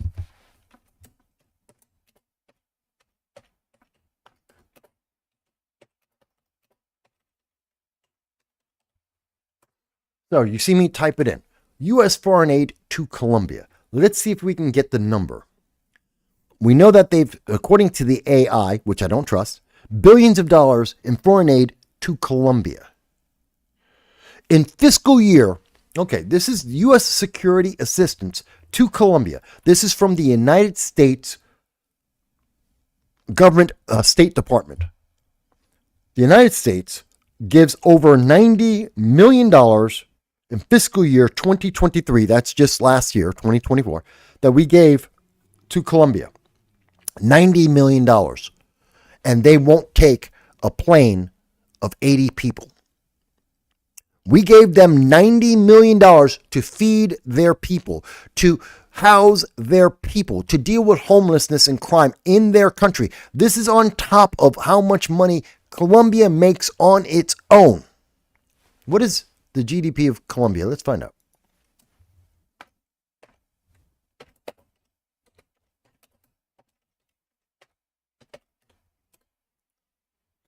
$363 billion. Colombia on its own makes $363 billion. They just got, and they get every year, at least $90 million directly from the United States government. And they can't take 80 people in one plane? A plane full of their own people. They won't take them back. Why are we giving them money? Why are we doing it? I mean, this is a legit question. Why are we... So Trump said for the next 90 days, we won't give you money. Because it's not our fault. It's not our fault that you have a corrupt and failed government. It's not our problem. It's not our fault. Fix your country. It's that simple. Fix your own country. We don't need to give you money. It's not our obligation. But I'm the bad guy for saying this. I'm the bad guy for bringing this up. DOJ threatens to prosecute local officials over immigration enforcement. Now, this goes to what we were seeing in Binghamton. This goes to all the members of Progressive Leaders of Tomorrow, the Working Families Party, the progressive left in New York and California, across this country, over at Harvard and Columbia, at Cornell University. They're not afraid. Because we've never done this. Kathy Hochul, Gavin Newsom, Gretchen Whitmer, J.B. Pritzker, Josh Shapiro should all be arrested. We're talking about sanctuary states. They are breaking the law. That's a fact. And they are interfering and have been interfering for decades in making sure that immigration law is followed in the United States. This has cost the lives of American citizens. In New York State, looking at my state, Kathy Hochul, because of her failure to close New York's border, a woman was set on fire and died. Kathy Hochul should be arrested because she aided and abetted you can call it a terrorist act, or you can just call it a criminal act. She aided and abetted a criminal. She let him into this country. She did not let ICE or any other agency know about him and get him expelled from the country, deported. Instead, she said, it can't be done, and it's mean and cruel, and you're MAGA and you're evil. And let a woman get burned alive. That is a direct consequence of progressive policies. She should be arrested. Trump is about to do that. And the progressives are all pissed off at Trump. They're pissed off at MAGA. They're pissed off at me because they're being held accountable for failing to follow the law and protect American citizens. Guess what? Go hate me. I don't care. Now, I didn't show this, but I just want to throw this in there real quick. Remember how these Democrats were screaming about Trump pardoning his own family, how they said that it is illegal, it is unjust, it is an example of criminality. And yet, I can't take that. I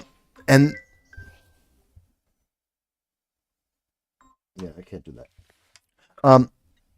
How it's an example of criminality. But when Joe Biden pardons Fauci, pardons Mark Milley, who I personally believe is a treasonous individual, that he committed acts of treason against the United States. When Joe Biden pardons his entire family, when he's giving people blanket pardons for decades, then that's perfectly fine. That's a good thing. Yay, Democrats!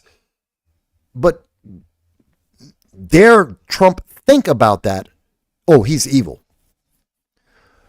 J6, members of the J6, and we've covered J6 a lot on this channel. We've covered it over the years in depth. We've done interviews with individuals about this directly, who are J6 prisoners and or directly working on their legal campaigns. Some of these people have been in jail for years without ever getting a trial. Which, if you did that to an illegal alien, the ACLU would be up your ass. The progressives would be marching down the street if you did that to a black man or a Hispanic woman or someone on the DEI equity list. They'd lose their minds. But Americans that happen to be in J6, who were walking down the hallway in the 4,000 hours of video that we know, that we have seen, that they were walking down the hallway not committing any crime other than trespassing. The door was open. Police are standing next to them. They walked on past them. That's the entire east wing of the Capitol. People were just walking through. The police opened the doors, and they're walking around, and no one had a complaint whatsoever. And those people, hundreds of them, were held in prison for years. And that was considered not a violation of the Eighth Amendment. But, Joe Biden can pardon his entire family. He can pardon people who've committed acts of treason. They can pardon people who says, I'm science itself. Yeah, there seems to be a problem here. Let me see. Let me go on. I'm going to get to the comments in 1 second. I haven't forgotten that you guys are still making comments. Amy Klobuchar, another wonderful Democrat, ran for president. Amy Klobuchar is like, whoa, oh, this is too much. How could you possibly say this? South Dakota State Representative John Hughes said, you'll hear people like Amy Klobuchar, and he's not wrong. He didn't get sued. This is not him making up words. He says, Amy Klobuchar will say, democracy, democracy, democracy. You've heard this from people like AOC says the same thing. It's all about democracy. We've got to protect democracy. Oh my God, the Trump is destroying democracy. America isn't a democratic nation. We are a constitutional republic. Amy Klobuchar is like, oh my God, how could you possibly look at this guy saying this? This is so evil, so wrong. See those Republicans? They're so wrong. America is a constitutional republic. We're not a democracy. We're not a democracy specifically because the founding fathers realized that there's more people in New York City than some states. There's more people in LA than some states. And that if you just went to the top 5 cities in America, you could pass any law you want. You have more people voting in those top 5 Democrat progressive cities than vote in the nation. You could win every presidential election by just majority vote just with top 5 cities in America. And they're all progressive. Well, they're all Democrat at the least. Some of them are even progressive. That's all it would take. This is insane. And she's pissed off because he's pointing out that she's misleading. Remember, this Amy Klobuchar is part of that movement who are screaming about misinformation and disinformation. It is misinformation and disinformation to tell the American people that we are a democracy. We're a constitutional republic. It's that simple. This is point blank absolute truth. And I know we use democracy as a shorthand, but we're not a democracy. And when the Democrats are saying, oh, but we're a democracy, so you can't do that, they're lying to you. They're misinforming you. By their own rules that they want to enforce against people like me and you, they need to be punished because that's what they consider a crime.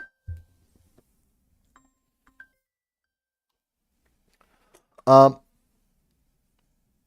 me see here. I'm running out of time. I got about half an hour or so. Let's see. Bernie Sanders. I expect that anybody who watched the President Trump deliver his inaugural address, surrounded by the three wealthiest people in the country, reached the same conclusion. We are moving rapidly to an oligarchic form of society, and we have got to fight back. Those were all Democrats. When Elon Musk, Jeff Bezos, Mark Zuckerberg are Democrats, and they have been donating to Democrats for decades. And now they showed up with Trump. And only because they showed up with Trump, now they are right-wing MAGA radicals.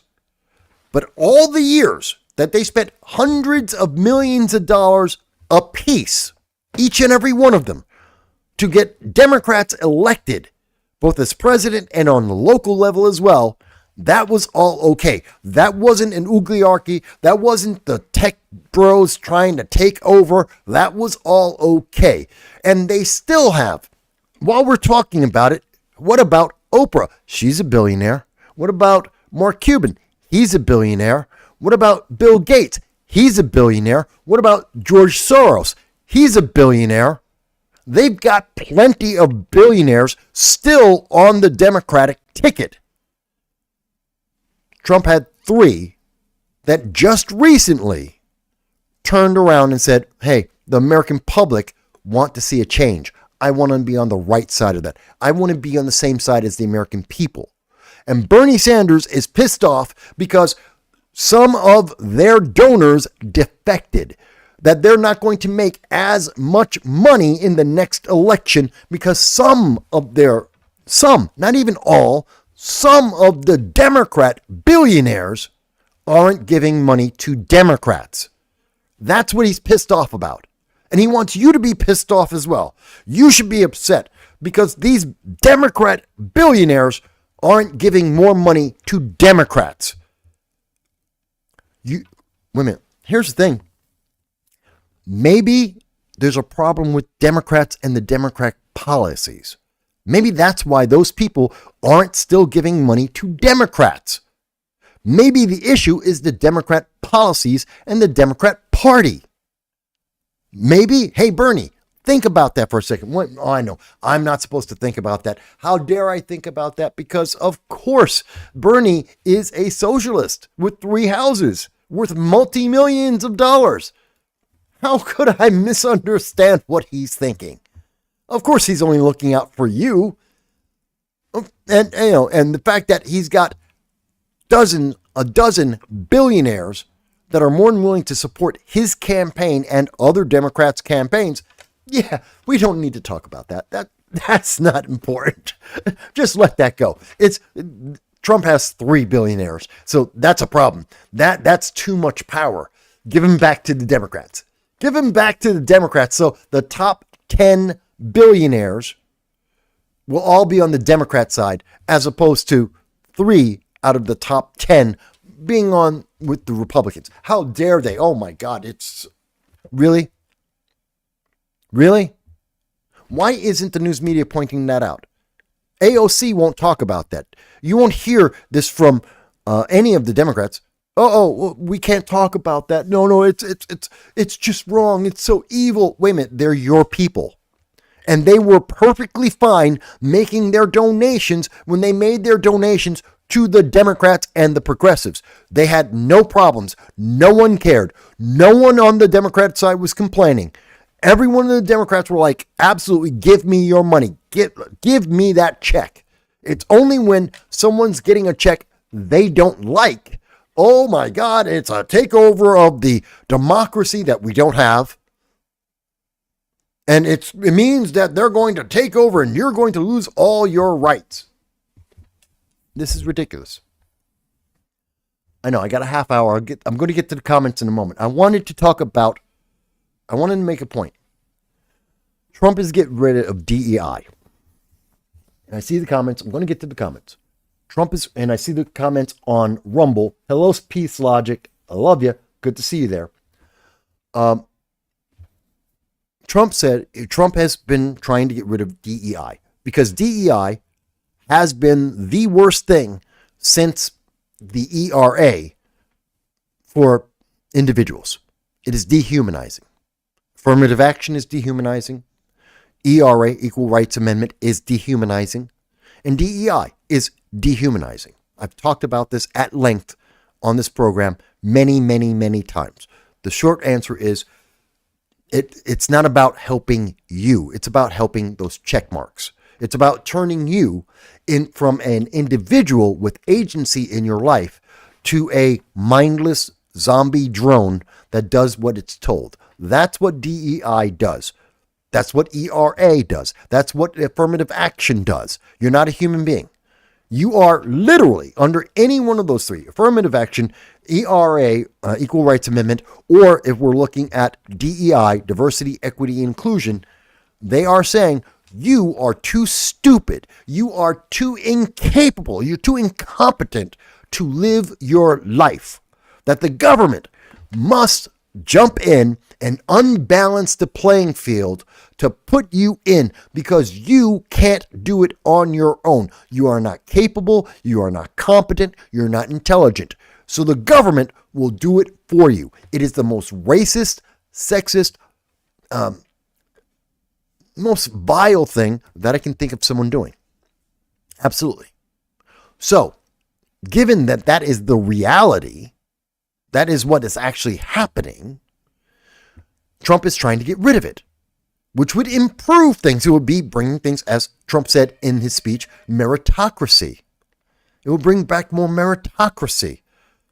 People who earn and show that they are good and qualified will get that benefit. That's a good thing. We should like that. They don't. And he said he's going to cut off the funding from the federal government for any program, in particular for colleges and states that are supporting DEI, that are turning American citizens into check boxes instead of being individuals. Colleges, and this is the important one, colleges, do I have it? Where is it? Oh, I had it highlighted. There's a workaround that we're seeing in colleges across this country. Where is it? There it is. Here it is. Some colleges, in anticipation of what Trump has been doing and his executive order, are taking the word diversity out. So instead of having a department of DEI, diversity, equity, inclusion, they are changing it into awareness, awareness and engagement. Some form of awareness. It's a department of awareness and engagement, something like that. In this case, it is the University of South Carolina, and they changed it to a division of access, civil rights, and community engagement. It is the same thing. The colleges are still going to program our kids. They're still giving them the DEI. They just changed the name. Oh, you said woke. Oh, we're not woke. We're something else, which is exactly the definition of woke. Oh, we're not DEI. We're just the exact definition of diversity, equity, and inclusion. We're just using another name. And since it's a brand new name, it can't be. Oh, you're a socialist? Well, socialist can't be a progressive. We're going to use a different word. We used to be called liberals, and then everyone found out liberals meant socialist. So then they started going with socialist because it's not that bad. And people got pissed off at that. Then they decided we're going to go with progressive. Oh, see, but it's not the same thing as all those other things. It's something brand new. Does exactly the same thing. But oh, no, it's something brand new. Because we don't call it the same thing anymore. No, you're doing the same thing. You're doing the same thing. You're just using a new name. It's part of the evil that we see. This is the institutionalization. When they want to talk about things being institutionalized, this is how you institutionalize. And it's always from the left. They always want to blame the right, yet they are doing what they blame us for. They are making it. They're making DEI and dehumanizing is a standard now in our colleges, in our education system. And they blame everyone else for trying to dehumanize people as they routinely make it a requirement of education in America. Let me go through. Now, you're going to see links in the description for all of this because, again, I'm running out of time, but let me go to Nashville high school shooter. The Nashville high school shooter. A lot of people haven't heard about this. It happened this week. And no one's been talking about this. This has been rather quiet. And you know, Democrats love to say, they jump on bandwagons as fast as they can to say, it's a mass shooting. Oh my God, gun control. We got to get rid of the guns. Got to get rid of the guns. It's those evil, crazy Republicans every time. Except when they have a problem, when it doesn't fit the scenario. The Nashville high school, and I'm not talking about Nashville, Tennessee, the trans shooter. I know most people are thinking of that when I say there's a Nashville school shooter. Well, that was a while ago. That was with Kamala when she went to Nashville, and she didn't talk to the family of the 3 children, 9-year-olds that were killed. She didn't talk to them. She went and supported the Democrats in the state legislature that broke the state law. She made sure that at least one of them get to keep their job so they can keep the Democratic power.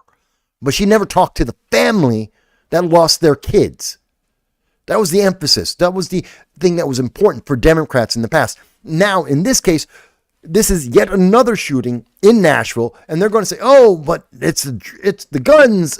There's a problem with them, and it's just because they're evil." But he's a black shooter. The kid who did this crime is black. He's a 7. And look at this. They won't even show you the image of him. We know for a fact who did it. He killed himself.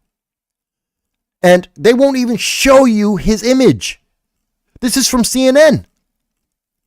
Not one picture. They're showing you, everyone else. They will show you everyone else. They won't show you the picture of the 17-year-old black kid who was so confused because of the education, the programming that he got. He was confused. He didn't know if he was a white supremacist, a black supremacist. He said that his motivation for radicalization was Candace Owens and Destiny.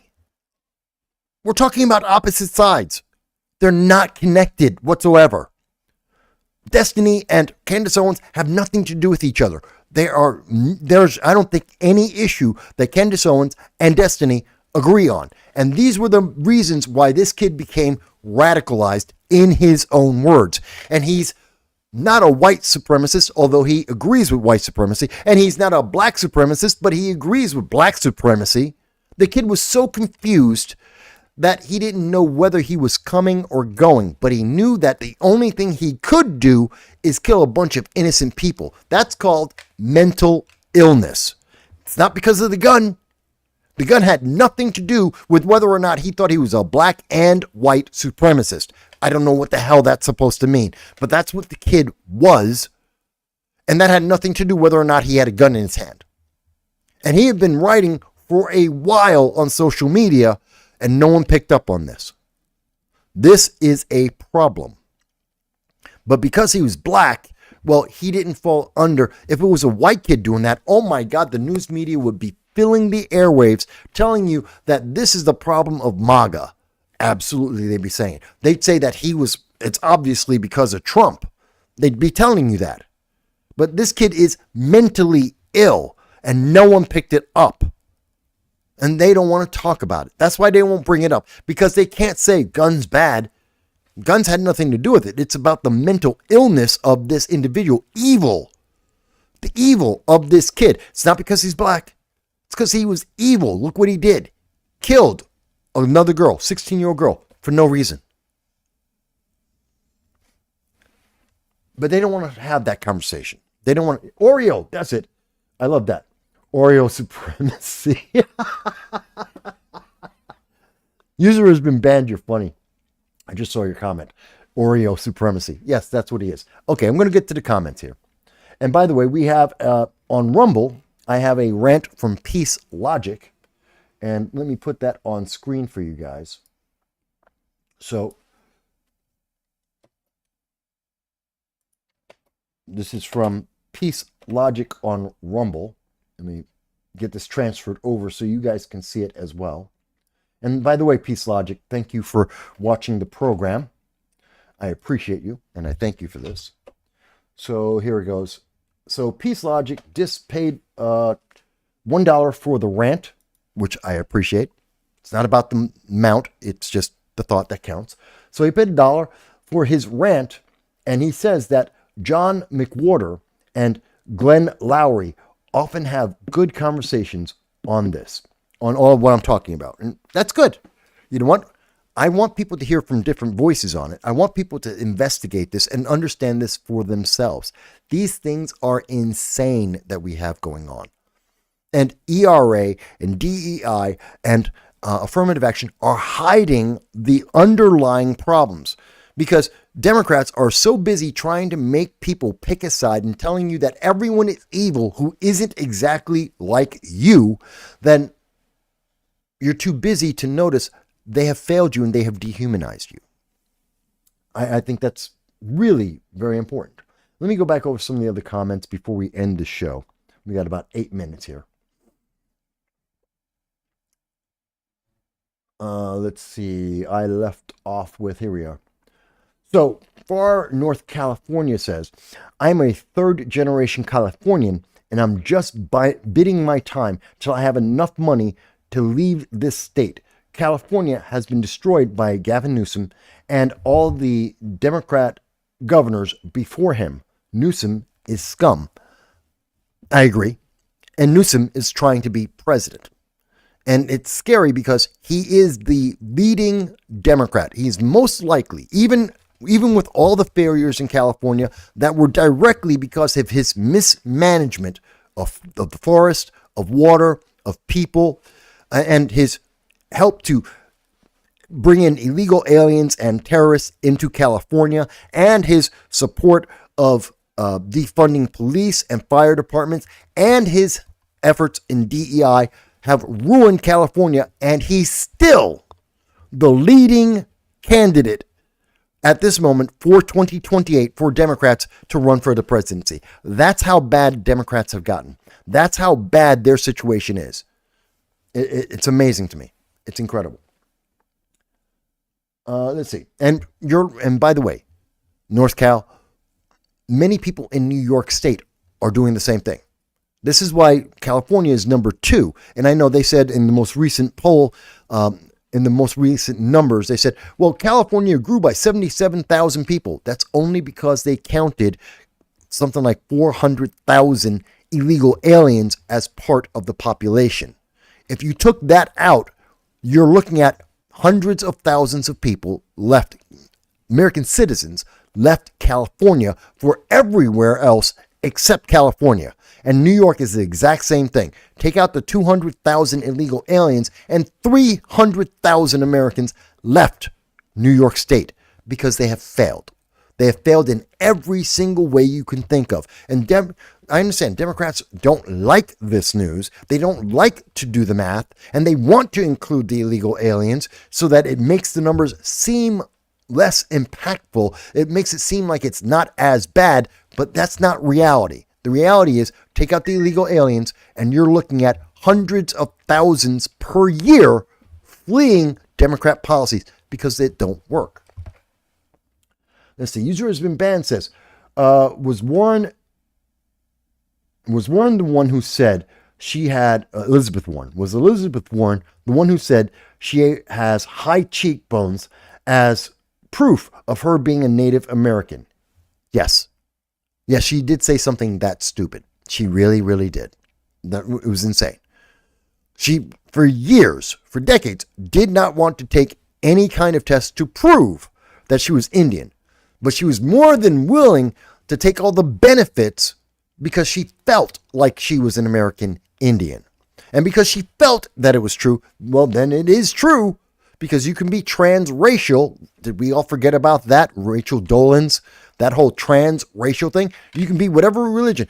I am a Samoan. according to the progressive left, because I said so, I am now a Samoan. Do I have any Samoan in me? No. Doesn't matter. There's no American Indian in Elizabeth Warren, but she got to benefit. She got to be put at the top of the line, get all kinds of government grants and donations and benefits for her life to help her out and lift her up against everyone else and help to make her a senator because she felt like it. Well, I feel like I'm a Samoan. Do I get any extra money? No, because I am a Republican. You don't get anything, Mike. It's like being a Republican in North Carolina. You get to sleep in a tent and FEMA will walk right past you. Let's see. Joel says, why are we giving them money? Why are we giving money to all these foreign nations, to foreign aid? My guess is the kickbacks are personally profitable to our politicians. No, it's because it's profitable to those governments in those foreign countries. The average person pick your country, it doesn't matter which one, Burkina Faso, they're getting money from the United States. It's not reaching the people of Burkina Faso. It's going to the government. We're bribing governments. That's what it is. We're feeding corruption in other parts of the world. And as long as we feed them corruption, we get stuff back, in particular power and benefits in terms of elections. That's why we do it. We don't need to do it. It's not a requirement.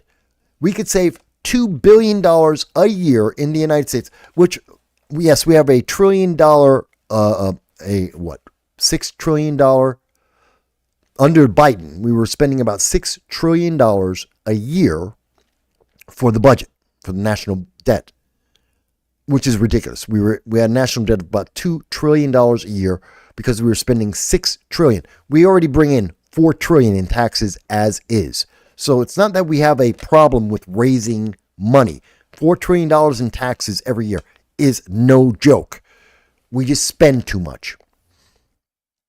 And we're spending money in trying to convince countries of being California or trying to bribe their people. And it's not worth it. It's just not worth it.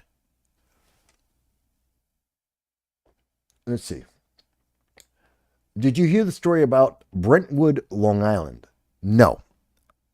What's happening in Brentwood, Long Island? I don't know. Tony says, devil's advocate. Oh, but Mike, what about states' rights? Hey, I believe in states' rights. I really do. But let's be specific about there is federal law. And federal law on immigration does exist. And it is constitutional. And it is unconstitutional to allow threats to our national security, terrorists, and illegal aliens who destroy our infrastructure, our economy, and devalue our dollar, and are prioritized above the needs of American citizens. These are all crimes. They have nothing to do with states' rights. These are all federal issues. And since they are federal issues, then the federal government has a right to enforce these laws to protect the people, even against our own government, like governors. Because this goes back to in the conversation when I was talking about, yes, the DOJ has been empowered to arrest any elected official. And I hope that they do, in particular the governors, because they are not above the law. I don't care that they're a governor. And their policies have negatively impacted the safety and well-being of their constituents and the constituents of the entire federal government, of the nation. Therefore, they should be arrested. So this is not a violation of states' rights. Peace Logic, wait a minute. Peace Logic has, hang on, folks. Peace Logic has a comment, and I am going to get to it right now. Peace Logic on, so Peace Logic had a comment right here, and you can see it. It's on Rumble. It's a $20, I love this, $20 rant. Thank you, Peace Logic, for $20. I appreciate it. That's like the biggest super chat I've ever had, or Rumble rant. And Peace Logic says, Verified supporter, $20. Keep up the good work. Appreciate you and the time you spend educating us on politics. We'll try to watch more of your content. Well, thank you, Peace Logic. I appreciate that. Whether you're watching me on Rumble or YouTube, Facebook, wherever you're seeing it, I thank you very much for that. And I want you to know, don't worry if you don't see it live. I appreciate and I love when people see it live and they're able to give me direct feedback. But if you don't and you're watching, you look up something that I've covered in the past, say about the avian bird flu, some of the things that we've covered about the food crisis in the world, DEI, gun rights, Second Amendment, First Amendment, free speech, and you want to see some of the things we've been talking about for the last 2 decades, and you leave a comment there, I will respond. People do that all the time. They see something that I've written, I did a video on or researched on, or I did live stream on from a year, 5 years, 10 years ago, and I still respond to them. I love the feedback from all my audience. Again, whether you agree or disagree, I like to hear your feedback, and I respect you. As long as it's a respectful comment, I'm more than happy to, take the slings and arrows as well as the applause, whatever comes our way, because that's what it is to have free speech. And I really, really appreciate the Rumble chat there. Oh my God. Love it. Verified supporter, $20. I love that. Remember, folks, I'm doing the same thing that CNN, MSNBC, ABC, Fox News. I'm doing the same thing all of them do. I'm one man. They've got 10,000 people. I'm nearly in poverty. They make tens of millions of dollars. So whether it's $1 or $20, I appreciate all of it because it helps me pay the bills. I'm sure my sister would like me to get out of the family apartment that we've had for the last 50 years in the Bronx and go and move somewhere else because she wants her space too. And I appreciate that. So, anything you guys can do to help always helps. So I appreciate you all. Let me see. I'm overtime. Let me see the comments here. I'm overtime. We've gone 5 hours now. I wanted to end somewhere around here. Now, there are several other comments. Oh my God. We've got Joel has made some comments. Tony Zorunda has made some. Dow's commenting. User, I know he's there. Let's see. Far North Cal's making comments, and oh my God, you guys are so wonderful. I love all these comments. You guys are fantastic, but all good things must come to a pause, which means I'm going to be back. This is episode 3 of season 7. This is my 8th year. So every Sunday at 2:30 p.m. Eastern Standard Time, we are here to talk with you. I expect that next week I should have figured out how to get back with my new phone, because I got a new S24. The other phone died. I finally got that, and I think I finally figured out how it connects to my soundboard so you can call in. I'm doing something wrong, but I will figure it out by next week so that you guys can call in again. So I appreciate that.